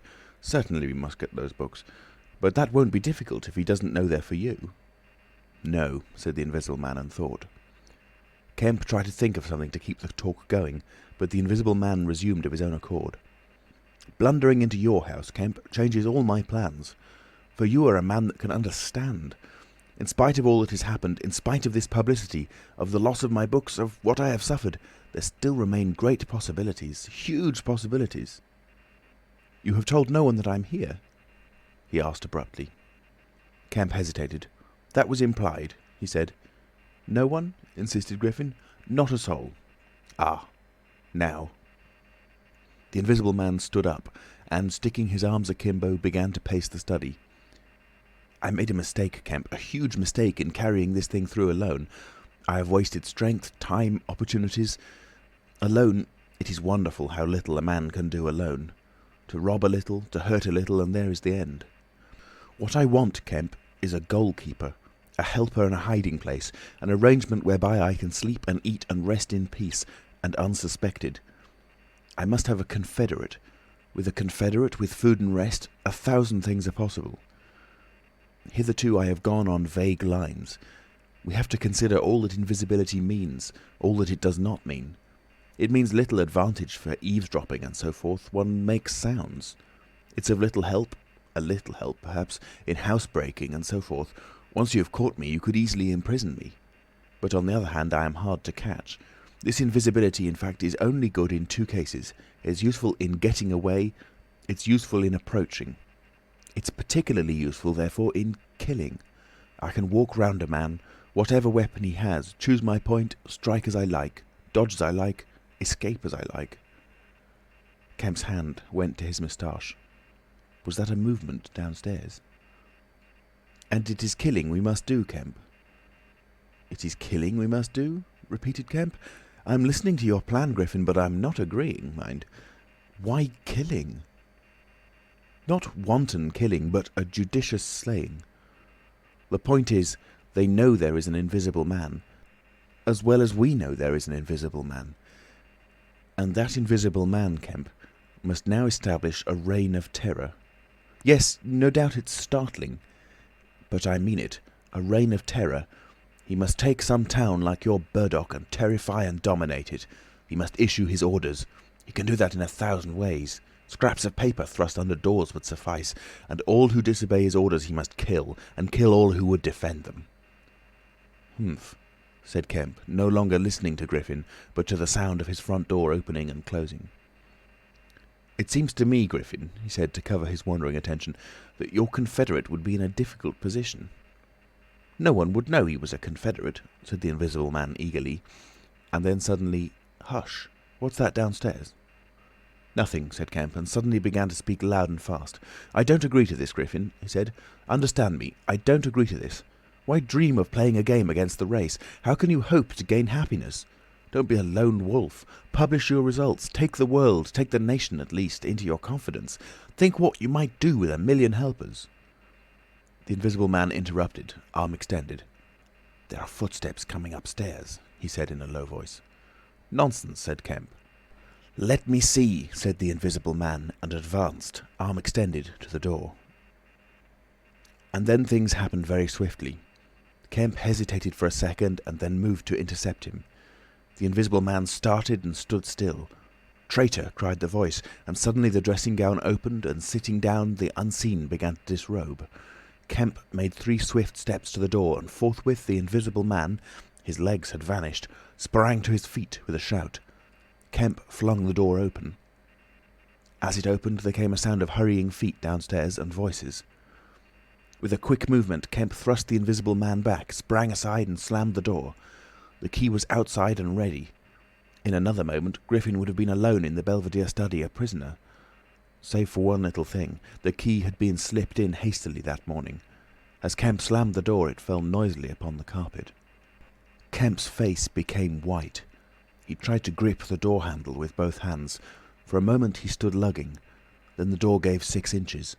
But he got it closed again. The second time it was jerked a foot wide and the dressing gown came wedging itself into the opening. His throat was gripped by invisible fingers, and he left his hold on the handle to defend himself. He was forced back, tripped and pitched heavily into the corner of the landing. The empty dressing gown was flung on top of him.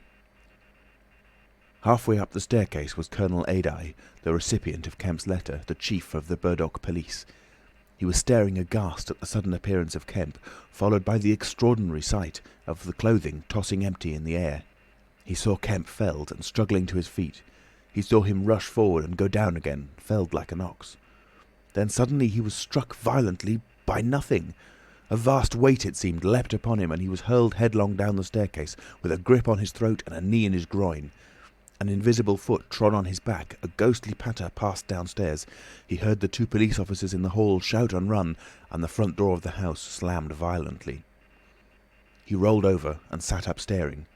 He saw, staggering down the staircase, Kemp, dusty and dishevelled, one side of his face white from a blow, his lip bleeding, and a pink dressing gown and some underclothing held in his arms. "My God!" cried Kemp, "the game's up! He's gone!" Chapter 25. The Hunting of the Invisible Man. For a space, Kemp was too inarticulate to make Adye understand the swift things that had just happened. They stood on the landing, Kemp speaking swiftly, the grotesque swathings of Griffin still on his arm. But presently Adye began to grip something of the situation. "He is mad," said Kemp, "inhuman. He is pure selfishness. He thinks of nothing but his own advantage, his own safety. I have listened to such a story this morning of brutal self-seeking. He has wounded men. He will kill them unless we can prevent him. He will create a panic. Nothing can stop him. He is going out now. Furious." "He must be caught," said Adye. "That is certain." "But how?" cried Kemp, and suddenly became full of ideas. "You must begin at once. You must set every available man to work. You must prevent his leaving this district. Once he gets away, he may go through the countryside as he wills, killing and maiming. He dreams of a reign of terror, I tell you. You must set a watch on trains and roads and shipping. The garrison must help. You must wire for help. The only thing that may keep him here is the thought of recovering some books of notes he counts of value. I will tell you of that. There is a man in your police station, Marvel." "I know," said Adye, "I know. These books, yes, but the tramp." "He says he hasn't got his books, but he thinks the tramp has. And you must prevent him from eating or sleeping. Day and night the country must be astir for him. Food must be locked up and secured, all food, so that he will have to break his way to it. The houses everywhere must be barred against him. Heaven send us cold nights and rain. The whole countryside must begin hunting and keep hunting. I tell you, Adye, he is a danger, a disaster. Unless he is pinned and secured, it is frightful to think of the things that may happen." "What else can we do?" said Adye. "I must go down at once and begin organising. But why not come? Yes, you come too. Come, and we must hold a sort of council of war. Get Hops to help, and the railway managers. By Jove, it's urgent. Come along. Tell me as we go, what else is there we can do? Put that stuff down." In another moment, Adye was leading the way downstairs. They found the front door open and the policeman standing outside staring at empty air. "He's got away, sir," said one. "We must go to the central station at once," said Adye. "One of you go on down and get a cab to come up and meet us, quickly. And now, Kemp, what else?" "Dogs," said Kemp.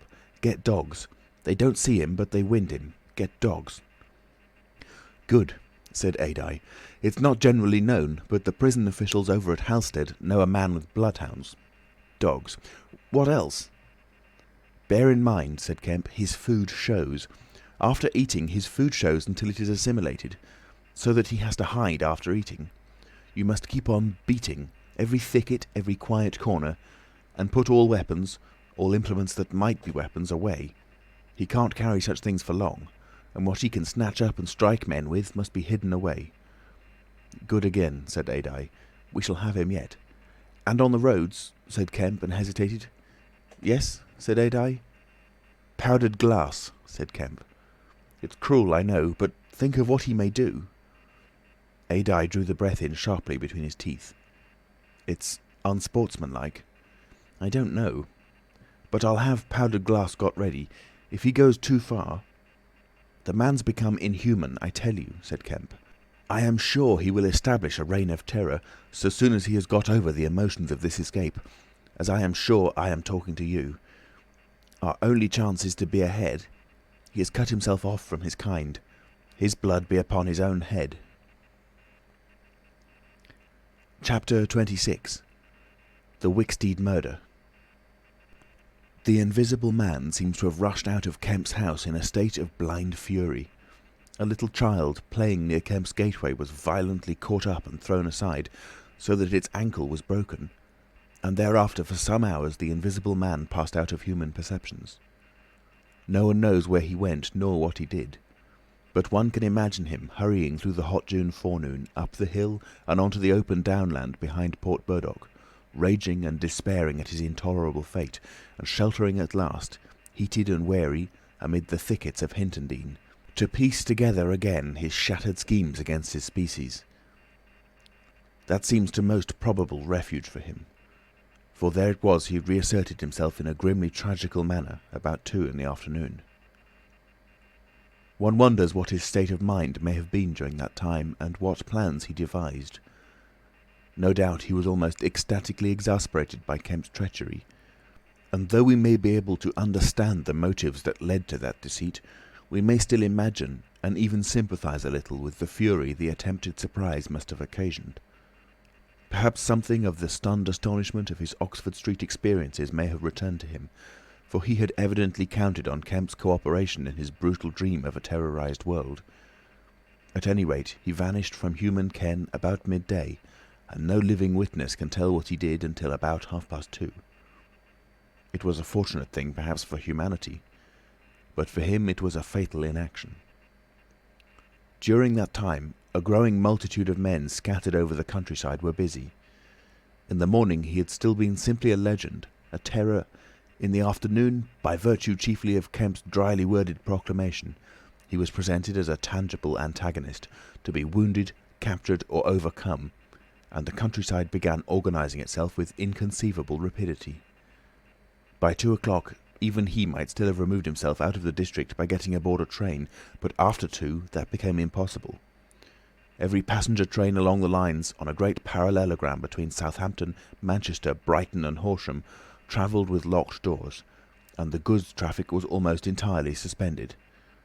And in a great circle of 20 miles around Port Burdock, men armed with guns and bludgeons were presently setting out in groups of 3 and 4, with dogs, to beat the roads and fields. Mounted policemen rode along the country lanes, stopping at every cottage and warning the people to lock up their houses and keep indoors unless they were armed, and all the elementary schools had broken up by 3 o'clock, and the children, scared and keeping together in groups, were hurrying home.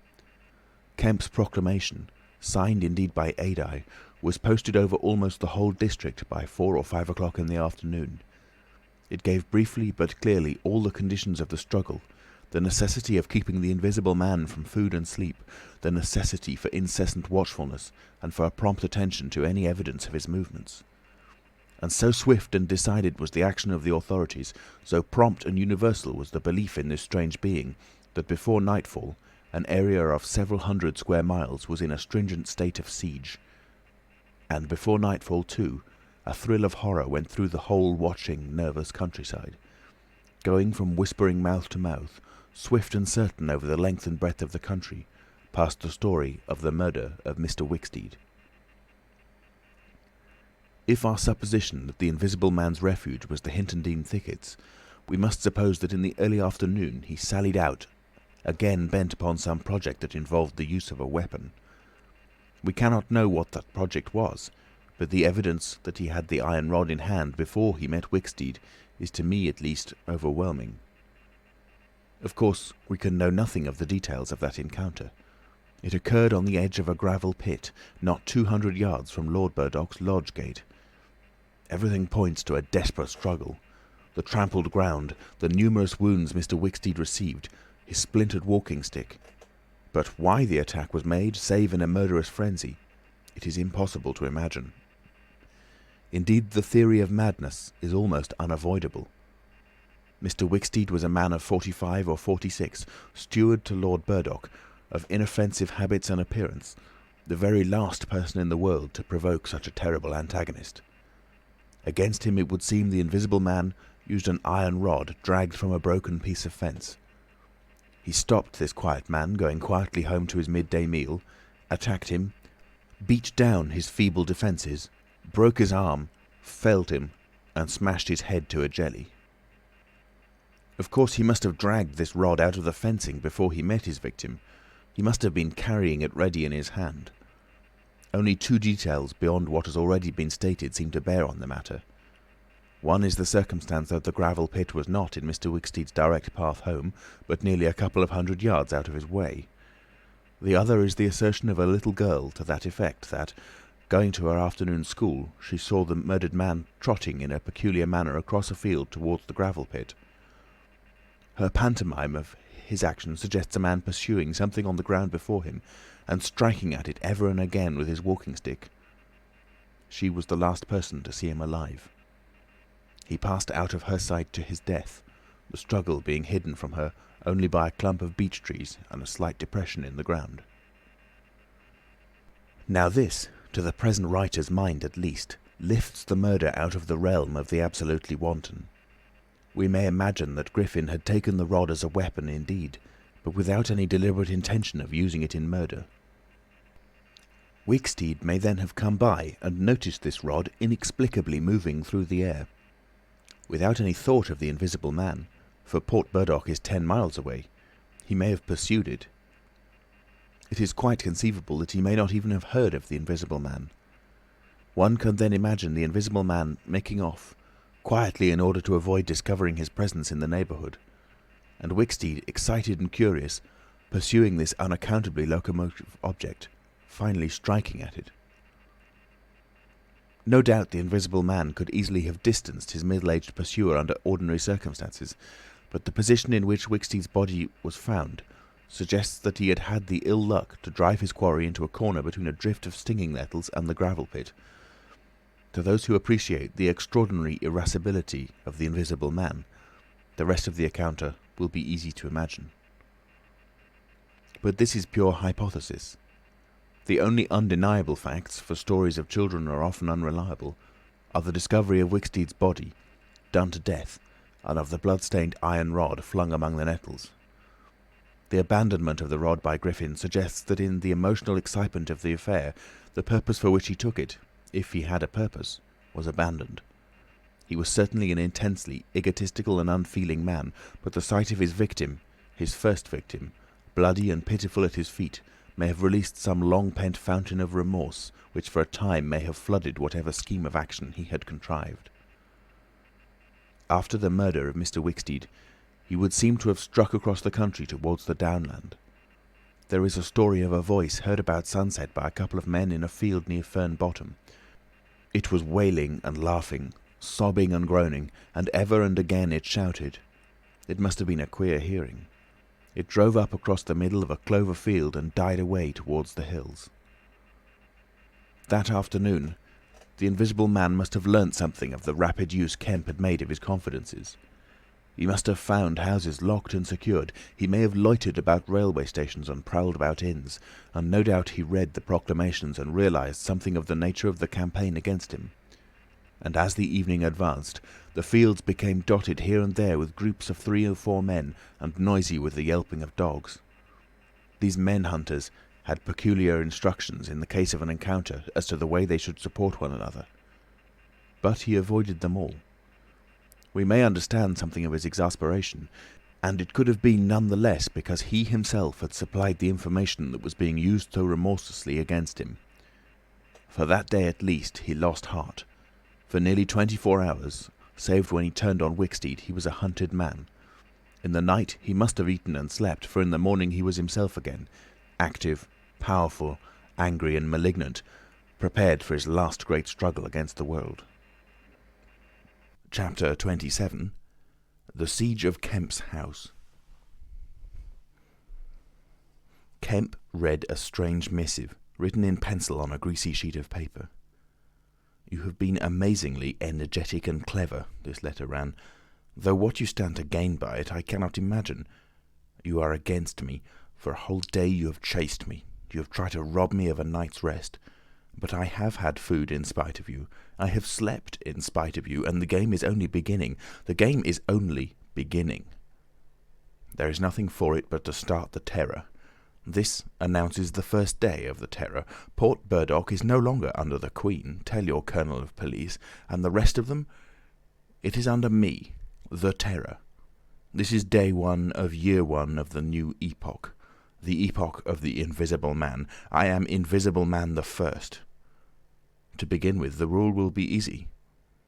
The first day there will be one execution for the sake of example, a man named Kemp. Death starts for him today. He may lock himself away, hide himself away, get guards about him, put on armour if he likes. Death, the unseen death, is coming. Let him take precautions. It will impress my people. Death starts from the pillar box by midday. The letter will fall in as the postman comes along, then off. The game begins. Death starts. Help him not, my people, lest death fall upon you also. Today, Kemp is to die." Kemp read this letter twice. "It's no hoax," he said. "That's his voice, and he means it." He turned the folded sheet over and saw on the addressed side of it the postmark, Hintondean, and the prosaic detail, 2d to pay. He got up slowly, leaving his lunch unfinished, the letter had come by the 1 o'clock post, and went into his study. He rang for his housekeeper and told her to go round the house at once, examining all the fastenings of the windows and closing all the shutters. He closed the shutters of his study himself. From a locked drawer in his bedroom he took a little revolver, examined it carefully, and put it into the pocket of his lounge jacket. He wrote a number of brief notes, one to Colonel Adye, gave them to his servant to take, with explicit instructions as to her way of leaving the house. "There is no danger," he said, and added a mental reservation, "to you." He remained meditative for a space after doing this, and then returned to his cooling lunch. He ate with gaps of thought. Finally he struck the table sharply. "We will have him," he said, "and I am the bait. He will come too far." He went up to the belvedere, carefully shutting every door after him. "It's a game," he said, "an odd game, but the chances are all for me, Mr. Griffin, in spite of your invisibility.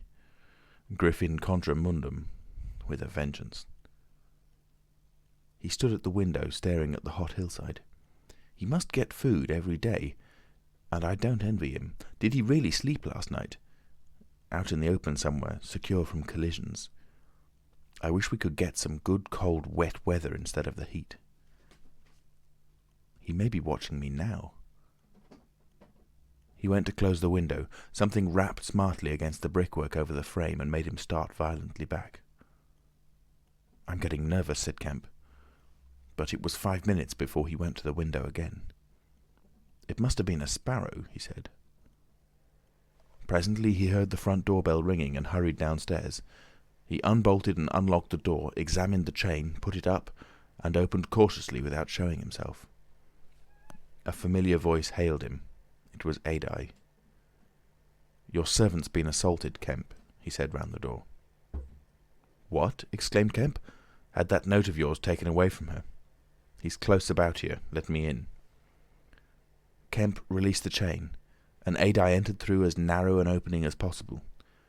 He stood in the hall, looking with infinite relief at Kemp refastening the door. Note was snatched out of her hand, scared her horribly. She's down at the station. Hysterics. He's close here.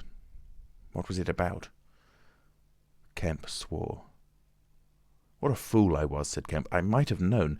It's not an hour's walk from Hintondean. Already?" "What's up?" said Adye.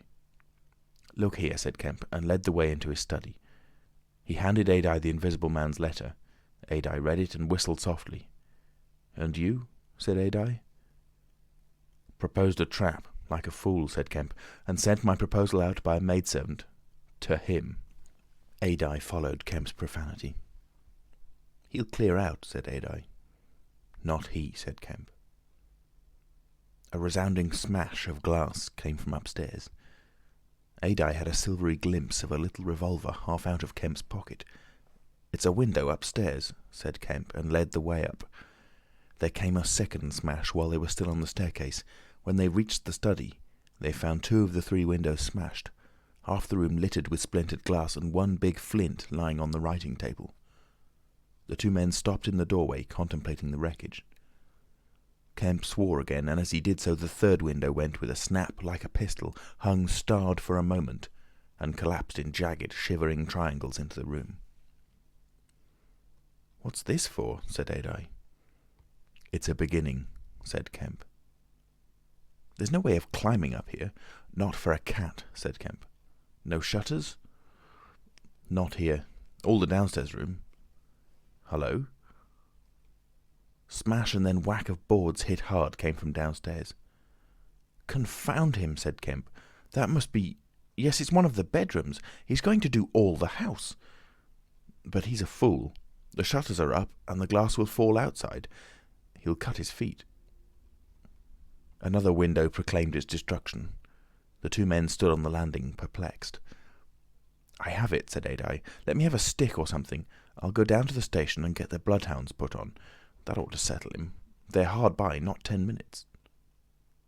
Another window went the way of its fellows. "You haven't a revolver?" asked Adye. Kemp's hand went to his pocket. Then he hesitated. "I haven't one. At least, to spare." "I'll bring it back," said Adye. "You'll be safe here." Kemp, ashamed of his momentary lapse from truthfulness, handed him the weapon. "Now for the door," said Adye. As they stood hesitating in the hall, they heard one of the first-floor bedroom windows crack and clash. Kemp went to the door and began to slip the bolts as silently as possible. His face was a little paler than usual. "You must step straight out," said Kemp. In another moment, Adye was on the doorstep and the bolts were dropping back into the staples. He hesitated for a moment, feeling more comfortable with his back against the door. Then he marched, upright and square, down the steps. He crossed the lawn and approached the gate. A little breeze seemed to ripple over the grass. Something moved near him. "Stop a bit," said a voice. And Adai stopped dead, and his hand tightened on the revolver. "Well?" said Adai, white and grim, and every nerve tense. "Oblige me by going back to the house," said the voice, as tense and grim as Adai's. "Sorry," said Adai a little hoarsely, and moistened his lips with his tongue. The voice was on his left front, he thought. Suppose he were to take his luck with a shot. "What are you going for?" said the voice, and there was a quick movement of the two, and a flash of sunlight from the open lip of Adai's pocket. Adai desisted and thought. "Where I go," he said slowly, "is my own business." The words were still on his lips when an arm came round his neck, his back felt a knee, and he was sprawling backward. He drew clumsily and fired absurdly, and in another moment he was struck in the mouth, and the revolver wrested from his grip. He made a vain clutch at a slippery limb, tried to struggle up, and fell back. "Damn," said Adai. The voice laughed. "I'd kill you now if it wasn't the waste of a bullet," he said. He saw the revolver in mid-air, 6 feet off, covering him. "Well?" said Adai, sitting up. "Get up," said the voice. Adai stood up. "Attention," said the voice, and then fiercely, "Don't try any games. Remember, I can see your face, if you can't see mine. You've got to go back to the house." "He won't let me in," said Adai. "That's a pity," said the Invisible Man. "I've got no quarrel with you." Adai moistened his lips again. He glanced away from the barrel of the revolver and saw the sea far off, very blue and dark under the midday sun, the smooth green down, the white cliff of the head and the multitudinous town, and suddenly he knew that life was very sweet. His eyes came back to this little metal thing hanging between heaven and earth 6 yards away. "What am I to do?" he said sullenly. "What am I to do?" asked the Invisible Man.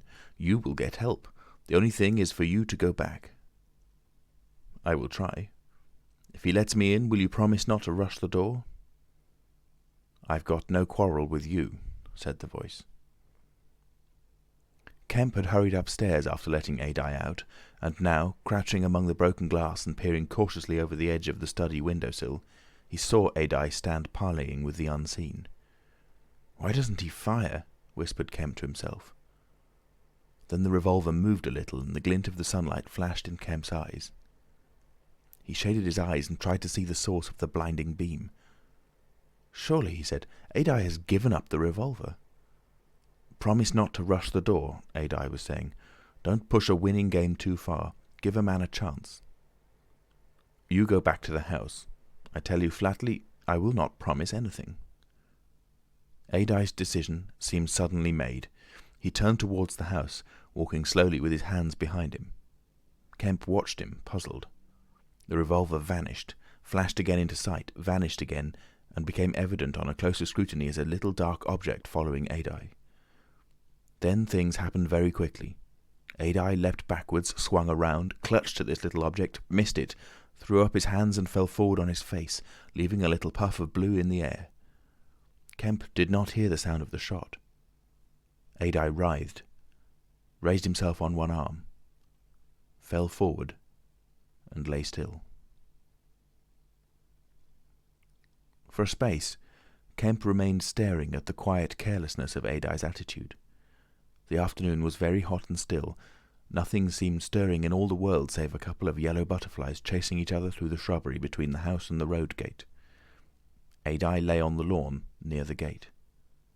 The blinds of all the villas down the hill road were drawn, but in one little green summer house was a white figure, apparently an old man asleep. Kemp scrutinized the surroundings of the house for a glimpse of the revolver, but it had vanished. His eyes came back to Adai. The game was opening well. Then came a ringing and knocking at the front door that grew at last tumultuous, but pursuant to Kemp's instructions the servant had locked themselves into their rooms. This was followed by a silence. Kemp sat listening and then began peering cautiously out of the 3 windows, one after another. He went to the staircase head and stood listening uneasily. He armed himself with his bedroom poker, and went to examine the interior fastenings of the ground floor windows again. Everything was safe and quiet. He returned to the belvedere. Adye lay motionless over the edge of the gravel just as he had fallen. Coming along the road by the villas were the housemaid and 2 policemen. Everything was deadly still. The 3 people seemed very slow in approaching. He wondered what his antagonist was doing. He started. There was a smash from below. He hesitated and went downstairs again. Suddenly the house resounded with heavy blows and the splintering of wood. He heard a smash and the destructive clang of the iron fastenings of the shutters. He turned the key and opened the kitchen door. As he did so, the shutters, split and splintering, came flying inward. He stood aghast. The window frame, save for one crossbar, was still intact, but only little teeth of glass remained in the frame. The shutters had been driven in with an axe, and now the axe was descending in sweeping blows upon the window frame and the iron bars defending it. Then suddenly it leapt aside and vanished. He saw the revolver lying on the path outside, and then the little weapon sprang into the air. He dodged back. The revolver cracked just too late, and a splinter from the edge of the closing door flashed over his head. He slammed and locked the door, and as he stood outside he heard Griffin shouting and laughing. Then the blows of the axe, with its splitting and smashing consequences, were resumed. Kemp stood in the passage trying to think. In a moment the Invisible Man would be in the kitchen. This door would not keep him a moment, and then... A ringing came at the front door again. It would be the policeman. He ran into the hall, put up the chain and drew the bolts. He made the girl speak before he dropped the chain, and the 3 people blundered into the house in a heap, and Kemp slammed the door again. "The Invisible Man," said Kemp. "He has a revolver with 2 shots left. He's killed Adye. Shot him anyhow. Didn't you see him on the lawn? He's lying there." "Who?" said one of the policemen. "Adye," said Kemp. "We came in the back way," said the girl. "What's that smashing?" asked one of the policemen. "He's in the kitchen, or will be. He's found an axe." Suddenly the house was full of the Invisible Man's resounding blows on the kitchen door. The girl stared towards the kitchen, shuddered, and retreated into the dining room. Kemp tried to explain in broken sentences. They heard the kitchen door give. "This way," said Kemp, starting into activity, and bundled the policeman into the dining room doorway. "Poker," said Kemp, and rushed to the fender. He handed the poker he had carried to the policeman, and the dining room one to the other. He suddenly flung himself backward. "Whoop!" said one policeman, ducked, and caught the axe on his poker. The pistol snapped his penultimate shot and ripped a valuable Sidney Cooper. The second policeman brought his poker down on the little weapon, as one might knock down a wasp, and sent it rattling to the floor. At the first clash, the girl screamed, stood screaming for a moment by the fireplace, and then ran to open the shutters, possibly with an idea of escaping by the shattered window. The axe receded into the passage, and fell to a position about 2 feet from the ground. They could hear the Invisible Man breathing. "Stand away, you 2. I want that man Kemp." "We want you," said the first policeman, making a quick step forward and wiping with his poker at the voice. The Invisible Man must have started back, and he blundered into the umbrella stand. Then, as the policeman staggered with the swing of the blow he had aimed, the Invisible Man countered with the axe. The helmet crumpled like paper, and the blow sent the man spinning to the floor at the head of the kitchen stairs. But the second policeman, aiming behind the axe with his poker, hit something soft that snapped. There was a sharp exclamation of pain, and then the axe fell to the ground. The policeman wiped again at vacancy and hit nothing. He put his foot on the axe and struck again. Then he stood, poker clubbed, listening intent for the slightest movement. He heard the dining room window open and a quick rush of feet within. His companion rolled over and sat up, with blood running down between his eye and ear. "Where is he?" asked the man on the floor. "Don't know. I've hit him. He's standing somewhere in the hall, unless he's slipped past you. Dr. Kemp, sir?" Pause. "Dr. Kemp!" cried the policeman again. The second policeman began struggling to his feet. He stood up. Suddenly the faint pad of bare feet on the kitchen stairs could be heard. "Yap!" cried the first policeman, and incontinently flung his poker. it smashed a little gas bracket. He made as if he would pursue the invisible man downstairs. Then he thought better of it and stepped into the dining room. "Dr. Kemp," he began, and stopped short. "Dr. Kemp's a hero," he said as his companion looked over his shoulder. The dining room window was wide open, and neither housemaid nor Kemp was to be seen. The second policeman's opinion of Kemp was terse and vivid. Chapter 28. The Hunter Hunted. Mr. Heelas, Mr. Kemp's nearest neighbour among the villa holders, was asleep in his summer house when the siege of Kemp's house began. Mr. Heelas was one of the sturdy minority who refused to believe in all this nonsense about an invisible man. His wife, however, as he was subsequently to be reminded, did. He insisted on walking about his garden just as if nothing was the matter, and he went to sleep in the afternoon in accordance with the custom of years. He slept through the smashing of the windows, and then woke up suddenly with a curious persuasion of something wrong. He looked across at Kemp's house, rubbed his eyes and looked again. Then he put his feet to the ground and sat listening. He said he was damned, but still the strange thing was visible. The house looked as though it had been deserted for weeks after a violent riot. Every window was broken, and every window, save those of the Belvedere study, was blinded by the internal shutters. "I could have sworn it was all right." He looked at his watch. 20 minutes ago. He became aware of a measured concussion and the clash of glass far away in the distance. And then as he sat open-mouthed came a still more wonderful thing. The shutters of the drawing-room window were flung open violently, and the housemaid, in her outdoor hat and garments, appeared struggling in a frantic manner to throw up the sash. Suddenly a man appeared beside her, helping her. Dr. Kemp. In another moment the window was open and the housemaid was struggling out. She pitched forward and vanished among the shrubs. Mr. Heelas stood up, exclaiming vaguely and vehemently at all these wonderful things. He saw Kemp stand on the sill, spring from the window, and reappear almost instantaneously, running along a path in the shrubbery and stooping as he ran, like a man who evades observation. He vanished behind a laburnum and appeared again clambering over a fence that abutted on the open down. In a second he had tumbled over and was running at tremendous pace down the slope towards Mr. Heelas. "Lord!" cried Mr. Heelas, struck with an idea. "It's that invisible man brute! It's right after all!" With Mr. Heelas, to think things like that was to act, and his cook watching him from the top window was amazed to see him come pelting towards the house at a good 9 miles an hour. There was a slamming of doors, a ringing of bells, and the voice of Mr. Heelas bellowing like a bull. "Shut the doors! Shut the windows! Shut everything! The invisible man is coming!" Instantly the house was full of screams and directions and scurrying feet. He ran himself to shut the French windows that opened on the veranda. As he did so, Kemp's head and shoulders and knee appeared over the edge of the garden fence. In another moment, Kemp had ploughed through the asparagus and was running across the tennis lawn to the house. "You can't come in," said Mr. Heelas, shutting the bolts. "I'm very sorry if he's after you, but you can't come in." Kemp appeared with a face of terror close to the glass, rapping and then shaking frantically at the French window. Then, seeing his efforts were useless, he ran along the veranda, vaulted the end, and went to hammer at the side door.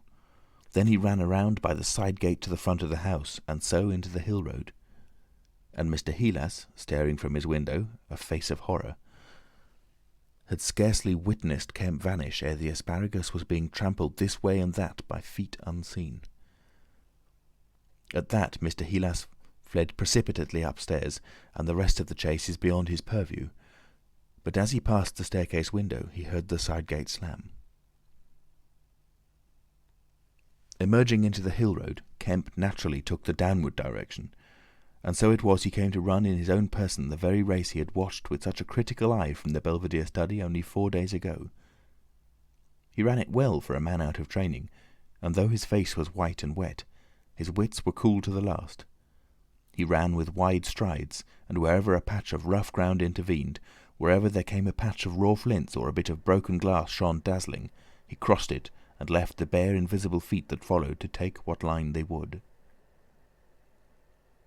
For the first time in his life, Kemp discovered that the hill road was indescribably vast and desolate, and that the beginnings of the town far below at the hill foot were strangely remote.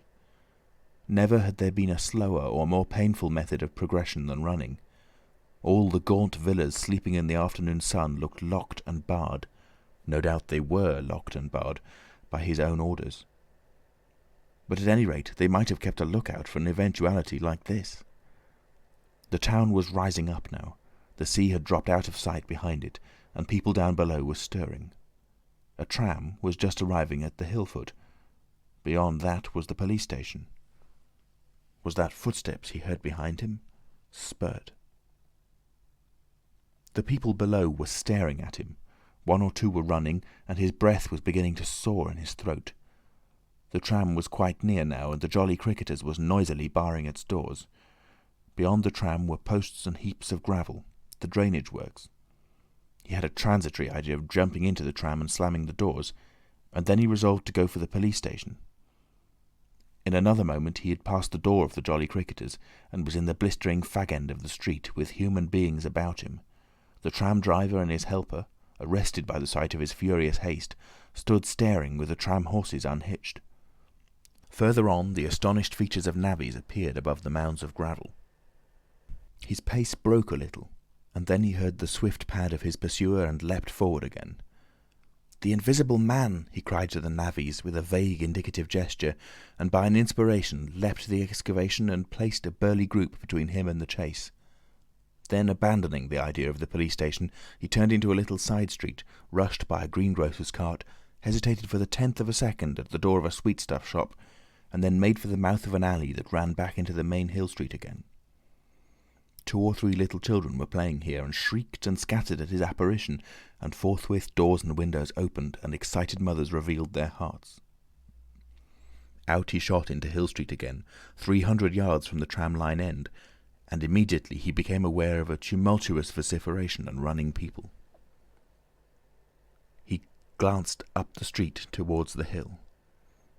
Hardly a dozen yards off ran a huge navvy, cursing in fragments and slashing viciously with a spade, and hard behind him came the tram conductor with his fists clenched. Up the street others followed these too, striking and shouting. Down towards the town men and women were running, and he noticed clearly one man coming out of a shop door with a stick in his hand. "Spread out! Spread out!" cried someone. Kemp suddenly grasped the altered condition of the chase. He stopped and looked around, panting. "He's close here," he cried. "Form a line across—" He was hit hard under the ear and went reeling, trying to face round towards his unseen antagonist. He just managed to keep his feet, and he struck a vain counter in the air. Then he was hit again under the jaw and sprawled headlong on the ground. In another moment a knee compressed his diaphragm and a couple of eager hands gripped his throat, but the grip of one was weaker than the other. He grasped the wrists, heard a cry of pain from his assailant, and then the spade of the navvy came whirling through the air above him and struck something with a dull thud.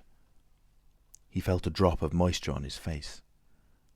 The grip at his throat suddenly relaxed, and with a convulsive effort Kemp loosed himself, grasped a limp shoulder and rolled uppermost. He gripped the unseen elbows near the ground. "I've got him!" screamed Kemp. "Help! Help! Hold! He's down! Hold his feet!" In another second there was a simultaneous rush upon the struggle, and a stranger coming into the road suddenly might have thought an exceptionally savage game of rugby football was in progress. And there was no shouting after Kemp's cry, only a sound of blows and feet and heavy breathing. Then came a mighty effort, and the invisible man threw off a couple of his antagonists and rose to his knees. Kemp clung to him in front like a hound to a stag, and a dozen hands gripped, clutched and tore at the unseen. The tram conductor suddenly got the neck and shoulders and lugged him back. Down went the heap of struggling men again and rolled over. There was, I am afraid, some savage kicking. And then suddenly a wild scream of "Mercy! Mercy!" that died down swiftly to a sound like choking. "Get back, you fools!" cried the muffled voice of Kemp, and there was a vigorous shoving back of stalwart forms. "He's hurt, I tell you. Stand back." There was a brief struggle to clear a space, and then the circle of eager faces saw the doctor kneeling, as it seemed, 15 inches in the air, and holding invisible arms to the ground. Behind him, a constable gripped invisible ankles. "Don't you leave go of een," cried the big navvy, holding a blood-stained spade. "He's shamming." "He's not shamming," said the doctor, cautiously raising his knee, "and I'll hold him." His face was bruised and already going red. He spoke thickly because of a bleeding lip. He released one hand and seemed to be feeling at the face. "The mouth's all wet," he said. And then, good God. He stood up abruptly and then knelt down on the ground by the side of the thing unseen. There was a pushing and shuffling, a sound of heavy feet as fresh people turned up to increase the pressure of the crowd. People were coming out of the houses now. The doors of the Jolly Cricketers stood suddenly wide open. Very little was said. Kemp felt about, his hand seeming to pass through empty air. "He's not breathing," he said. And then, "I can't feel his heart. His side. Ugh." Suddenly an old woman, peering under the arm of the big navvy, screamed sharply. "Looky there," she said, and thrust out a wrinkled finger. And looking where she pointed, everyone saw, faint and transparent as though it were made of glass, so that veins and arteries and bones and nerves could be distinguished, the outline of a hand limp and prone. It grew clouded and opaque even as they stared. "Hullo," cried the constable, "here's his feet a-showing." And, so slowly, beginning at his hands and feet and creeping along his limbs to the vital centres of his body, that strange change continued. It was like the slow spreading of a poison. First came the little white nerves, a hazy grey sketch of a limb, then the glassy bones and intricate arteries. Then the flesh and skin, first a faint fogginess and then growing rapidly dense and opaque. Presently they could see his crushed chest and his shoulders, and the dim outline of his drawn and battered features. When at last the crowd made way for Kemp to stand erect, there lay, naked and pitiful on the ground, the bruised and broken body of a young man about 30. His hair and brow were white, not grey with age, but white with the whiteness of albinism, and his eyes were like garnets. His hands were clenched, his eyes wide open, and his expression was one of anger and dismay. "Cover his face," said a man. "For Gord's sake, cover that face." And 3 little children, pushing forward through the crowd, were suddenly twisted round and sent packing off again. Someone brought a sheet from the Jolly Cricketers, and having covered him, they carried him into the house. And there it was, on a shabby bed in a tawdry, ill-lighted bedroom, surrounded by a crowd of ignorant and excited people, broken and wounded, betrayed and unpitied, that Griffin, the first of all men to make himself invisible, Griffin, the most gifted physicist the world has ever seen, ended in infinite disaster his strange and terrible career.